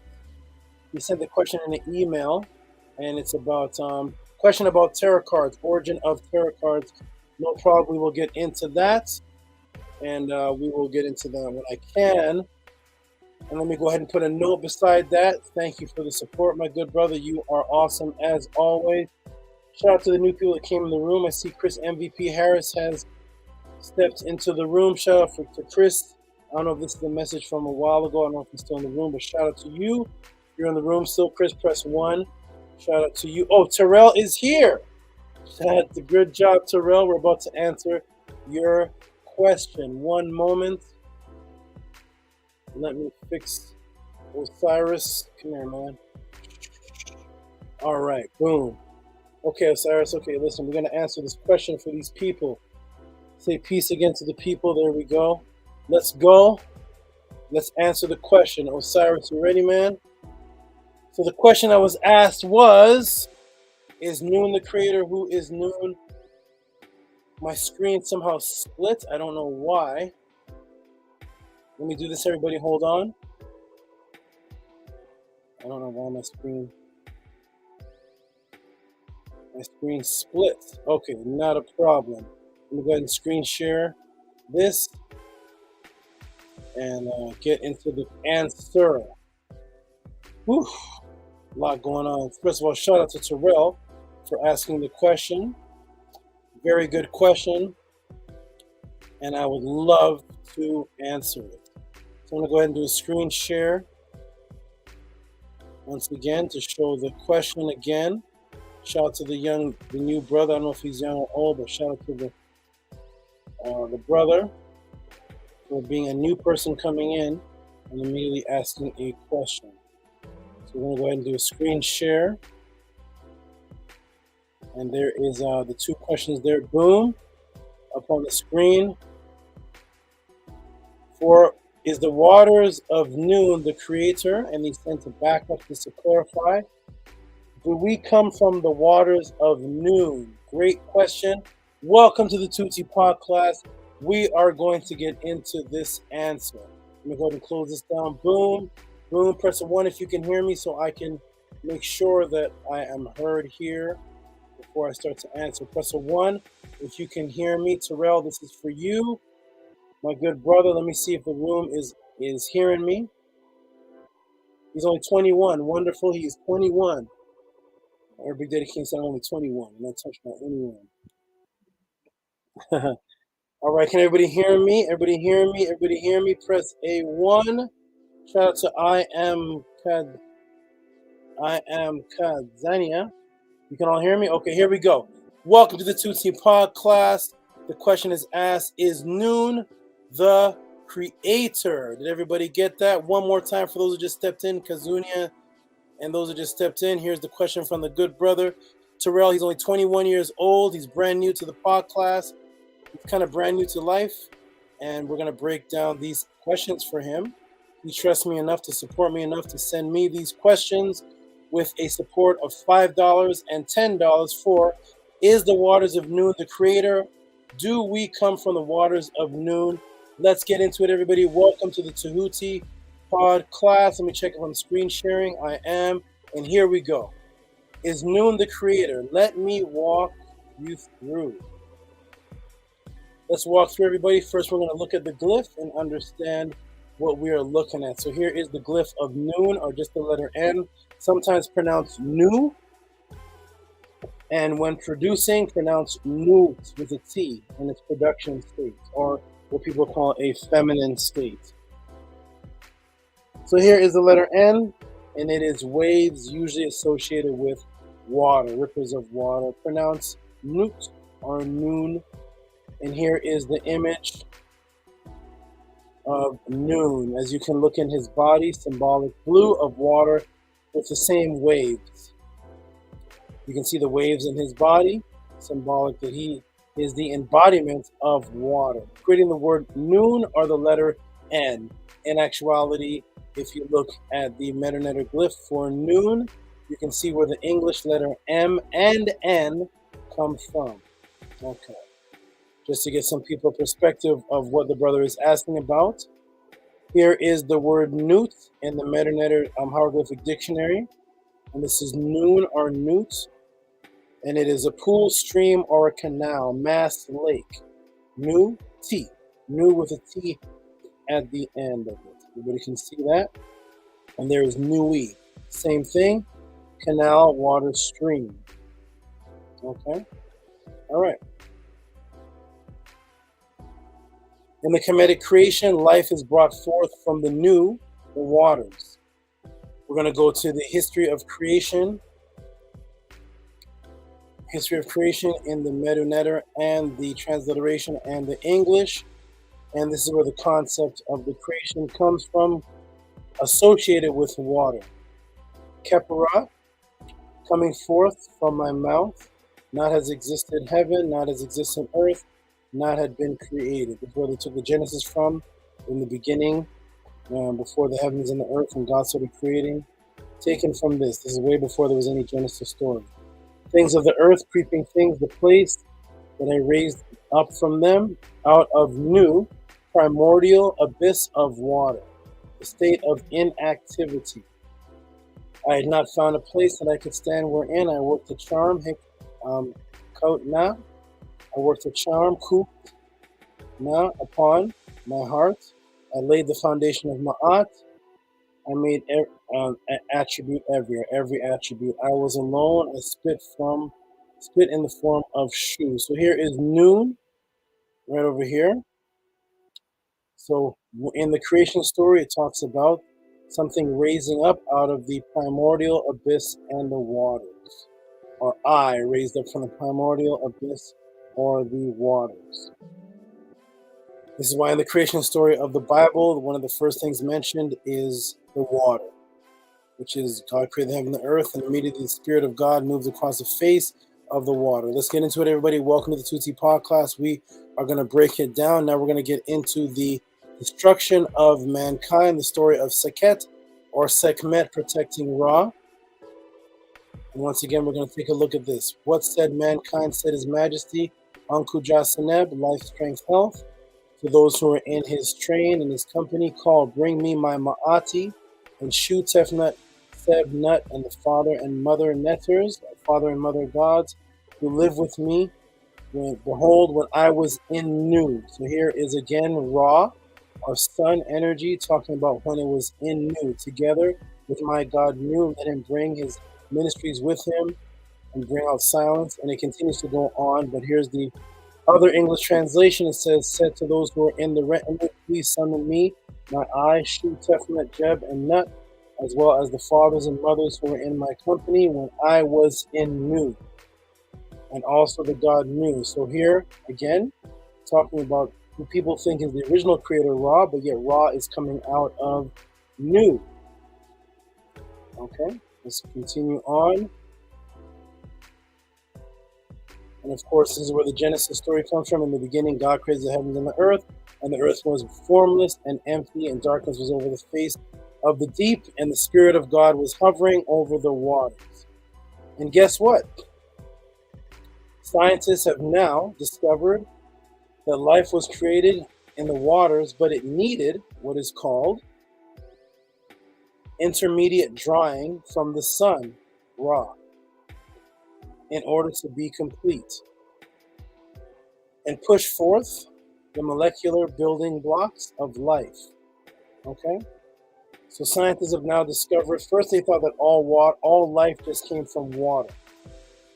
They thought that, but then they realized that it needed intermediate drying. So it needed the raw, it needed the light, the sun, the drying out, and the water process to actually create your very first forms of life. Okay, so of course, now copied into the Bible as God, equaling light, was working with the waters coming out of it during creation while working with noon. And that's where you get the Bible story from. Let's continue and get into it. Everybody, welcome to Tehuti Podclass. We're now going to get into the science of it. So this is called intermediate drying. So intermediate drying out can also help to drive out these molecular building blocks to assemble into more complex lifelike structures. Classical experiment during these lines was published in 1982 by researchers David Beamer and Gail Barchfield. Then at University of California, Davis, their aim was to study how lipids, another class of long-chain molecule, self-organizing to form the membranes that surround the cell. They first made vesicles, spherical blobs with watery core surrounded by two lipid layers. Then the researchers dried the vesicles and lipid reorganized into multi-layered structure like a stack of pancakes. Strands of DNA previously floating in the water became trapped between the layers. When the researchers added water again, the vesicles reformed with DNA inside them. This was a step towards a simple cell. These wet-dry cycles are everywhere, says Deemer, who is now at the University of California, Santa Cruz. It's a simple rainwater evaporating on wet rocks.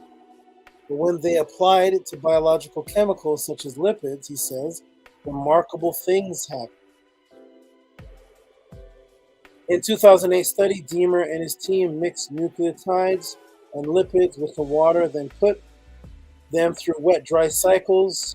When lipids form layers, the nucleotides linked up into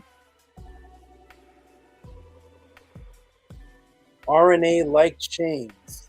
So they're using this intermediate dry processing of what happens when rain goes on rocks, and they dry up the lipids, and then it gets wet again, and then they find that DNA and RNA becomes formed, or RNA-like chains become formed, and thus your beginning of life coming out of the waters, noon, with the help of the sun, which is in Kemet Ra. Okay, so yes, as originally taught by the Nile Valley people, noon, working with Ra, is the creator of life. But of course, I'm not going to stop there. Let's get into it, everybody. Welcome to the Tehuti Podclass, where I break down questions that you send in. Depending on what the question is, it's as if I wrote a book for you. Here we go. All right, so we've established that the environment to create molecular building blocks are conducive with water, noon, and the sun, Ra, to bring forth, quote-unquote, seeds of life. Let's look at the Medu word for noon again. Let's take a look at the Medu word for noon again. Let's take a look at it, and here we go.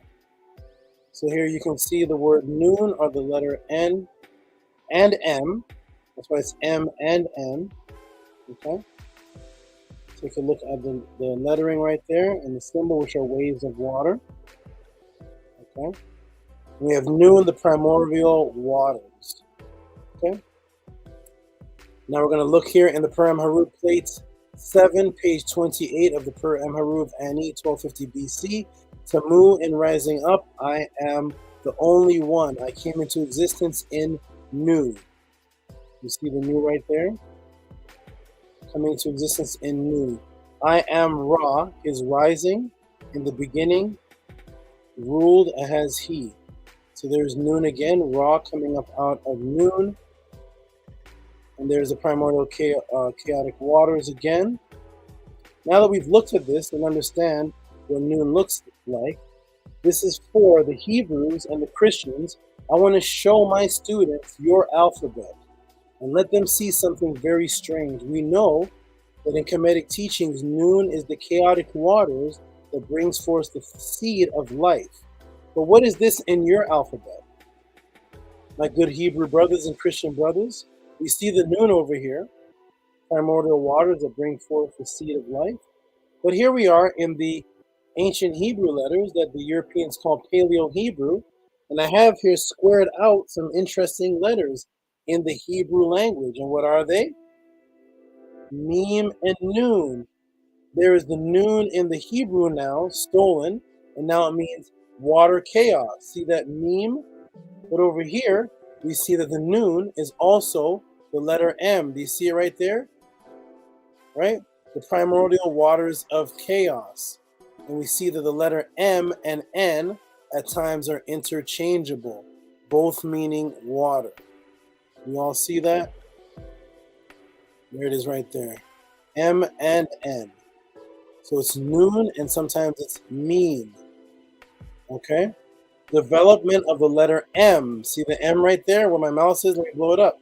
So noon is noon and it's also mim, which is the chaotic waters. That makes sense in the Medu-Neter history. But what is this doing in, what is this Medu-Neter word? They literally call it meme, and look at this. Noon, seed, fish of life. Seed or life coming out of waters in the Hebrew alphabet is noon, and the chaotic waters are the symbol of noon and meme. How did that get there, Hebrews? How? How did that get there? Why is that word there? Why is the word noon there? Noon is the Kemetic god of creation. Why is Noon the Kemetic god, the god of water and seeds coming out of water? Why is that the name of your letter in Hebrew, Noon, which is seed, fish of life, and the Mem, which is interchangeable with Noon in the Medu-Neter, is chaotic waters? What's going on, Mr. Hebrew? What's happening, Mr. Christian? What is going on here? Uh-oh, the symbol of Noon, the chaotic waters, and wait, the letter Noon is the seed of life? Nice. Give us the history as to why this is, only using Hebrew literature. So Hebrews and Christians, give us the history of this symbol here and this name Noon. I only want to see Hebrew literature. Only open up Hebrew literature to give me the history of why your chaotic waters is the Noon symbol called Meme, and why Noon is the seed of life in your Hebrew God-given language. It didn't exist when Noon was being spoken about in the pyramid text. All right, here we go, everybody. Welcome to Tehuti Podclass. Let us keep going. Let us continue. We see Nut, which is streams, mass of water. There's the same symbol that the Hebrews stole to make Noon. We even see they put the word Noon, which is waters, in the English word for waters coming down, which is inundation. See the word inundation, which is water. Inundation, which is noon and has the word noon in it, and it means water. Inundation. There it is right there. So now, yes, we have noon as the waters from which all life derives, but also I will show you that noon is not limited to ocean river water. Let's take a look, everybody. We go over here and we see noon, Nuna. And what do we see here? It means the sky. Sky god, sky god. So now we have noon, which also is something taking place in the sky or space, something outside of Earth's atmosphere or something outside of Earth's surface. We see noon or nu, and we see the pet symbol. See right there, everybody? That is the pet symbol. That is the symbol for sky or heaven right there. So we know, and there's waters in the sky. Okay? So we have noon, the waters on Earth, but then also the nu is dealing with waters in the sky, both dealing with creation, with the origin of life coming from waters. But how does this tie into waters in the sky? Here we go, everybody. This is the Per M. Haru, page 174, plate 27, and it says nu. Look at that. There's the word nu, and it has the heaven symbol. This one doesn't even have the water. Nu upon the place of a judge to me. I am nu. There it is again with the heaven symbols and the water. Nuknu. I am nu. Not shall you overthrow me, those who do evil. I am the eldest firstborn of matter. The Paut, the origin of things. Letting you know that the origin of things comes out of the waters, which we've just established. The origin of life is coming out of the waters to an intermediate drying process. But how about other things outside of life on Earth? Could the origin of planets and the origin of other things come out of waters too outside of the earth?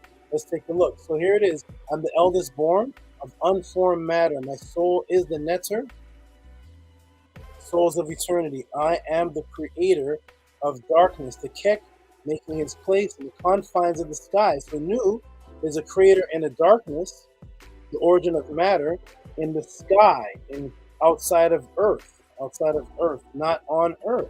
So it's not talking about the rivers and the ocean on earth. I come, my soul advances as the age ones. I make darkness the confines of the sky. So now it keeps associating noon with outside of earth. So this is definitely not talking about rivers or oceans or creeks on the planet earth. It's talking about something outside of earth, in the skies, in the heavens, which is space. Because whenever the heavens are referred to in the Kemetic writings, it's always outer space, Orion, Sirius, Ursa Minor. It's not talking about the sky like the clouds. It's talking about out of in space. That is the ultimate skies. So this is a Noon who's talking about he's a creator and associating himself with something going on in space. Also associating with water. How does water tie into outer space? Let's take a look, everybody. Welcome to the Tehuti Podclass. So Noon is a creator that does not just originate water on earth, but the source of water life originated in the heavens, space. What does modern science have to say about Kemetic teachings from 1250 BC? What do the modern scientists have to say about this? Boom. Here we are, everybody. NASA detected a sprawling cloud of water vapor around the solar system. That the nearby star TW Hydra. The water vapor could eventually deliver oceans to dry planets that are forming in the system. Also, we have surrounding us an Oort belt and a Kepler belt. Water outside of the planets, that's what's creating the oceans for the planets. Water outside of the planets. Sprawling clouds of vapor around the solar system. Woo! Boom! The knowledge given to us from the Netter was hundreds of thousands of years ahead of what they're just so-called discovering now. Let's continue, everybody. Welcome to the Tehuti Podclass. Let's get into it. We are not done. Let's close it out. The people of the Nile, because the people of the Nile said life came from quote-unquote waters of a weeping eye. The atheists and the ignorant scoff at the knowledge given by the Netter and call our wisdom childish myths and spookism. All these terms are European. All these terms, myth, spookism. Ask any black man who's using these terms, ask him for the Medunetter word for myth. Because every time I hear a black man or somebody talking about Kemet, or the ancestors, or the mythos, the mythology, the mythos, the mytho, the myth, the myth, they say it like 40 times. So if Kemetians were talking like that, what is the Kemetic word for this word myth? What was Ramesses saying when he was describing the story? What was this word myth? Say it in Medunetter. Say the same sentence. The childish myths, the mythos, the mythos. This is a European word taken from a Medunetter word. It's actually a Medunetter word that was taken to mean its opposite. So now they say that the wisdom of our ancestors are childish myths and spookism, because the ancestors teach that life came from waters of a weeping eye. We know that it's symbolism, we understand that, but they just say it's childish mythos. Let's get into where this comes from, the creation story again. Remna, I wept. See that right there?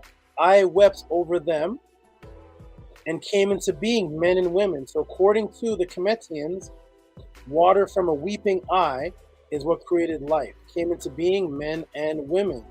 Tears, which came forth from my eye, and it raged. So tears and weeping coming down is what's a part of doing this creation from a raw and a new that's outside of the earth, that's talking about space. Because water exists outside of the earth before it exists on the earth.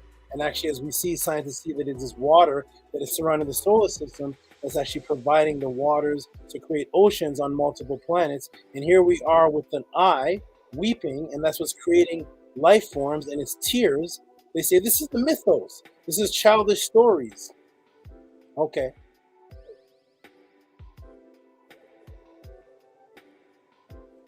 Look at what astronomers have found now, and look at what they are calling it. Remember, these are astronomers, right?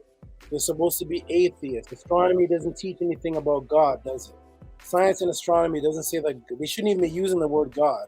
But look what astronomers have found now, and look what they're calling it. So remember, the Cometians say that life came from a weeping eye, somewhere outside of the Earth, outside of Earth, tears, and that's what creates things. When you put all the stories together, and it comes from a water that exists in the darkness of the heavens.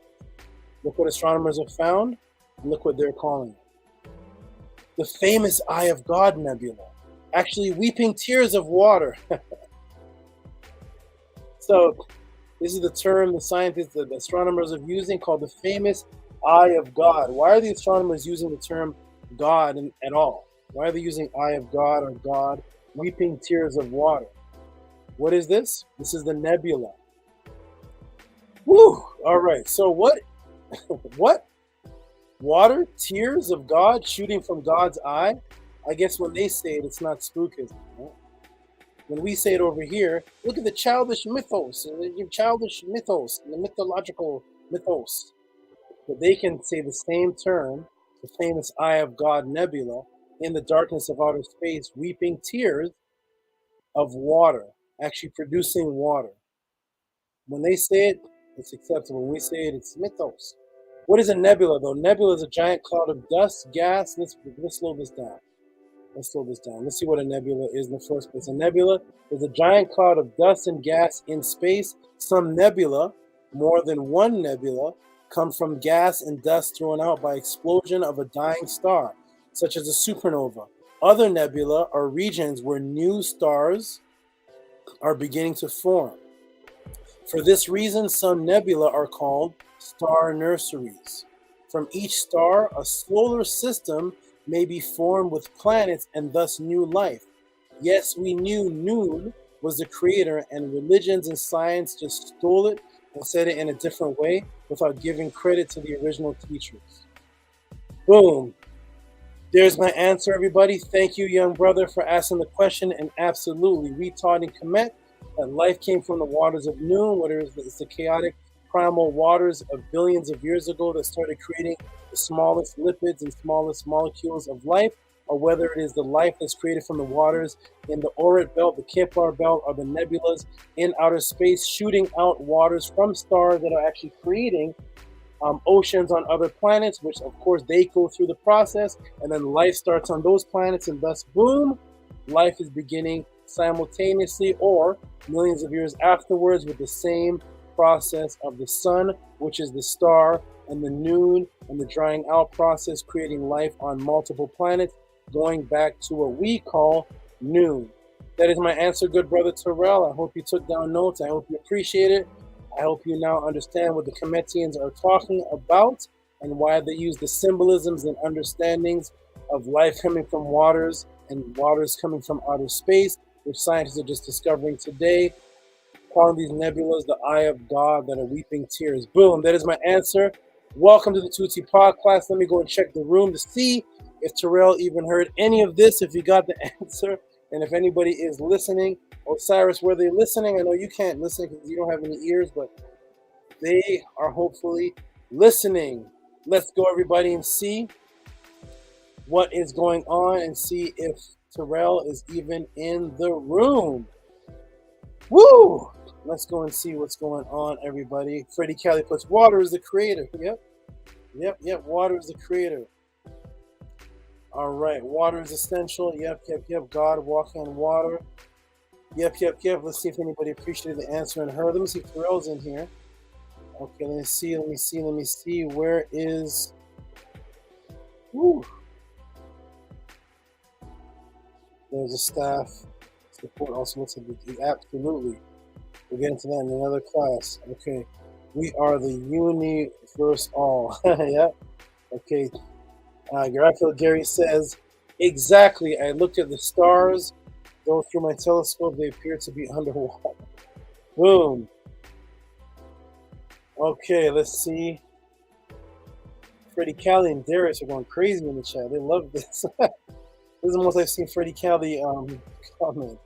All right, everybody, here we go. Let's see if Terrell heard it. Terrell put no myth. That's right, no myth, man. No myth. Insane. Dwayne says, wow, Tehuti's still teaching? Yes, my brother, I am still teaching. This is what I do for a living. Please support what I do. If you appreciate it, this is what I do for a living. My support is PayPal at Rocky SB, Cash App TT Moon. Even if you don't send in a question, if you appreciate that I'm here for 5 hours teaching, according to Nuwabians and others, I'm one of many, and there's a whole bunch of other brothers on YouTube for 5 hours teaching like this, showing diagrams and charts and screen shares and archaeology. But if you appreciate what I'm doing, and I appreciate you supporting and showing reciprocity, because this is all that I do for a living, ladies and gentlemen. I broke out of the matrix. I'm out of the grid. This is it. This is it. This is what I do. I do this, and I used to train people and give people diet plans. It's a little hard to do that now because of the gyms and the COVID and monkeypox and all this nonsense, but this is what I do now. If you appreciate what I do more than what a stripper does, or more than what the ice cream man does, and more than the Avengers movie, please send your support to the Tehuti Podclass, to myself, and keep me motivated to keep doing this. If you feel that what I'm doing is worth anything. If not, do what you do.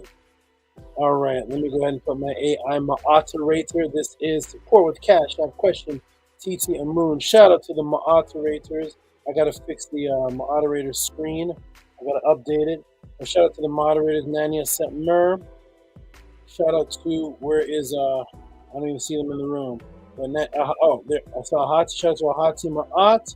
Shout out to Anki and Ma'at and Scribe if he's still in the room. Okay, let's look and see. Okay, people did appreciate the answer. Okay, here we go. We got Hega kept rock putting up fire. Yeet says, love, this light is in my eye. Love the snake pattern. Colombo Tehuti. Thank you.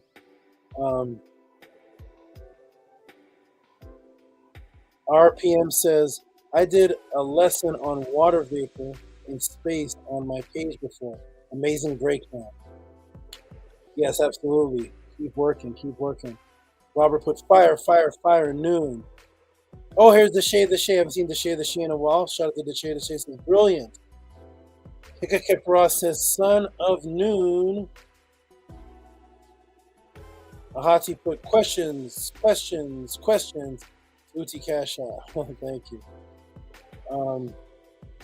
Insane Dwayne says, I get paid next week. I'll drop some support. Thank you, my brother. Thank you, Insane Dwayne. This is what I do. You know, thank you so much. I appreciate it. Anki Ma'at says, that's one of the Ma'atorators. Inquire for Tehuti's books. Email via mysticaltelevision@gmail.com. That's right. You can email me directly. Shout out to everybody. Shout out to everybody in the room. Wonderful. This is wonderful. 1027. Woo! We're going through these questions. I don't know. What have I gone through? The Pope, Dagan, Moon, Waters, Pazuzu. This is the most I've ever. Oh, man. The next question. Is Bev in here? We got Raphael Gary. Ask the Metanetter. Okay, let me give a couple shout outs to the people in the who sent in some donations today and support. Let me do something here. I gotta fix this. 1 second.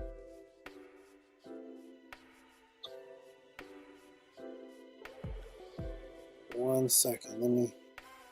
Let me do something here and see. There may be two of me on the screen. I don't know. Hold on. dude. Hold on a second. I gotta fix something here.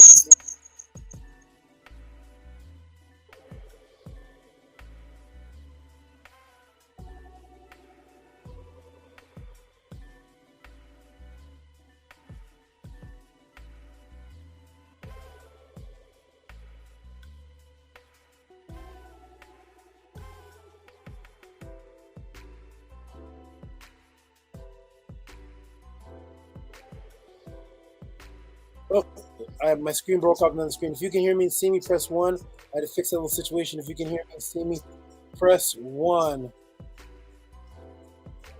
Freddie Cali says, I love Tehuti and thank you for your passion. Thank you, Freddie Cali. Appreciate you. I think I know you from The Killer Priest. I think you're from there, but I've been seeing you a lot over here. Shout out to you. Thank you, my brother, for the good motivation. Thank you. Thank you for your love and everything. Shout out to you, Freddie Cali. Can you all hear me? Press 1. Can you all hear me? Press 1. Okay, good. It was on mute for a second. Okay, wonderful, wonderful, wonderful. Okay, let's go, everybody. All right, so I'm going to shout out some of the donators before they fall asleep. To let them know that I acknowledge them. We got Kwame Heinigan, who sent me 3 cash apps for a conversation I think he was having with his grandmother. Oh man, let me. Oh wow, hold on. Oh, are you here, Kwame Heinigan? Let me go ahead and label this for. I may have to do this next week. I may have to because I have so many to get to. I love this question though. Wow. Okay, next week. Okay. Shout out to Kwame Heinigan who sent this.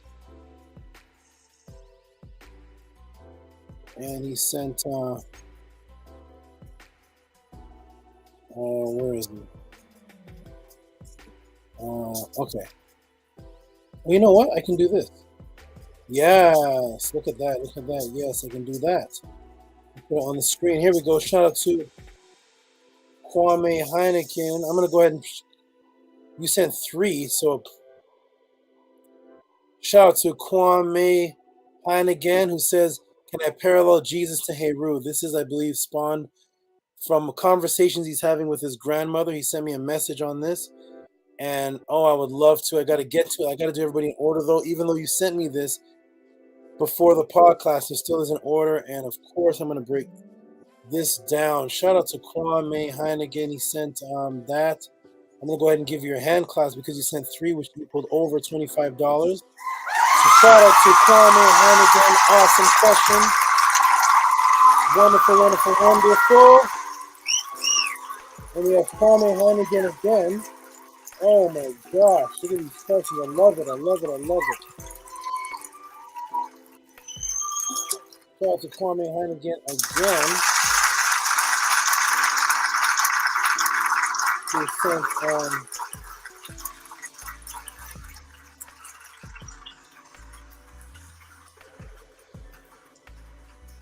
shout out my good brother.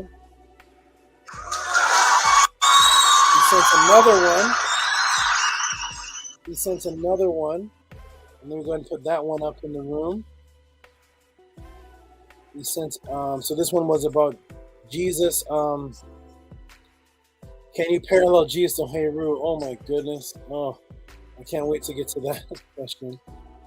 All right, he sent another one, which is, these are all Bible questions. I love it because he was talking to his grandmother. Let me go ahead and shout him out again. I'm going to stop the screen share, do another one. Boom, boom, boom, boom, bang. And he sent another one. That one was $10. This one was $5. And it says, the God of the Old Testament required blood sacrifice. Oh my gosh. We're going to have fun. Woo, when I get to these questions, we're going to have fun, ladies and gentlemen. We are going to have fun. These are my favorite type of topics. Okay, let me go ahead and take the AI moderator off the screen. And take the branding off the screen.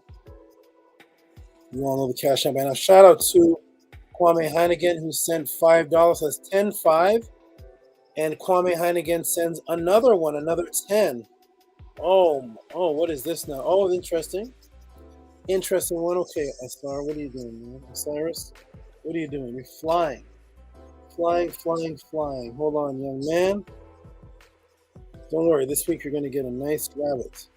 All right, so let's go ahead and do this. He sent in nice question again. Now, let me fix the star up. You can walk over there, come back over here, and you don't even know where you're going, do you? Do you know where you're going, Osiris? You don't know where you're going. You're just floating and flying all over the world. Here we go. Okay, so boom. Here we go. Kwame, gotta erase that. Kwame sent another one in, $10. I'm going to put that on the screen. And we're going to call this next week 3.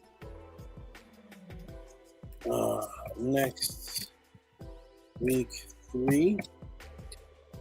And we're going to put that on here, close that out. And put this here for the next donation. That's $25 in total. This should be on the screen in a moment. I hope. Let's see.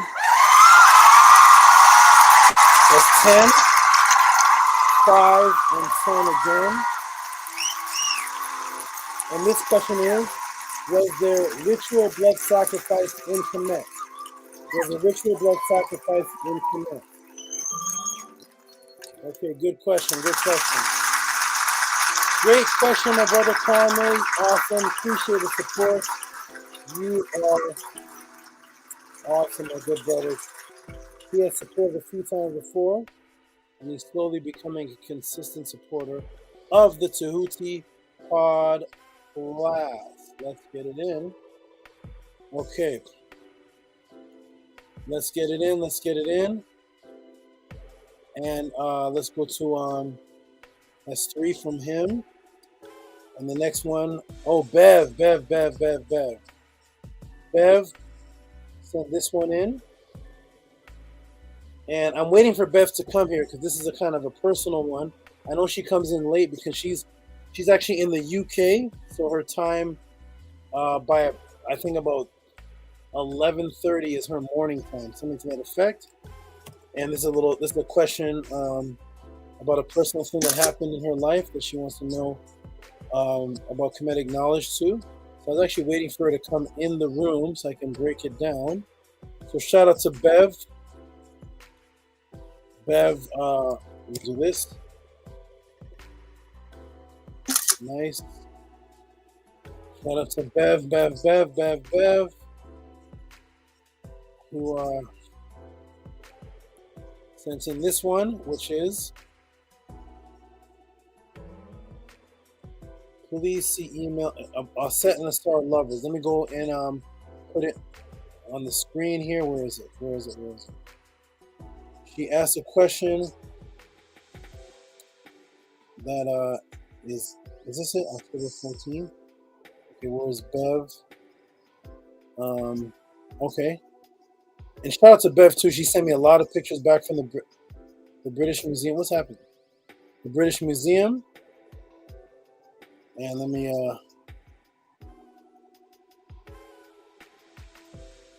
go ahead and see. There it is. Okay, good. So there's $10.11 from Bev. Let me see if it's in the room. $10.10 from Bev. Shout out to you, Bev. And then we're going to go ahead and put the question up. This is a beautiful question, by the way. Beautiful question. And it's unfortunately 21 years ago, my lover was brutally murdered.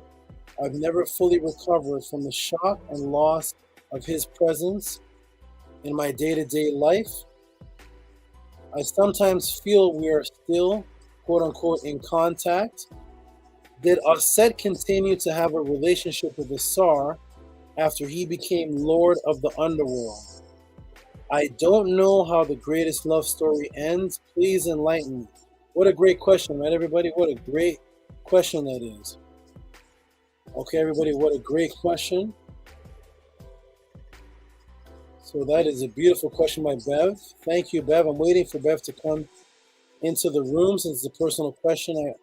If she doesn't come, I may still answer it, but I did want her to come in. Shout out to you, Bev, for that. Beautiful question. Okay, and the next one is, Beged Leisure. I don't know if he's in the room right now. Beged Leisure with the... He has the most interesting questions that are worded so uniquely and so interesting.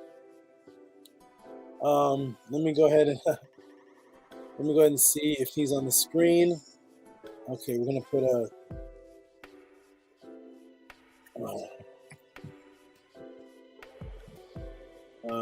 next week 5. Okay, and let me go ahead and put this in the room here. Shout out to Beged Leisure with the monster donations as always. He's never given a small donation. From the time I've met him, from the time he's been in the Podclass, this man has never ever given. I don't think he's given anything under $50. This is a monster. His questions are monsters too. Let's see what this question is. Shout out to Beged Leisure. Let me put it up on the screen. And give him, hold on a second. One moment, everybody, hold on. Beged Leisure with the monster. Monster donations, as always. Let me go ahead and put this up on the screen. Where is it? Beged Leisure. Here's Micah. I don't think he's in the room tonight, but he is on Micah. And there it is. Look at his questions. Look how long it is. So first of all, shout out to Beged Leisure with the monster. Monster question coming up. $50. Shout out to Beged Leisure. Shout out to Beged Leisure Osiris. $50, man. Shout out to Beged Leisure. Appreciate you, my good brother. Appreciate you. Beged Leisure with the monster support. And let's go ahead and read what the question is on the screen. You are awesome, Beged Leisure. Thank you so much. What is the question on the screen? Look how long it is. Look at Beged Leisure with the monster. So he says, friend Saba, I told when I was teleported to past prehistoric time through Shining Box. I left my goddess was there watching me get sucked into it. Had 3 lights in front. Wow. I did some research about fake Greek stories, Pandora's Box, and Eve and Tree of Good and Evil is same play. Saba, do you know anything in Metanetter talks about its portals in shape of a box with 3 lights in front? Sorry for the LOL babbling, Saba. Fantastic time of awakening. Beged Leisure is just he's always excited. So I think when he's typing, he's just like he's like the guy that had the typewriter, possessed the typewriter. I think he's just typing excitedly. So I'm gonna I may contact him about this to get clarity on this. But thank you, my good brother. Beautiful donation and awesome question. There is box-shaped portals in Command that I can definitely tell you about. I've actually talked about them before, but I will have something for you. I don't even think he's in the room tonight. Shout out to Beged Leisure. Let me see if that's in the room next week. Okay, I'm gonna do one more. Let me see. Oh, we got. Oh wow! Wow! Is Tehuti here? Let me erase these. Hold on. Oh man.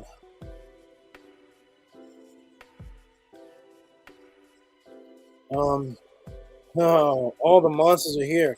Ooh, Cleophas, Anthony Drain. Hati has a Hati. Oh my gosh. There's so much, everybody.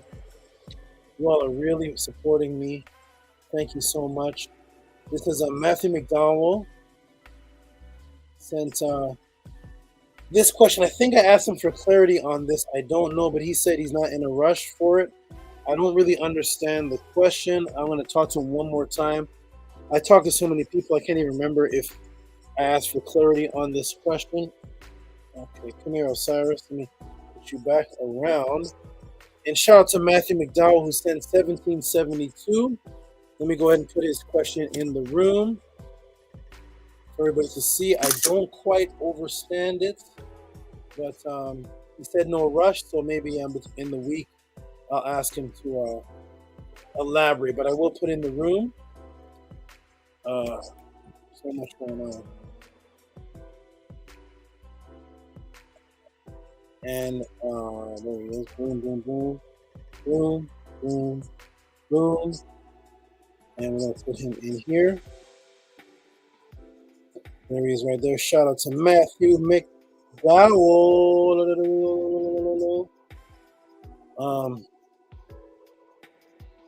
And after Matthew McDowell, I'm going to do you two Timos, and then I'm going to let you guys jump on the line again. I got to take another break in a moment and then answer one question and close out. Shout out to, this may be the most questions I've ever gone through. Oh no. Okay, shout out to Matthew McDowell, who sent in 1772. And look at this interesting question, people. I really don't know what it means. I'm going to ask him for some clarity, and he'll elaborate. So it says, if you can see on the screen, I'll go ahead and read it. And it says, "Greetings, Tehuti. Would you speak about the 19-level grid pattern and the BG3 energy waves that commit people new? Also, the tools used to tune certain parts of the brain to activate certain functions. I will talk to Matthew McDowell sometime after this to elaborate what this is. 19-level grid and BG3. I talk to him. He sends me messages all the time. He's probably sent me an email elaborating this. We'll see, though. We'll see. Okay, here we go. Shout out to you, Matthew McDowell. I'm going to see if I have this in as, okay, with clarity, needing some clarity. Okay, so now for the monster donator of the night, we're going through them all, but I want to, oh, wow. A lot of good donators. Whoa, ooh. Don't leave, Kamit. Don't leave yet. I'm getting to you, too. You all are just, Kamit is great. He always surprises me. I never know when he's gonna donate, but when he does, it's always some kind of monster thing. Where is Tehuti Mos? He's in here too. He's in here under another name. Wait a minute. Is this you too, Timos? Oh, shout out to John Presley. Let me do him real quick. John Presley, who sent $41 for my books. My books are only $25 for both. But I like it when you guys contact me. I like it when you guys send extra donations. You can do that if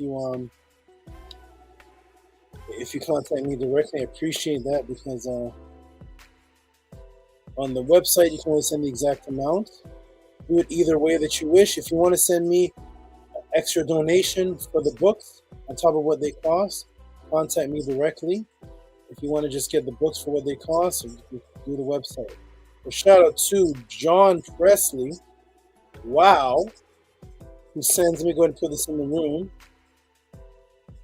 John Presley, I don't even know if he's in the room right now, but Shout out to him who donates $41, and he got his books. Best believe he got his books ASAP. Shout out to brother John Presley. I don't even know who this is in the room, but shout out to you for your support. And he sent in $41 for 2 books. $41 for 2 books. Shout out to you, John Presley. You're awesome. Appreciate that.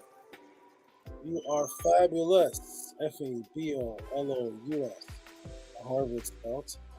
All right, now on to the next one before I take a break. I'm gonna take a break and then I'm gonna come back and see if Bev is around and answer Bev's question. And I'm trying to see where there. Oh, Cleophas. Oh, God. Tehuti with the monster, man. Tehuti, my good brother, you are truly dedicated and loyal to what it is that I'm doing, and you definitely want me preserved, and I appreciate it so much. I'm about to put up your donation and then let the brothers step in the room. Let me go ahead and label this. Tehuti with the Giants.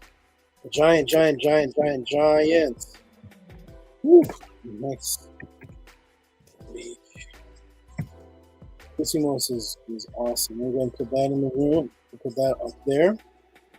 And I think, okay. He did it in 2 parts. He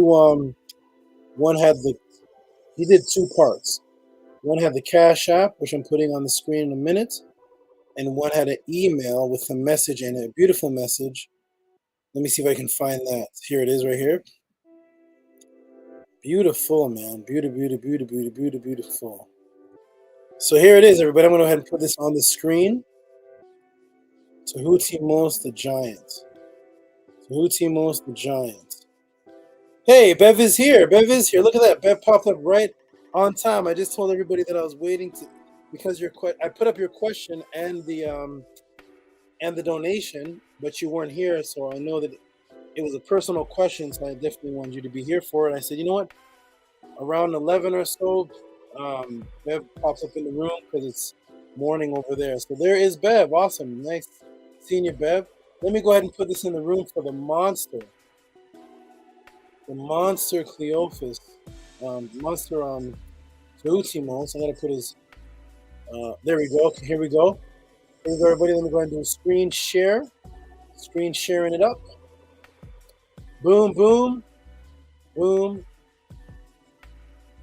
And is this him right here? Oh, no. Let me do the... here it is. So first of all, everybody can see that. It says, Hotep Saba. I am so happy and humbled to be learning the culture of the Nile Valley under you. Tua, my question is, what are the symbols squared in red that look like flags really mean? According to our Nile Valley ancestors, Tehutimos 1004-22, and he circles these 3 symbols. That's the question, but look what Tehutimos sends. Look at the support, ladies and gentlemen. This man here. Woo. This man here is he is preserving me. I will say that right now. Tehutimos, here we go. Tehutimos with, wow. Tehutimos with the monster.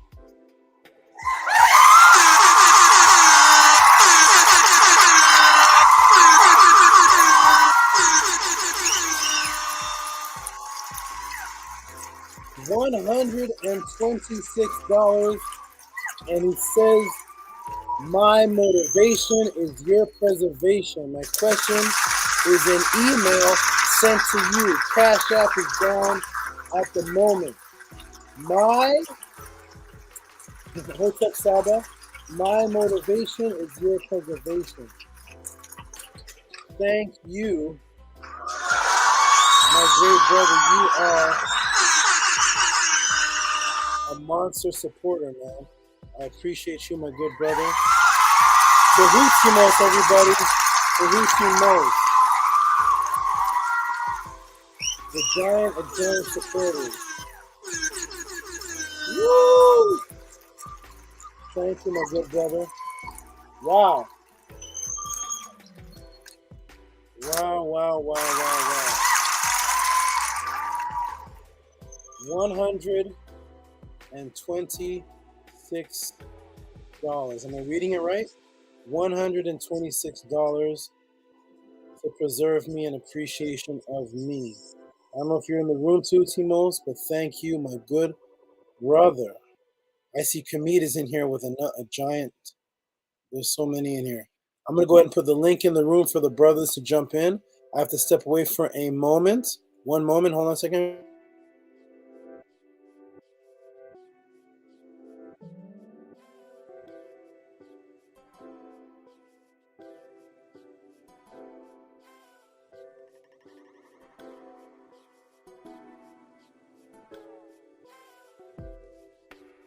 All right. Awesome. All right, brothers, jump on, please. I'm going to take a little break right now.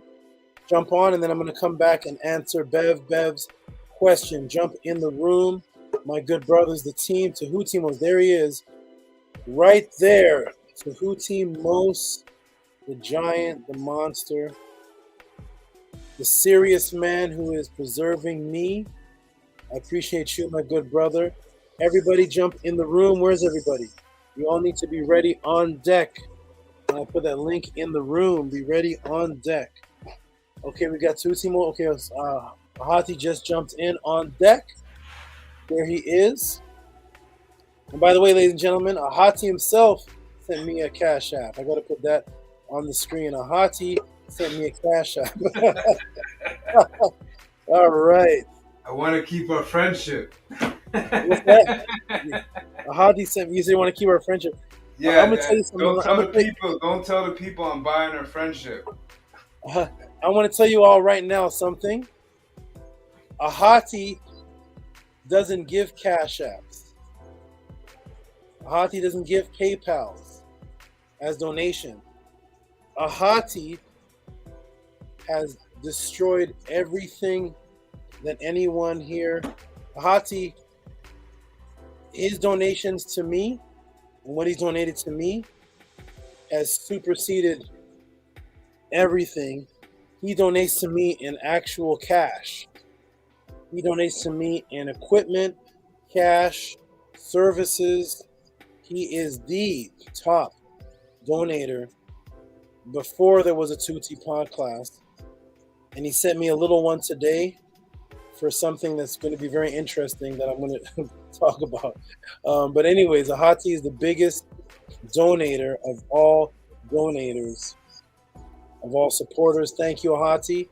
His donations just are not on the, they're not computerized. That's all. He's a hand-to-hand cash man. So he's underground. He's not for the computer world. So shout out to you, Ahati. He's Ahati, and his donations and what he's donated is incomprehensible to people in this room for how he had to obtain it. So shout out to you, Ahati Ma'at. I'm going to step out the room for a moment. Shout out to everybody. Freddie Cali says time is all worthy. That's right, Freddie Cali. Time is all worthy. Appreciate my time. And I'm going to take a break right now. And you all take over. I got to step away. Look at the number here, 72. 72 in the chat. I'll be back to answer Beth's question. And then I'm going to give the shout outs to the rest of the people. And then we're going to close out. Okay, Osiris, we shall be back. I'll be back. Peace. Take it over, gentlemen. Peace, everybody. Hotep, good brothers. Hotep. You know that information is invaluable. Those that know information is invaluable. brother. What's understood don't need to be discussed. You know, we definitely know how that is. We appreciate that information in Saba the Prophet and being able to step out of the matrix, because the way that the next generation, like Ahati said, the next generation is getting this information, because this information is always going to be out there. And it's the truth. And that's the most important part of it, that they'll be able to get the truth where our ancestors inscribed it on the walls. You know, the way that truth was laid out thousands of years ago before it was polluted and and distorted, you know. So that information is invaluable. Those that know. Tehuti Mode, you know, we love you, brother.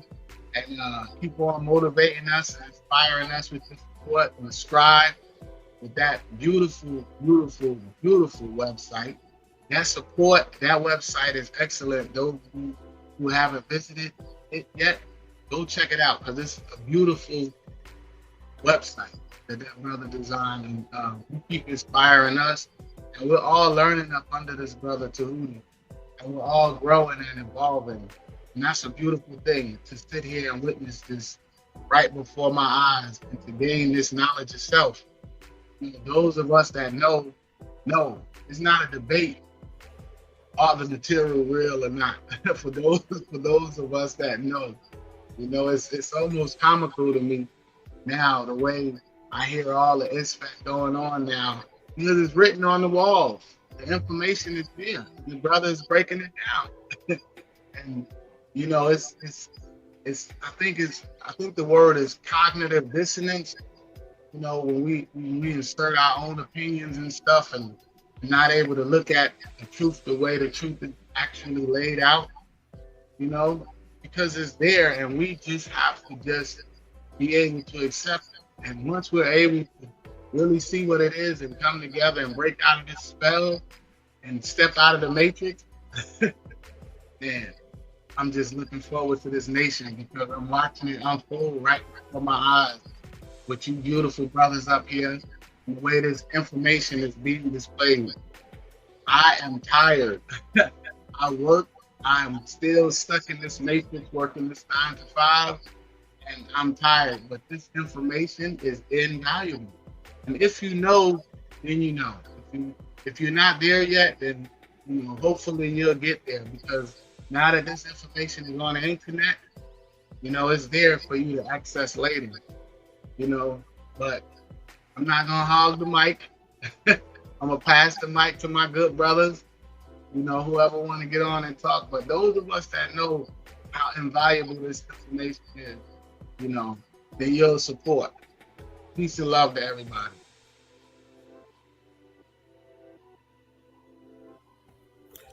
Thank you, good brother. Thank you, good brother.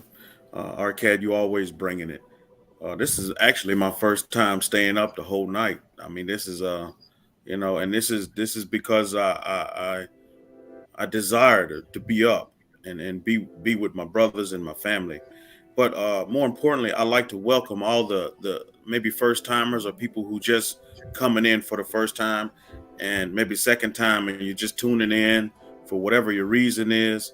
But I can guarantee you your reason is because you continue to seek and search. You want to know the facts. And the only way, the antidote for the hypnotic environment that we're in right now, the antidote for that is the facts. And as long as you continue to seek and search out the facts, and I'm going to tell you what right now, I'm going to give you the cliff notes to the facts and seeking and searching. Whenever you seek and search, you're going to find the facts are going to take you right back to the Nile Valley. I'm telling you, it's just what it is. It's going to take you back to the Nile Valley. And you may find yourself here, or you may find yourself somewhere else, but you will be connected to what they call Kemet. I'll call it the Nile Valley, to the culture of the Nile Valley. When you get there, you melanated people, you will be home. And that way you can grow and you can learn and you can actually fit in and accept and embrace your culture, instead of embracing all of these cultures that were given to us. How about you just take your culture back instead of just embracing cultures that were given to you. I mean, my goodness, I really, for this eternity that I'm in, don't understand how, with the history that we have here in North America, of a man, of a people that gave us a book and told us to read this book, certain sections of it, that is, enslave us with that book. But then at the same time, when we come so-called out of slavery, quote unquote, we still embracing the book. To me, that just don't, that I can't make $1 out of 15 cents with that. So, I think it's time, and I just encourage all you newbies, if you're here and you kind of in doubt and you kind of thinking, man, is this where I need to be? You will know where you need to be, because I'm gonna tell you one thing about Saba Tehuti, and this is the facts.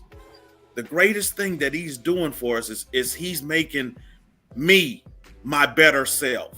And he's making each and every individual one of you your better self. Your best self is his desire for each and every one of us. And if you desire that, then you're in the right place.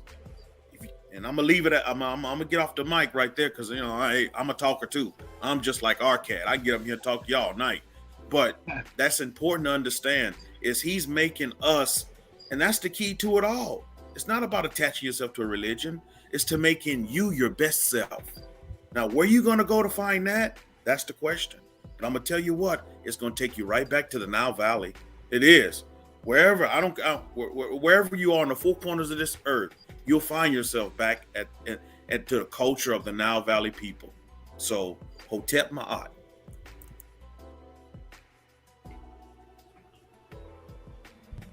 Peace, Hotep Ma'at. Everyone put a 1 in the chat if you want to learn more about the Medu Neter. If you want to go deeper into the Medu Neter, put a 1 in the chat. I want to see who wants to study outside of just the Friday class. Because if after Friday, after we close our computers down on Friday night, and we wake up Saturday morning and we get right back into the matrix, and we don't do anything else other than that until the next Friday, I guess that's cool. That's all right with you. But if we really want to build and continue to expand and grow, and like Tehuti Most just broke down, reach our highest versions of ourselves, it's got to be a consistent thing that we do every single day. All right, we see a couple ones. Yeet TT. All right, well, Jody, Terrell, Master K. Well, we have a Medu Neter Monday class. Every single Monday, we have a Medu Neter class at 11:30. Well, it's 12 o'clock now, Pacific time. All you have to do is email Saba Tehuti, mysticaltelevision@gmail.com. I am Kudzanai, RPM. Email Saba Tehuti at mysticaltelevision@gmail.com. And Monday, we have a very personal, excellent, thorough class breaking down the Per-Himmaru and the Medu Neter. And I seen a comment way earlier in the class about how complex the language is. You can't even begin to understand how complex it is. This is just the beginning stages, So if you really want to understand that on a much more interpersonal level, a deeper level, on a way that you can actually apply it to your life, email Saba Tehuti and get in the Medu Neter Monday class. It's nothing to get in there. There's nothing to get in there, and the value you come out with is infinite.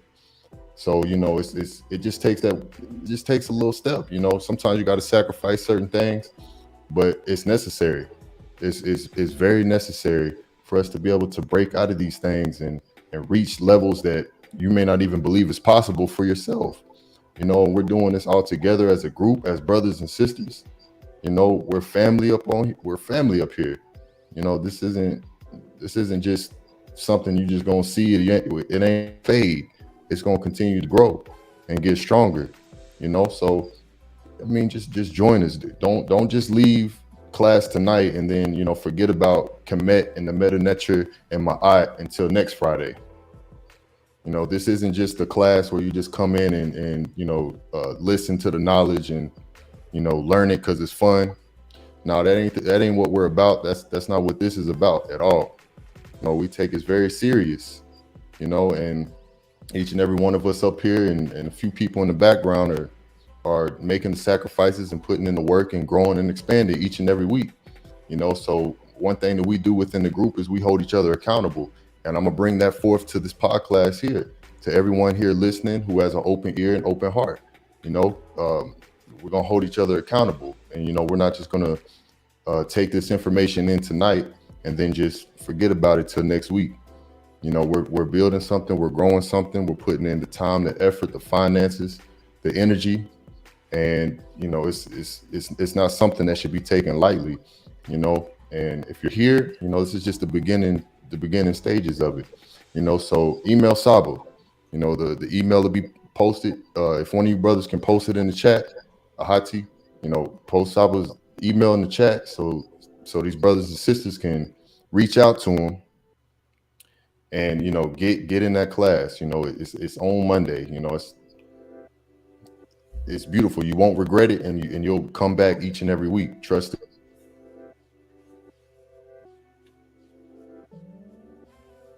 Hotep. So Hotep, and I'll pass it to you, great brother Ahati. Yeah, that was well said, Scribe. You basically said everything that needs to be said. I don't know how much we can make it more clear. Now it's just up to the people to actually take action. So I want to thank the chat for coming out tonight. I want to hail the chat, because for you to just spend hours and hours here with us is a feat in itself. I want to hail the chat, those of you that have donated, because I know that you work all week and like Arcad and you do what you got to do for these Tamahus. So you're actually using your rest time to actually gain more knowledge, which takes up a lot of energy too. So I want to hail you for that. And in the Medu Netter, the word for hailing each other is the Ma-Karu, the Ma-Karu. It's our victory voice. It's our true voice, because the true voice is the one that Tehuti most spoke about, which only deals with facts over opinions. So I want to say Makaru to the chat. I want to say Makaru to you brothers, and I want to say Makaru to Kemet, because like the scribe said, we are awakened. The brothers on this panel are fully awake now. So now it is up to you, sisters and brothers, to become awake too. This is how the NOI, the Nation of Islam, started. This is how Garvey's movement started. This is how the Panthers started. But they were missing one element.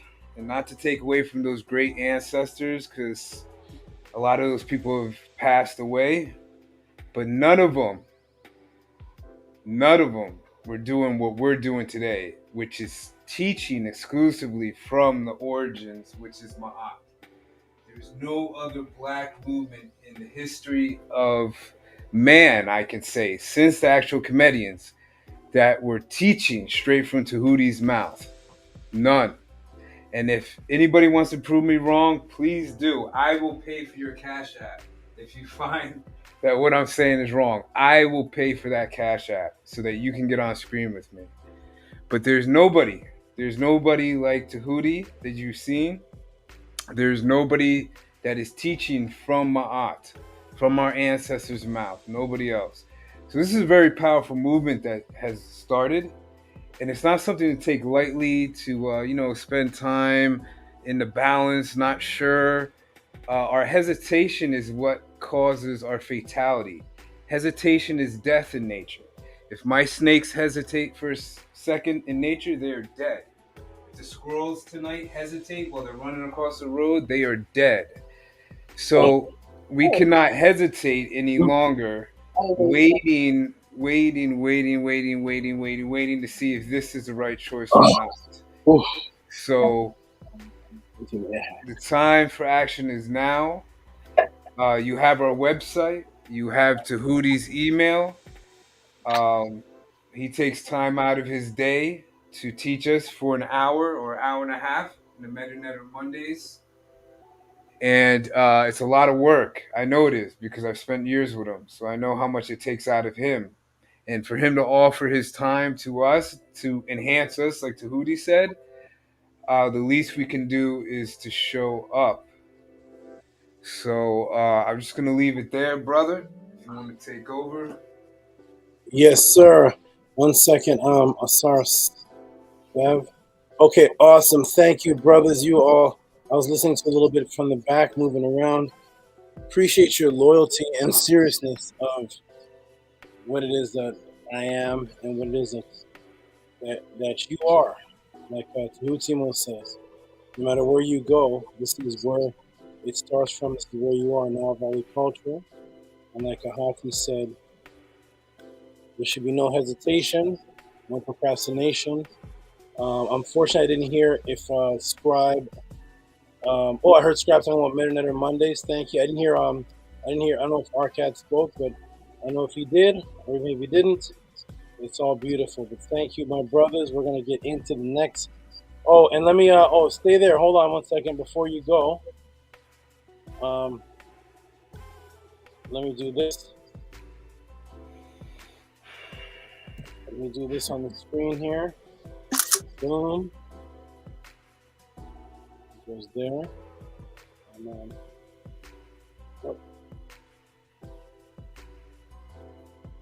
and here we go. Give a shout out to one of the donators here, one of the supporters here, who sent a donation. And that supporter is Ahati Ma'at. Ahati Ma'at, who says, I want you to have my donation back. You deserve it. So that is beautiful. Thank you, my brother. Somebody, I think it was, I don't know if it was a Scary or somebody donated money, and they said they want $10 of it to go to Ahati. So I had cash tapped him $10. I told him somebody in the Podclass actually donated to you. And I guess this is this what that is, Ahati? You're sending that back? Is that what this is, or did somebody? Yeah, I believe it was Netter the Greatest that sent it. Okay, good. Yeah, so that was some months ago, and not sure what happened in Ahati's brain, but something happened, and he decided to send it back, saying that I deserve it. Well, thank you, my brother. Appreciate that. Thank you so much, and that is very good. I appreciate it. Good job, my brother. Thank you for that. Let me take that off. Okay, so we're gonna go ahead and we're gonna get into the answer here. And I just want to know if so shout out to you, brothers. Thank you all, brothers, and you all are doing great. I look forward to this Sunday. I'm gonna have some. I watch, but I'm gonna have a little bit more time to watch this Sunday than usual Sundays. I watch you all in the class. I think this time I'm going to be able to catch the beginnings. I never catch the beginnings when the person is teaching, so I gotta see if I can catch that. But I look forward to seeing what you all do this Sunday. Whose turn is it to teach this Sunday? It's Ahati's. Yep. Oh, Ahati. Okay, good. So that's going to be great as usual. And okay, all right, my good brothers. You gotta do a surprise visit some week. Don't tell us. You should just pop in. Yeah, Saba, I'm waiting on that cameo, man. When you gonna do that cameo, Saba? Come in and do the cameo, man. I was thinking about it, but I was thinking about it in the last few weeks when I had a couple of minutes, but I wanted to see how you brothers do. I don't want to just pop in there and vacuum out all the energy and distract. You guys are doing something. I said, let me just see what they're doing, because if I come on, it may turn into something else. Although you all will love it, but I want to see how you all do just without me for a while, and then when you have the flow of the system, then I pop in, and you all are doing pretty good. But I am going to pop in now that I see you all have the structure and this teaching and all this. Now it's going to be time for me to pop in. I didn't want to do it when it first started. There's no way. Well, we're getting ready to take the training wheels off, Saba. The training wheels will come off and you'll be able to come in. We can ride the bike now, Saba. Yeah. I wanted to see that. So I'm proud of you all. You are doing great from what I've seen. And Scribe's show got over got more views than the Podclass. His show got over 2,300 views, and my Podclass was at 1,900. I don't know how Scribe did. I'm not sure what happened, but that was. I don't know. He said he doesn't know what happened either. So I don't know. Well, his teachings show in other dimensions. His teachings go to other dimensions, so that's why. Great breakdown. We got the best teacher. We got the best teacher, Saba. Yeah, that class they got a lot of views. But okay, guys, it's 11:19. I'm going to go ahead, do a couple shout outs, answer this question, and close down the class. This is going to be a good one. The question that Bev sent, I don't know if she's still in the room, but basically about contacting, and she feels connected to a mate of hers that passed. And was there any contact with Asar and Aset? What happened to Asar and Aset? And it wasn't just them. Asar, Aset, and Nebtet were all in the relationship after Heru was born. Asar is still dead. So what happens after that? Welcome to the Tehuti Podclass. We're about to get into it. I'm gonna wait to see if Bev is still here. Until then, I'm gonna throw a couple more shout outs in the room. We got, oh my goodness, we got Kamit 101. Are you here, Kamit? I hope you didn't fall asleep. Kamit 101 with the massive monsters. The monsters are here. The monsters are here. And one of the monsters is Kamit 101. I don't know if he's in the room, but I'm gonna go ahead and throw his donation up in the room. Is Kamit 101 in the building? Is he in the building? Whoop. It's Kamit. Oh, what's going on here? It's Kamit 101 in the building. Let me go ahead and throw him up there. Look at this monster donation. Kamit 101 with the massive $72. Kamit 101 with the massive donation. I don't know if he's even in the room to hear this appreciation, but he is one of the monsters donating. Thank you, Kamit 101. Let's go ahead and read what this actually says. What does this actually say? Let's go ahead and read it. Thank you, Kamit 101. If you're in the room, if you're hearing, I appreciate it. And what does it actually say? Let's see what he wrote. Let's see if it's a question or what is it. It says, equipment fund, new Microsoft computer. $72.27. Thank you, my good brother Kamit. You are awesome. I don't even know if you're in the room anymore, but you'll see this. And I appreciate it. Thank you so much, my good brother. Thank you so much. That's Kamit 101. Also known as DZM in the room sometimes. Shout out to you, Kamit. Equipment fund, Microsoft computer. That's what he said, right? Let me read it again. For equipment fund, new Microsoft computer. Thank you, my brother. Thank you so much.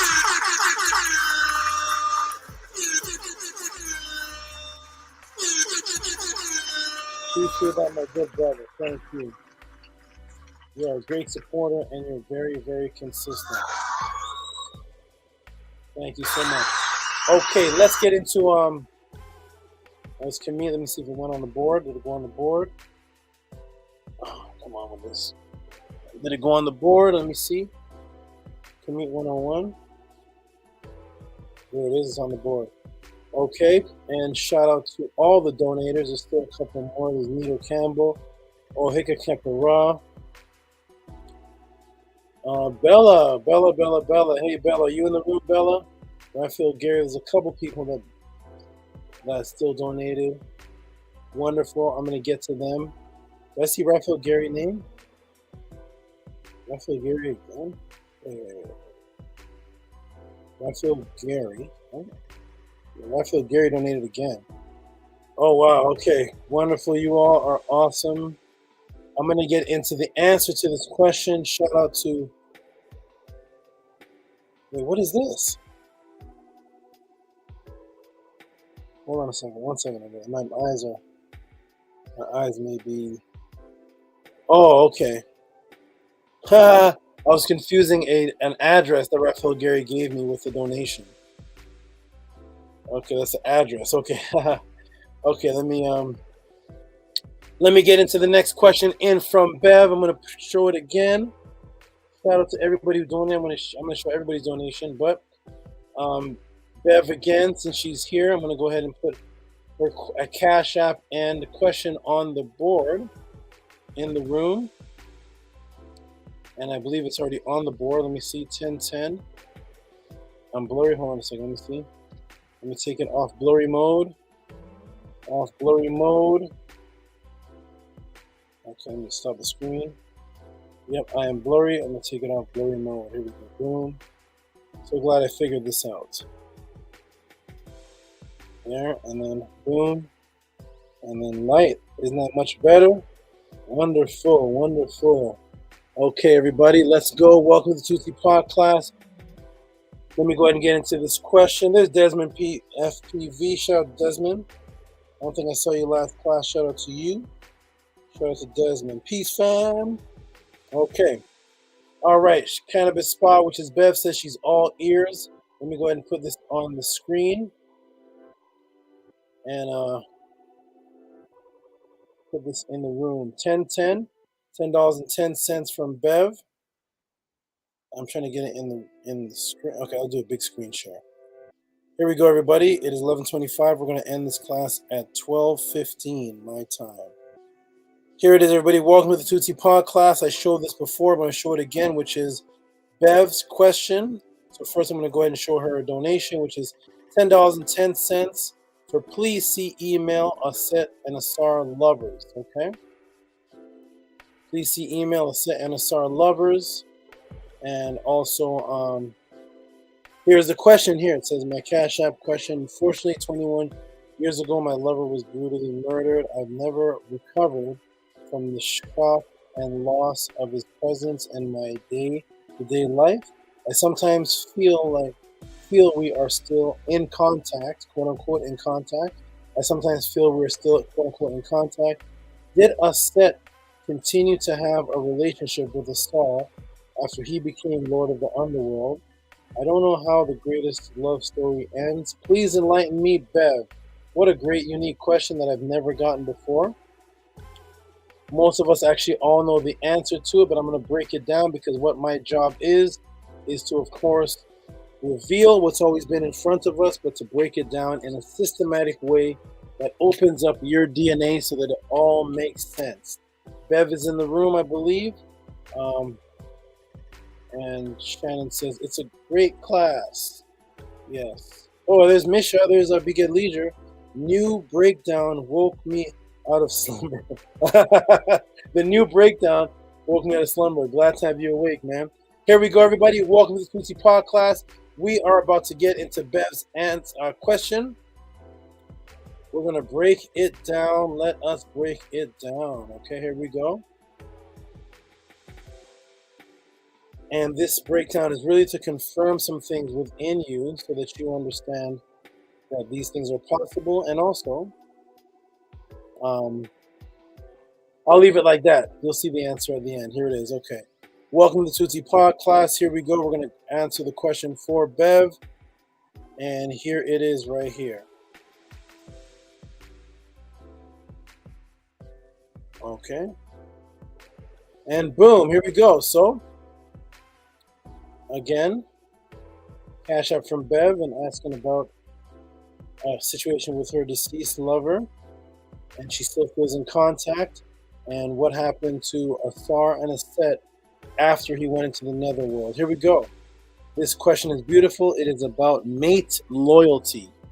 Mate loyalty and the seriousness of the relationship between Asar, Aset, and Nebtet.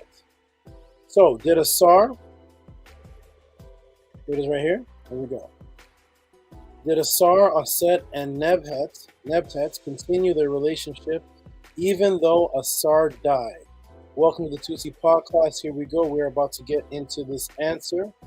Let us break it down. Here we go. We're going to shrink this down. So first what we're going to do is we're going to get into what I like to break down for everybody. I've broken this down in a podcast before, but of course, this is directly pertaining to this, so we're going to understand what happens after death by understanding the bioenergetic aspect of the human etheric body. Here we go, everybody. Welcome to the Tehuti Podclass and the bioenergetic aspect of the human body. The bioenergetic aspect of the human etheric body is the underlying supporting bioenergetic mechanism and active living template for bodily intelligence and all biological life process. It works in line with the biological function of the physical body and exists as an exact bioenergetic counterpart that is firmly enmeshed with the living physical body. Okay, I'm going to shrink this down. In the Per Amharu, it says, let me do something here real quick. Boom, boom, boom. So I'm going to fix something here real quick. This time, boom. No, no, zoom. No, stop. Reset. Start. Anyway. Okay, so it says, in the presence of the keeper of the scales, thou art my double, Ka, within my body, forming and making strong my limbs. May thou come forth to the place of happiness to which we advance there.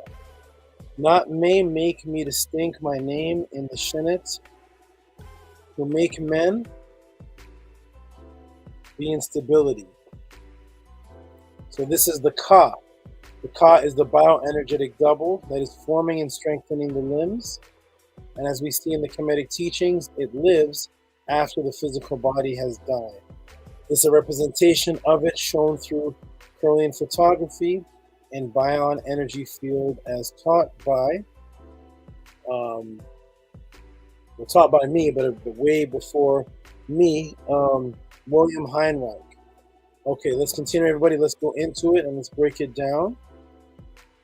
So this is the Ka energetic body represented by two hands, which are the invisible workings, which is what hands represents the working. This is the Ka statue of the pharaoh Awibri Hor on display at the Egyptian Museum in Cairo.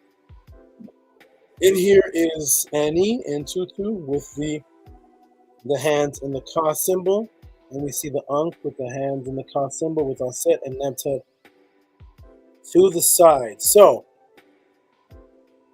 let's continue. This Ka energy is also thought. It's also conscious thought. Now, what happened was they did an experiment. Well, they're doing experiments, but they have something called the electron scintigraph. Okay? I broke this down one time on Killer Priest. This is from Science Daily, which is, we've all seen this.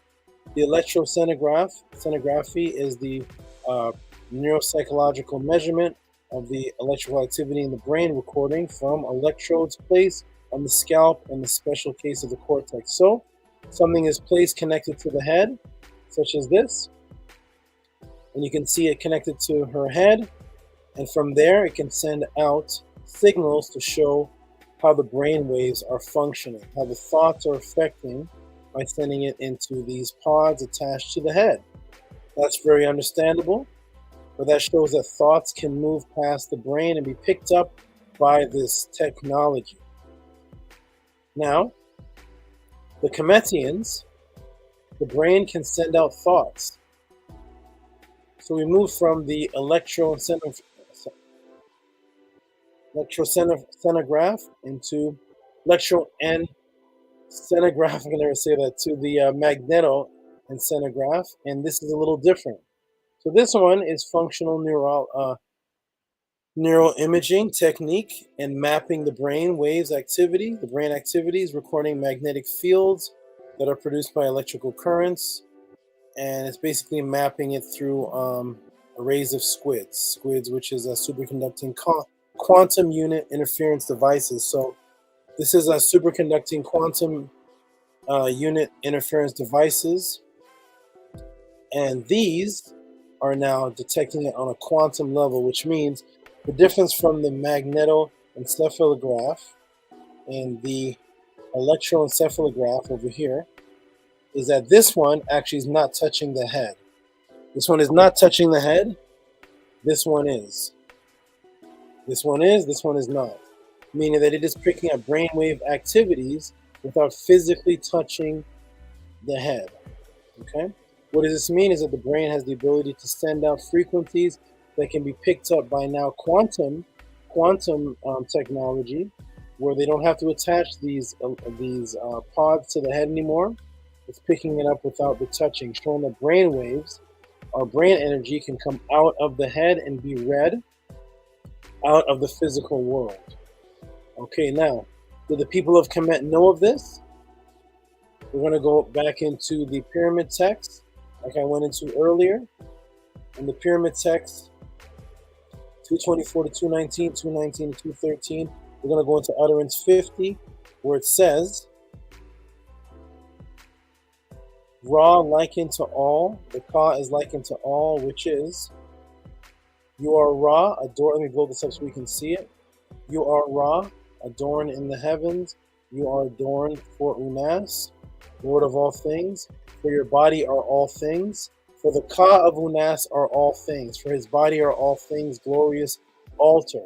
So the understanding to Kemet in Kemet in the Nile Valley is that the Ka, which is also your consciousness, is not directly generated by the physical body, but the chi, or the Ka energy, in actuality is in all things, thus making it unlimited. It has no limitations. Now, the Kemetians understood this. When we look over here at the neurological pathways in the brain over here, we see that it always shows it as lights and electrical sparks in the brain, almost looking like a forest or like tree branches sparking off and moving around in the brain as light. But according to the magnetoencephalograph, this light can actually escape the physical body and be read by quantum squid technology. Did the Kemetians know this? Did they know that light, energy, and consciousness in the body, in the brain, can actually shoot out from it and exist outside the physical body? Well, let's look at the Kemetic word for brain, which I've taught many times. It's Utet. And here it is. I actually just taught my goddesses about this Wednesday. The same chart here. And I put it together live in front of them while they're teaching on something. I put this together. But here's the cerebrum. You see it's Utet. And remember, these electrical flares and lights and fires and energy can shoot out of the brain, can it? Well, the word Utet for brain is the same word for, look at what the Kemetians say, Utet, to shoot out fire. So they knew that these thoughts could actually shoot out past the physical body, and consciousness could exist, and you could communicate outside of the physical body. This is going to lead into the connection that Bev and others can have with people that lose their physical body, because you don't need your physical body for this to occur. Now let's get into what the Ka is, because the Ka, that is all things that can actually exist outside of the physical body as a form of consciousness. We look at the word Ka or Kai, and it means to think. This is on page 782 of the Egyptian Hieroglyphic Dictionary, and it means to think out, to call out, to think, to speak. That's Kai, which is the same as Ka. Same as Ka T, with the T at the end, and this is thought, meditation, thought of the heart. So to speak out and to have thought meditation is the Ka, which exists as all things and can exist and permeate through the peripherals of the physical body, and thus you can communicate with things that are just a Ka or a Ba. You don't no longer need the physical body, and the Kemetians knew of this, which is what the whole Per Em Haru was about. Let us continue. Let us continue. Okay, so now we're going to go back into the pyramid text. Well, let me see if I covered all this. Yes, I did. I'm going to go back into the pyramid text over here. And what does the pyramid text say? Well, yeah. Well, we'll go into the Per Em Haru. I gained power over my two hands. I gave power over my arms, my hands and arms. I gained power over my feet. I gained power to do what pleases my Ka.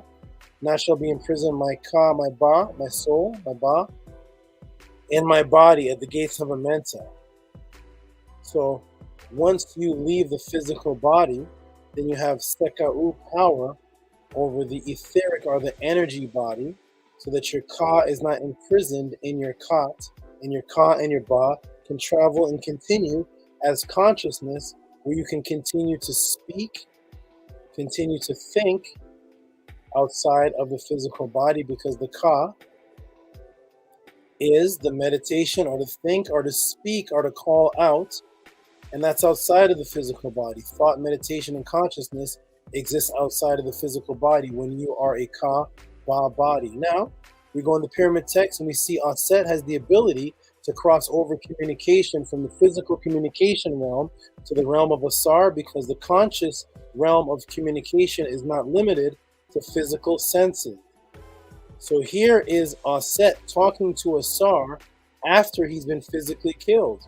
We go into the pyramid text, utterance 532, and we see, to say, O morning post of the morning boat of its Lord, to say, O mooring post of the morning post of its Lord, O mooring post of the morning boat of him who is in it.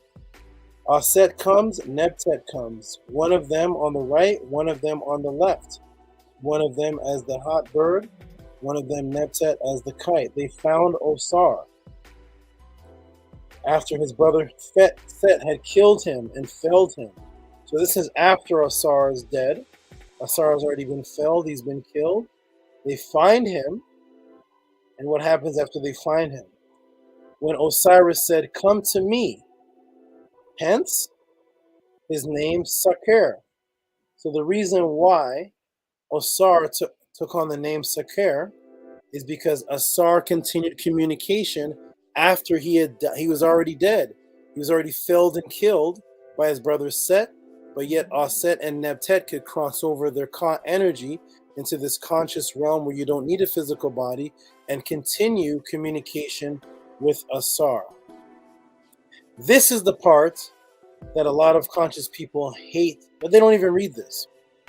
All they talk about is Asar was killed, Heru was born, Aset came and wrapped his body part. But what about the part where Aset and Asar are talking after he died? What is that symbolic of? What is that? Because Asar is killed and he's saying to Aset, come to me, and they're hearing him, and he takes on the name Saker. They prevented thee from rotting in accordance with the name Anpu. They prevented thy putrefaction from flowing to the ground. So Aset, Asar, and Nebtet are having conversation after Asar is dead. And this is because Aset and you can have multiple echoed bodies that echo each other on refined planes. Then the consciousness shifts through each energy body, thus giving Aset and you the ability to accomplish bilocality. Bilocality is to be in two or multiple places at the same time. And I'm going to read this again. This is because Aset in the past and you can have multiple echoed bodies that echo each other on refined planes. Then the consciousness shifts through each energy body, thus giving Aset and you the ability to accomplish bilocality, which is displayed right here. This is from a book called Astrodynamics, a great book. And this is talking about the echoed body. So what happens is the body that's laying down, the physical body, is in the physical realm. Then you have you have the energetic body or the expanded body, and that is the Ka. The Ka can expand but still stay close to the body. And then you have the real-time body as it flies out into what's called the real-time zone, and that is the Ba. Consciousness shifts from the physical body and goes from here to here to here, because this physical body cannot go where this one is, this one cannot go where this one is, this one cannot go where this one is. All of them go into higher or thinner refined states to move up to different dimensions that they can vibrate on. Thus you have bilocation because you're still on your bed, but you have echoed multiple bodies that are existing on different planes of consciousness, having their own different experiences, thus bilocation, so you can be a physical body and continue on to communicate with the sleep and the dead. And that is what Aset and Nebtet had the ability to do. Now, Here's another demonstration or illustration of it. You do not leave your body. You do not have an out-of-body experience where you leave your body. You have what's called echoed bodies. Bilocation, trilocation, echoed bodies. Why? Because the ka, which contains your consciousness and forms your limbs, has to stay in the physical body, in the Khat, the physical body that the Ka birthed. That's why it's called Khat. Khat is the birth of the Ka. It is the feminine symbol at the end.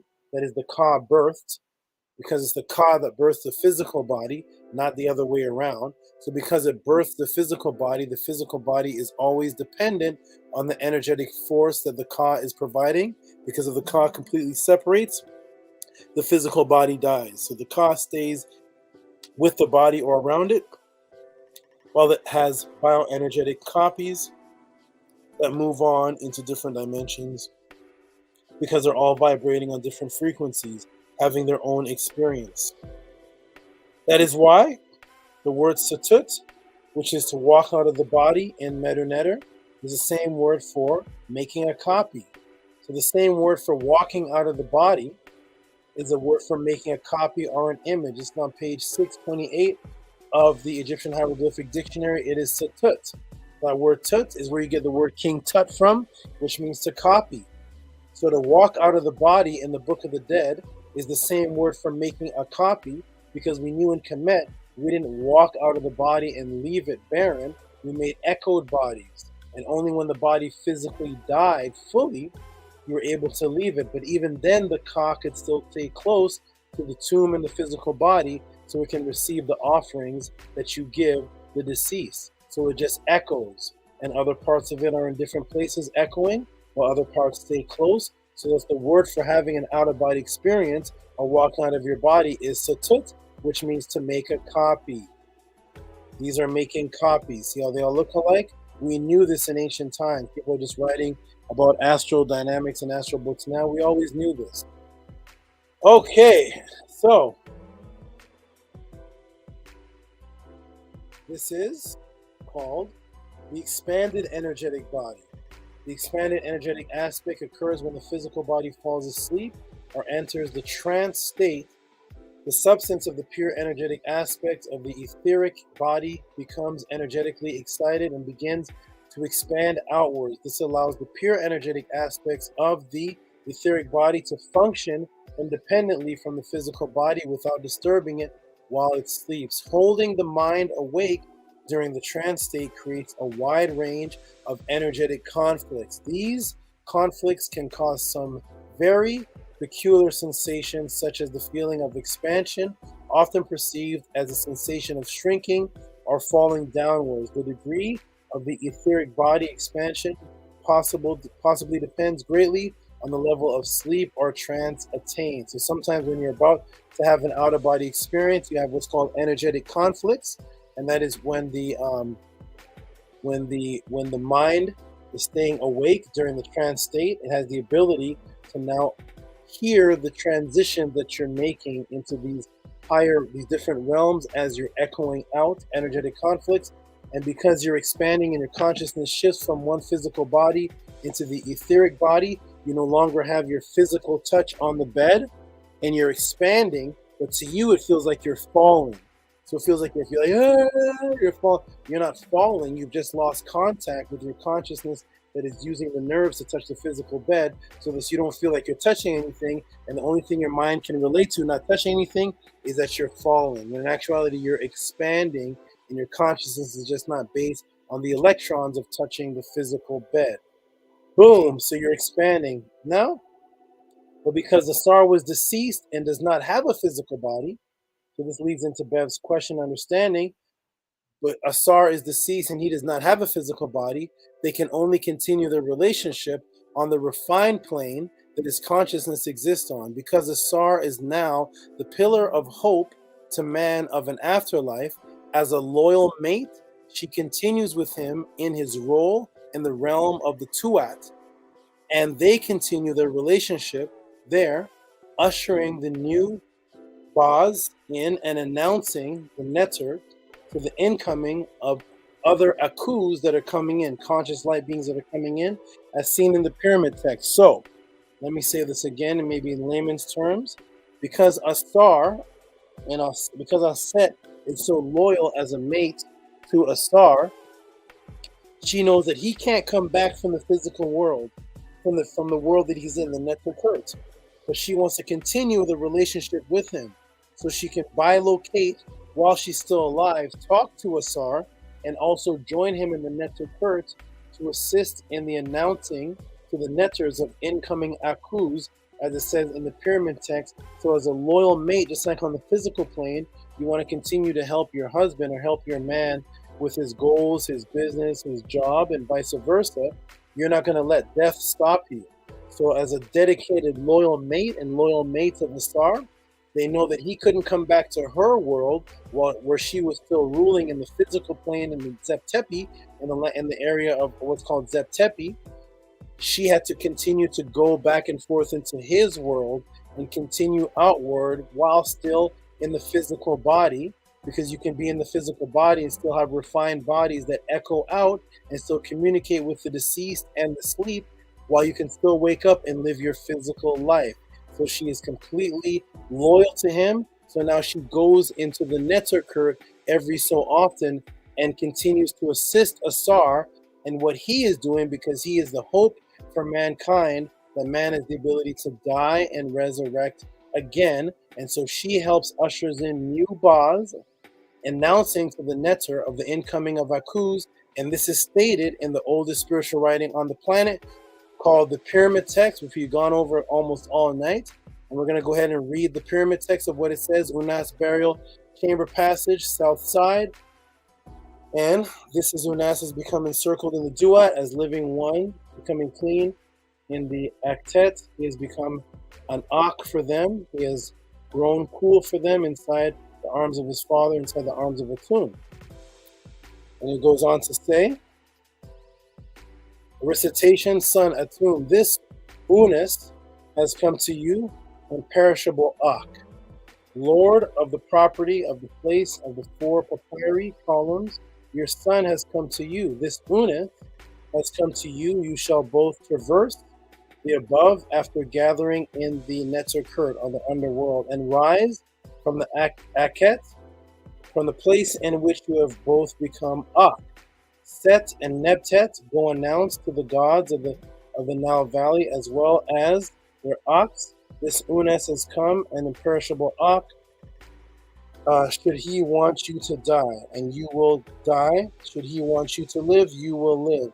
Son Unas, son Atum, Unas has come to you, imperishable Ark, Lord of the property of the place of the 4 papyrus columns. Your son has come to you, Unas. You shall both traverse. And it says the same thing. And then it says, Osar and Aset, go announce. Here it is right here. Asar and Aset, go announce to the Netter of the Delta, as well as their Ox.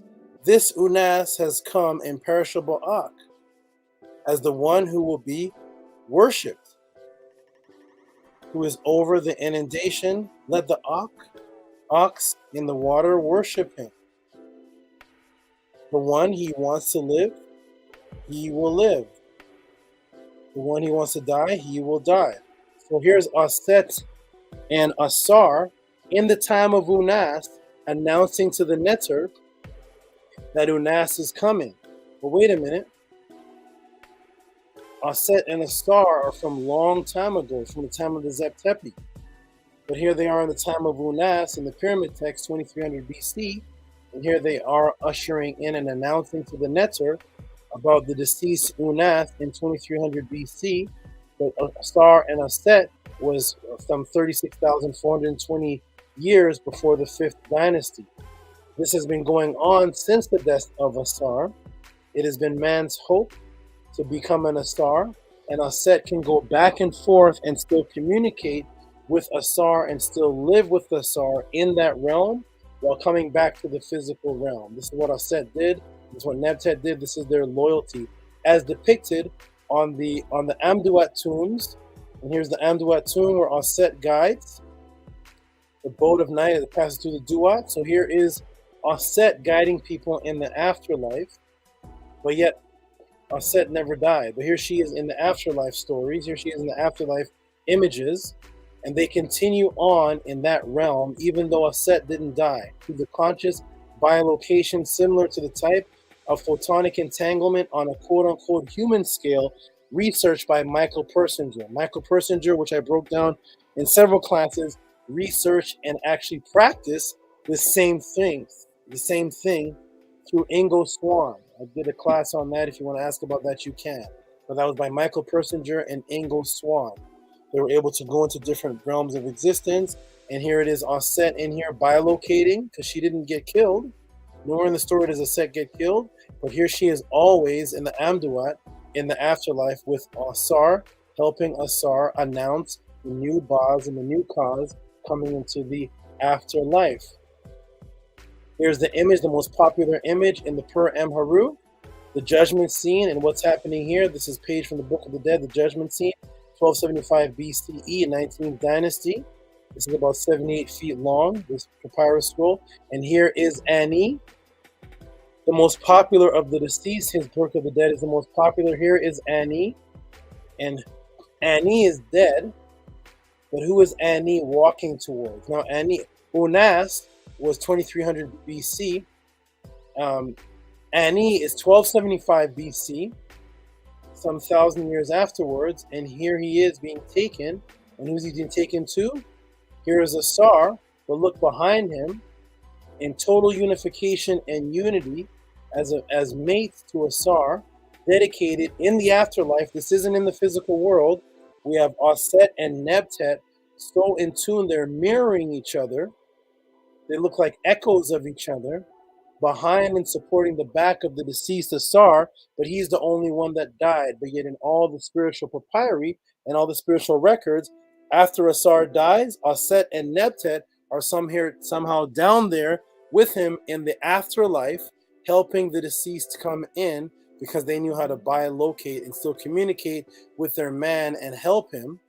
And because Asar, Aset, and Nebtet were able to continue their relationship, even though one has passed, this set hope for the people in Kemet that their relationship was so loyal that not even death could separate them. As we see with Ani and his mate Tutu, the European came up with the wedding chant, "Till death do us part." No, we continue due to the beautiful inspiration of the love relationship between Asar and Aset. And let me shrink this down and show you. Here is the motivation of this. So the motivation of this family here of Asar, Aset, and Nebtet, and their love for each other, and that they continued with Asar in the afterlife, helping and aiding Asar in the afterlife, while the deceased in 1275 BC, way after Asar died, is being led to Asar, but yet Nebtet and Aset are there, and this has been going on since Asar died. They never died though. There's no record of Aset and Nebtet dying at the time of Asar to be there in this position, but they knew how to bilocate. So this set hope for us that we can do the same. So thus when we look in the Per Em Haru, what do we see? We see Ani, who died, but yet his wife and his maid is right there behind him. Did she die too? Did they die at the same time? Nope. But here they are.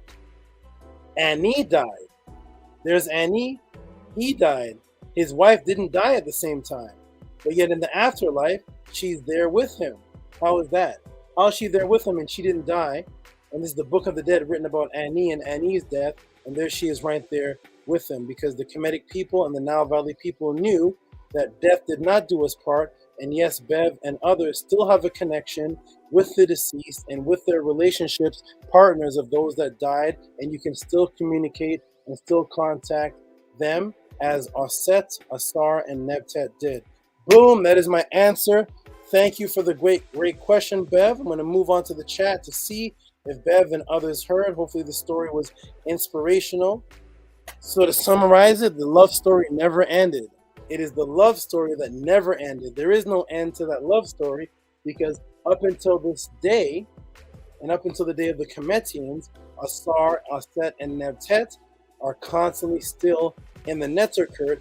They continue that relationship forever. They never stop the relationship. So it is the greatest love story, because even though their man died, it didn't separate them. and there's nowhere in any of the spiritual writings where Asar is separated again from Aset and Neptet.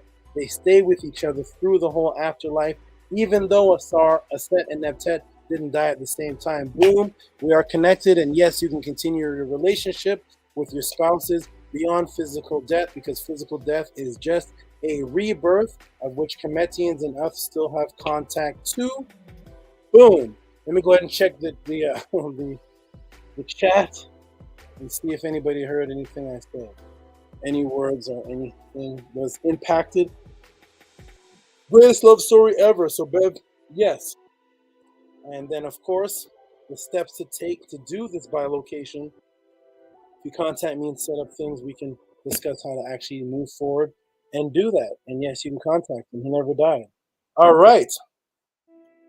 Let me see the chat and see if Bev heard the answer and if anybody appreciated it and liked it or disliked it. Let's take a look and see. Ooh, let me scroll through. I know I'm lagging. I'm behind.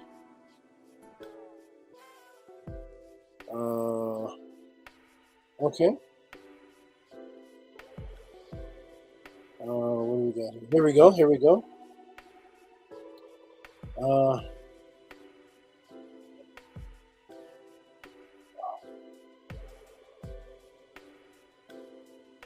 Okay, I'm way behind. Okay, we got Nania Summer saying, mind-blowing answers again and again. Okay, we got I'm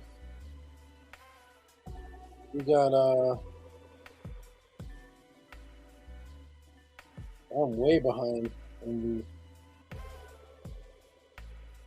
Where's all the responses? Where am I get that REM sleep. Okay, I am expanding. Shannon says, amazing. Okay, here comes the responses. Here we go. Your reincarnation is real. Yes, Freddie Kelly, reincarnation is real. We got Anki Ma'at putting up her hands. We got Nanya Stepmer saying, amazing, great, mind-blowing answers again and again. Okay, we got Hika Kipara putting, I guess is mind-blowing.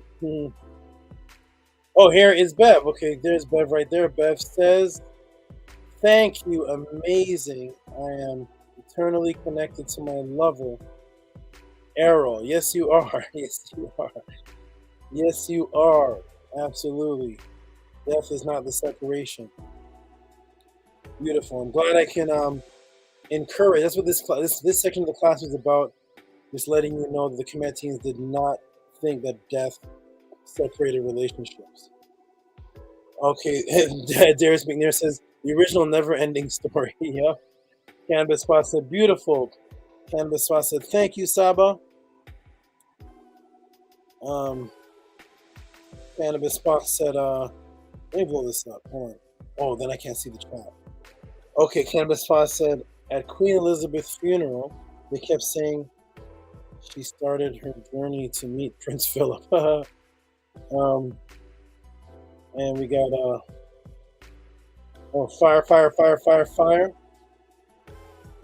And then we got Cannabis Spot saying, let me blow this up. Tears welling up, so special. I feel his presence come and go. It never left, just the physical. Exactly. I'm glad I could. This was just to confirm that within you. And let everybody think you're crazy. No, that's this. No. Okay, Anki Ma'at says Cannabis Spa. That's beautiful that you feel that. Awesome. Okay, everybody. Wonderful, wonderful, wonderful. I covered a lot of questions today. You all appreciate it. Now it's time to go into the questions that were the donations of questions that are left sent in the Gmail for today. Freddie Kelly says soul is the most valuable beyond sight. Absolutely, Freddie Kelly. Mishak says great Saba, best love storytelling of eternity. That's right. Awesome story, right? It never ended. It never ended to the Kemetians. Never ended. Okay, let's go ahead and get into the donations, and we're gonna wrap it up in about 25 minutes. Here we go, everybody. Shout out to the donators of the day, the rest of them that I haven't called out yet. And we got, of course, the awesome almighty Anthony Drain, who sent this donation in before the class even started. This is what he always does. He sends it in before the class even starts. And Anthony Drain sent in 1072. Shout out to Anthony Drain. Let me put him in the room here. Boom and boom. And Anthony Drain is right here. What a great class this was today. What a great class this is. We're still going with the energy. Kinetic energy. Okay. 1072 from Anthony Drain. Shout out to you, my good brother. You are awesome. Appreciate the support. Wonderful, wonderful. Let's go on to the next. And the next, we get some agua.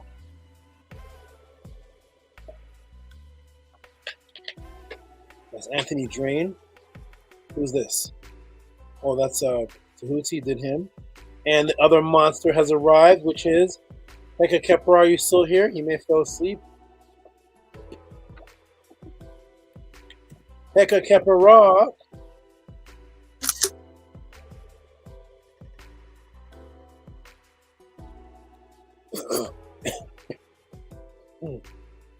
Hold on. Heka Kepra with the monster. The monster donation. You all are so awesome. Thank you so much. Heka Kepra with my throat.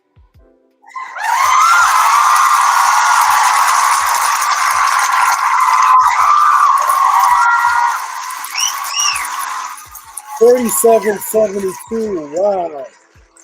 $37.72 for support. Thank you, Heka Kepra. You are awesome. Appreciate that, my brother. Appreciate that, my good brother. Heka Kepra with the great support as always. Thank you for appreciating me.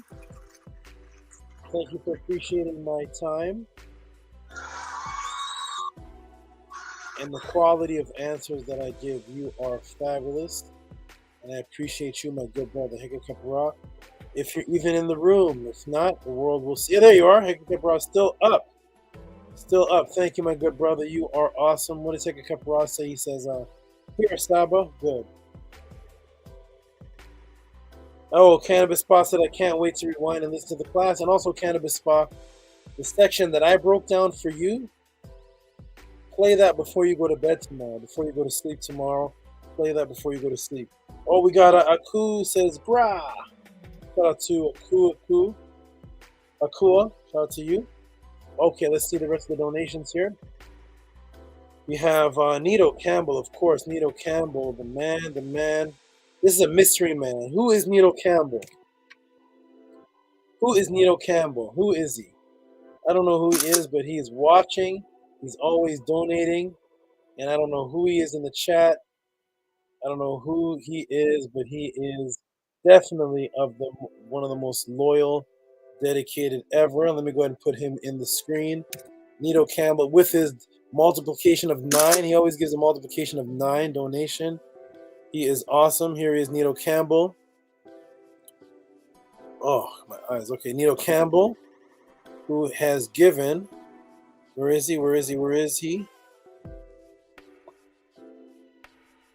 I appreciate you all so much. You all really motivate me to keep doing this. I only want to interact with you serious people that are keeping me going. Thank you so much.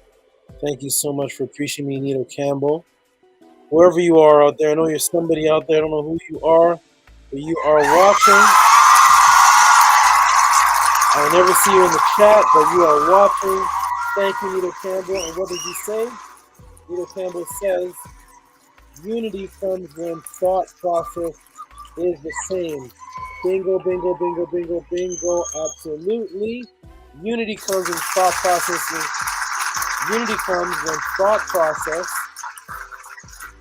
is the same. Thank you, my brother. Absolutely. That is literally correct. You can't unify just based on your black or unify based on the physical. We have to mentally unify. That's why we cannot unify under different religions thinking that we're going to do anything. You can't be mentally disunified and try to unify. Certain people can do that because they never had a spirituality to begin with. You can't base yourself on those people. All right, so now let's move on. Thank you, Nito Campbell. Let's move on to the next one, which is Carlos. Who's Carlos? Is that Comedic Energy? I know it's another Carlos. I know two Carlos. Silos Carlos and Comedic Energy. Shout out to Carlos, whichever one you are. Appreciate you, my brother. You are awesome. Awesome. I don't even know which Carlos this is, but whoever you are supporting. Appreciate you. Let me go ahead and put you up on the screen where you belong. With your hand claps and everything. Where you are. Let me see if you're on the screen yet. Shout out to Carlos. I don't even know which Carlos this is, but whoever you are, thank you for the great support, my good brother. You are awesome, fabulous, and wonderful. Whoever you are, Carlos, thank you for appreciating me, and I appreciate you. And with the reciprocity, I will continue to do what I do. Thank you, Carlos. Carlos put on reciprocity. Yeah, there it is. He put that in his message, reciprocity. Thank you, Carlos. You are awesome. Thank you, Carlos. Appreciate you, my brother. You are fabulous and wonderful. Thank you, Carlos. And let's go ahead and move on. Shout out to Carlos, whoever you may be. Let's move on to the next. We have a little bit to Owen Hythe. Ooh, Owen Hythe, man, you are definitely. He takes this very seriously. Shout out to Owen Hythe. Thank you very much, my good brother.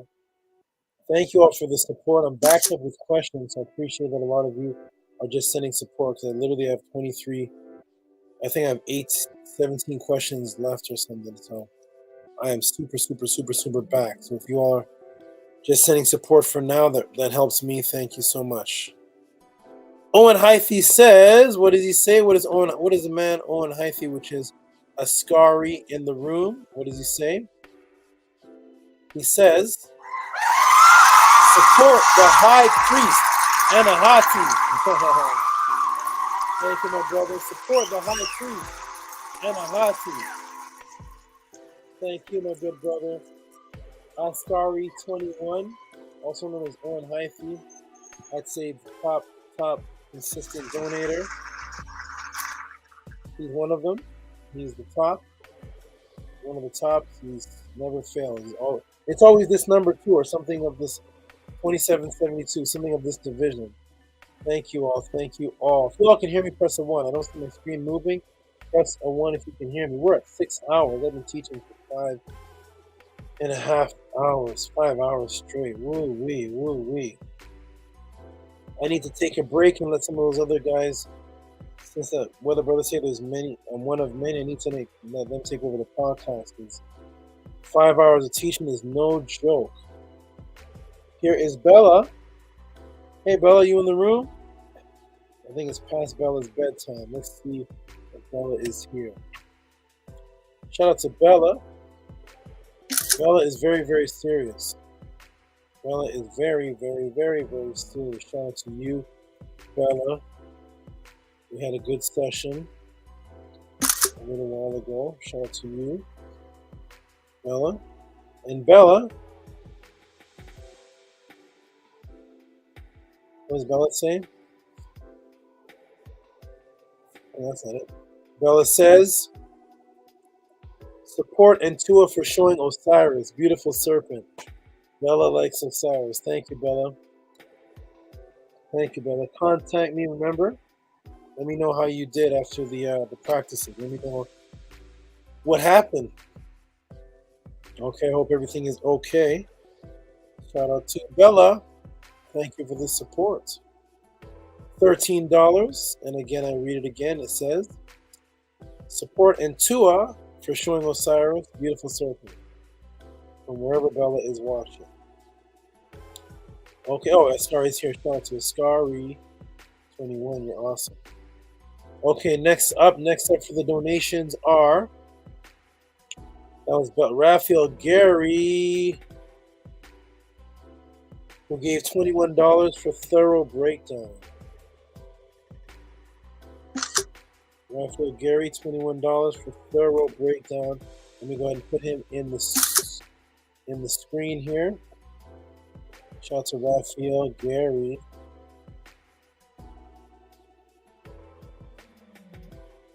Raphael Gary. Boom, boom, boom. There he is, Raphael Gary. Shout out to Raphael Gary. $21. You are awesome, my brother. Appreciate you. Always supporting. This man sent six supports in last week and one today. Thank you, Raphael Gary. Appreciate you, my good brother.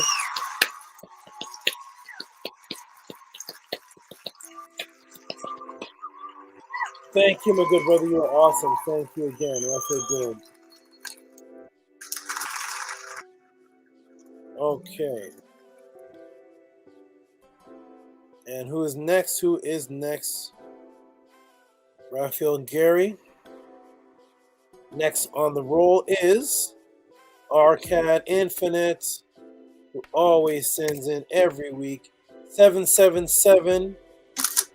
Arcad Infinite with a 777 for the support. He always puts support in Metanetter and in English. We put him on the screen, Arcad Infinite. He may be asleep right now, I don't know, but shout out to Arcad Infinite. In the famous words of Arcad Infinite, come join us. $7.77. He always does this. Thank you, my good brother.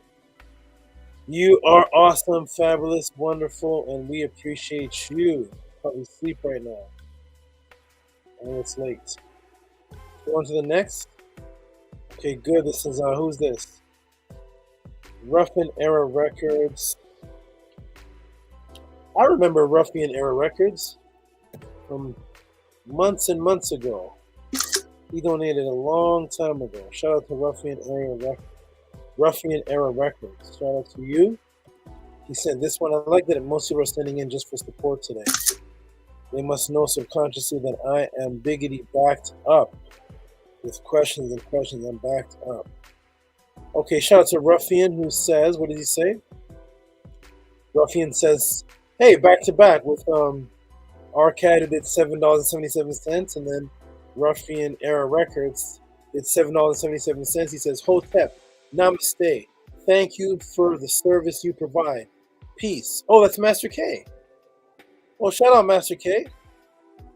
Shout out to you, Master K. I didn't know you were Ruffian Records. Okay. Shout out to Ruffian Records, which is Master K. Thank you for letting me know. Appreciate that, my good brother. Okay, we got a couple more, and we can close out. This is Lamar. Oh, Scribe.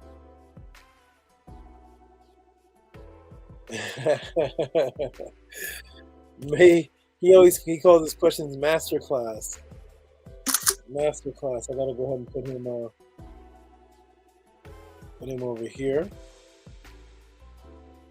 Masterclass. Well, where'd it go? Oh, come on. Is this it?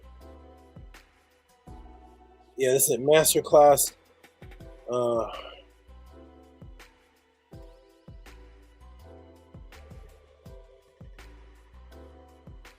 Okay.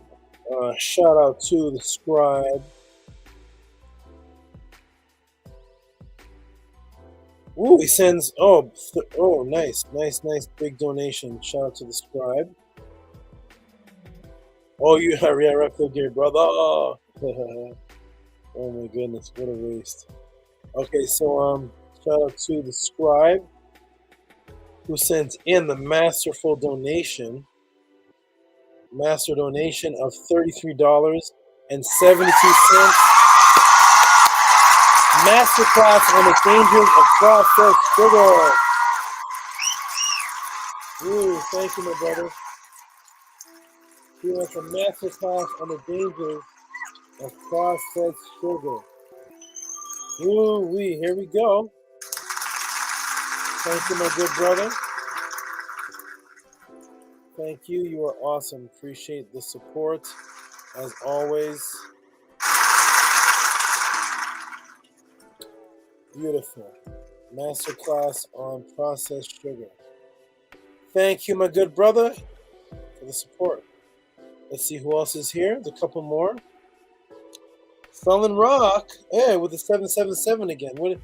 What's going on with you guys in the 777? Are you all planning this back to back? First Arcad, then Master K, and now Solid Rock Rashu with the 777. Thank you, my good brother.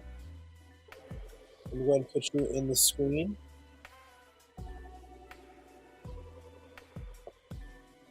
Shout out to Solid Rock Rashu, who sends, let's see. Ooh-wee. 777. Appreciate the research. Thank you, everybody, for sending me a lot of donations today without a bunch of questions. I appreciate that so much. I have so many questions. Oh, that I got to get to. Thank you all so much for giving me a little break tonight. Okay, shout out to Solomon Rock. You're awesome. Appreciate you, my good brother. Ooh. Soul Tribe. What a nice name. It says, peace, family. I never seen this name before. Soul Tribe. What an interesting way to spell tribe. He says, Tehuti the Great. Thank you, my brother. And he gives a what's that? Arm flex. Shout out to you. I'm tired. I can't even flex my arms. Shout out to you, Soul Tribe. Shout out to you. I'm breaking down. Here we go. Next is who's this? Big at Leisure again. Wow. Oh, Big at Leisure, because I woke him up. He said I woke him up out of his sleep for the new breakdown. I love Big at Leisure. He gives me donations and then gives me donations on appreciating the answer. Him and Raphael Gary does that too. They give a donation for the appreciation of the answer that even somebody else asked. Thank you all. Thank you all for doing that. Here we go. Boom, boom, boom. Shout out to Big Ed Leisure, man. Big Ed Leisure, who he sent in 50 already. Shout out to Big Ed Leisure, who says, what did he say? Appreciation, he says, friend, raging water of new. Tua, bro. Raging waters of new. Tua, bro, Saba. Thank you, my brother. Thank you. Appreciate that. You are a great supporter. I appreciate you very, very much. Thank you, my good brother. You are awesome as always. One of the greatest donators ever in the pod class. And the next is Bev again. Hey. Bev again must have just sent this or something. Let me refresh. I didn't see this up here before. Bev again with oh, beautiful. What a beautiful message. Thank you, Bev. Let me go ahead and put this on the screen. My answer was very touching to Bev, and thank you for appreciating me in that way. Bev says, oh, I can't get on the screen. Come on. Shout out to Bev. Let me get Leisure down. Whoa, what's all that? Okay. Shout out to Bev, who says,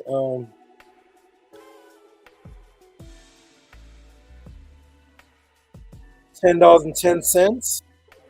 She says, you are my lamp. I love you, master teacher. Thank you, Bev. You're gonna get hand claps for that. Anyways, thank you so much. Appreciate that. If you send a 10, then you send a 10 again. And thank you for the response, you're feeling that way because of what I do for your brain, I'll read it again. You are my lamp.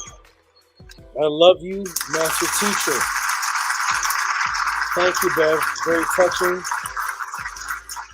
Thank you so much. Appreciate it, Bev. I don't even know if she's still awake or if she's here, but thank you so much. That was beautiful. I really enjoyed answering that question for you, too. All right. I believe that concludes everybody. There's no last donations. Not that I know of. That is everybody, right? Boom, boom, boom, boom, boom. I believe that's everybody. Let me refresh one more time. I'm trying to squeeze out of here before Raphael Gary sneaks in and donates again. Let me go ahead and close up everybody. I appreciate the support tonight. Tonight's support was great. And there wasn't a lot of questions bombarding me tonight. I have a lot of questions. It was like 3 in 1 and such, but a lot of it was donation and support. I greatly appreciate it. Thank you, everybody. Let me give a shout out to. Here's what I'm gonna do. I'm gonna let me give a shout out to the team, the moderators. I have to fix the moderator screen, make some adjustments. But the moderators are Anki and Ma'at. Here she is. Boom. Nania Step Mur. Scribe is in here somewhere. And Ahati is in here, Ahati Ma'at, and also the scribe who is somewhere in the mix. I have to make the new plaque, the new feature. This is scribe. These are the moderators, not the moderators, but the moderators who help me keep the room in control and understand what it takes to run the website and everything that I need to make things easier for me. Shout out to the moderators. For those who want to get my books, you can contact me at mysticaltelevision.com, mysticaltelevision@gmail.com. The writing material is Melanin Dark Consciousness and Stepping Out of the Matrix. You can also go to the website, which Scribe will put up. You can also get them there. Okay, we go by ancestral artifacts over religious opinion. Ancestral artifacts over religious opinion. You all are awesome. Please support Cash App TT Amun. If you're watching this on YouTube and you felt that my demeanor, my knowledge, my information affected you in any way, of all these answers that I'm giving, if you felt the quality was high enough to be valued, then please send your support in. This is what I do for a living. There is no ad hominem, no insulting people, no disrespecting anybody, no insulting people's questions, strictly factual information with visuals, dates, times, everything. It takes a lot of time to do that. If you feel that anything that I do is worth it, then please, as you're watching this YouTube, you can send your support, the reciprocity to at Rocky SV, Cash App, $ TT Amun. If you feel that what I'm doing is worth more than whatever else you may be spending your money on, I greatly appreciate it. This is what I do for a living. Metanetter class is at 12 o'clock. So at the bottom you see Hotep. Medu class will begin at 12 o'clock. It is 12 o'clock every Monday Pacific time. And it goes for about an hour and a half to 2 hours.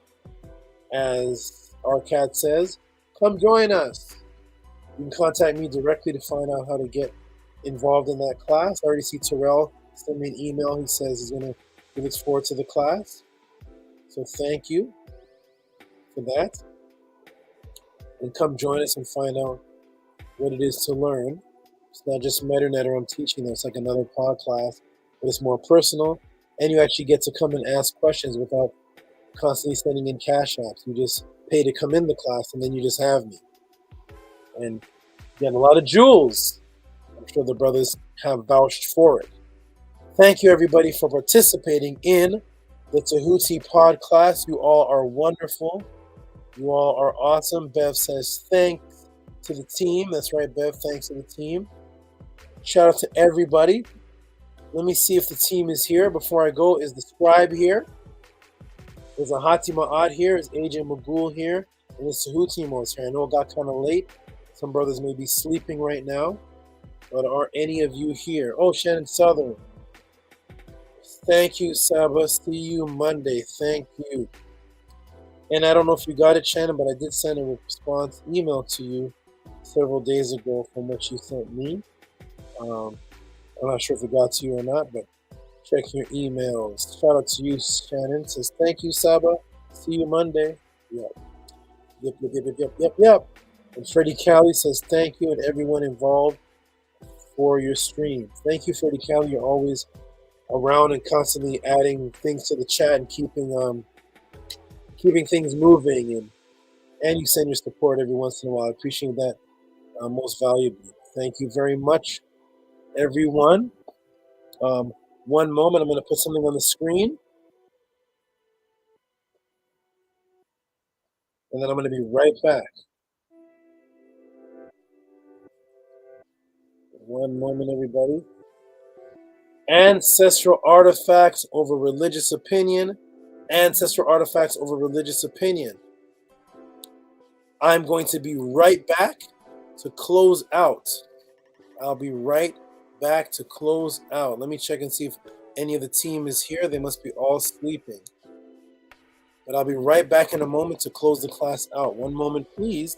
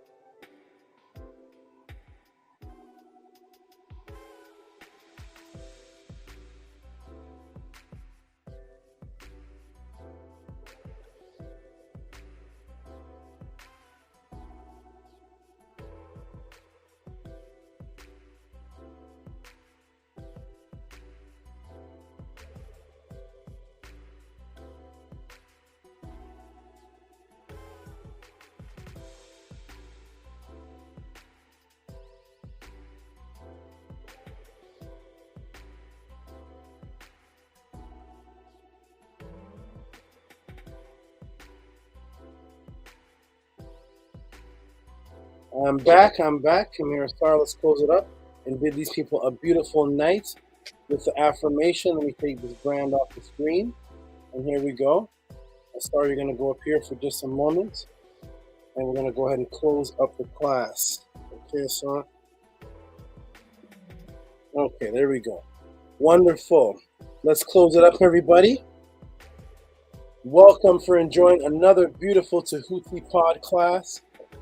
I'm glad you all enjoyed it. This was a very Awesome class, touching class. Glad you all liked it. We got a new person that just came in, or at least just came into the chat right as I'm closing, and that is Cartoon. Let me blow up the screen. Cartoon Cat. Shout out to Cartoon Cat. And you came in, or just came in the chat, just as I'm closing, to say, at Tehuti, peace, King, peace to you. Cartoon Cat, I haven't seen that name before, but shout out to all the new people that are here, or all those that are under different names. Okay, we got Unki Ma'at says, thank you all for your support. Thank you for attending to Tehuti's Podclass. Have a great weekend. And Unki M. Ma'at, that is the Ma'at waiter. Shout out to everybody. We're going to say peace to Neith and peace to Osiris. Oh, how is Bambi? Oh, Bambi has passed long time ago. That was years and years ago. Bambi had passed a long time ago. Okay, she said she'll be back. Come on back, Cartoon Cat. All right, everybody. We're going to say the affirmation, and then we're going to close out the class. Another beautiful Tutti podcast, 6 hours and 23 minutes. Here's the affirmation. We'll go ahead and say it and close out this beautiful, awesome class.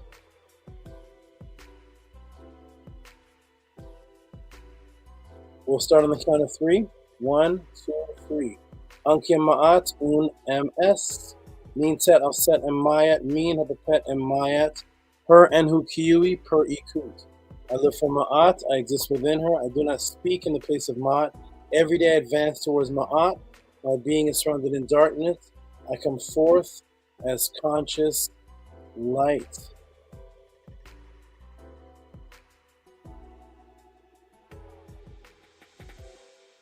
You all are wonderful, awesome. Love you all. Love those who are supportive of me. Those who are respectful of me. Those who want to keep me continuing with this in the vibration that I am. Those who support. Those who will be alive another day to be able to change their life. I am here for it. This is why I exist, for this purpose only, and that is to provide a Tehuti, a mental change to each person that comes into my existence and learns and expands themselves. This is Neith on my hat, all the way from Zimbabwe.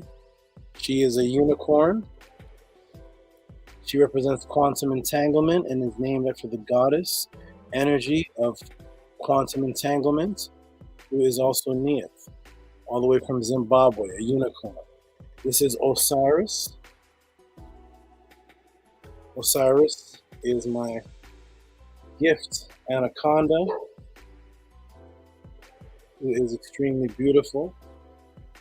He represents the calmness and stealthiness of how serious it is to defend oneself, feed oneself, without having any hearing and any distraction. Complete focus. That is the Osiris right here. Say peace, Osiris. That is him. We're going to say peace and love to everyone who has come to the Tehuti Podclass. We love you very much. Thank you for continual support. Peace and love. And make sure you come again. You all are awesome. Come to Metanetter Mondays. Email me if you want to know about Metanetter Mondays at mysticaltelevision@gmail.com. For those who believe anything that I taught is worth anything, support at TTM Moon at Cash App. TTM Moon, Cash App. PayPal is at Rocky SV. Cash App is TTM Moon. Please support. This is what I do for a living completely. I have no 9-to-5 job, and I never actually have. Peace and love, everyone. You're all awesome, and continue to support the mission. This is what I do. Peace.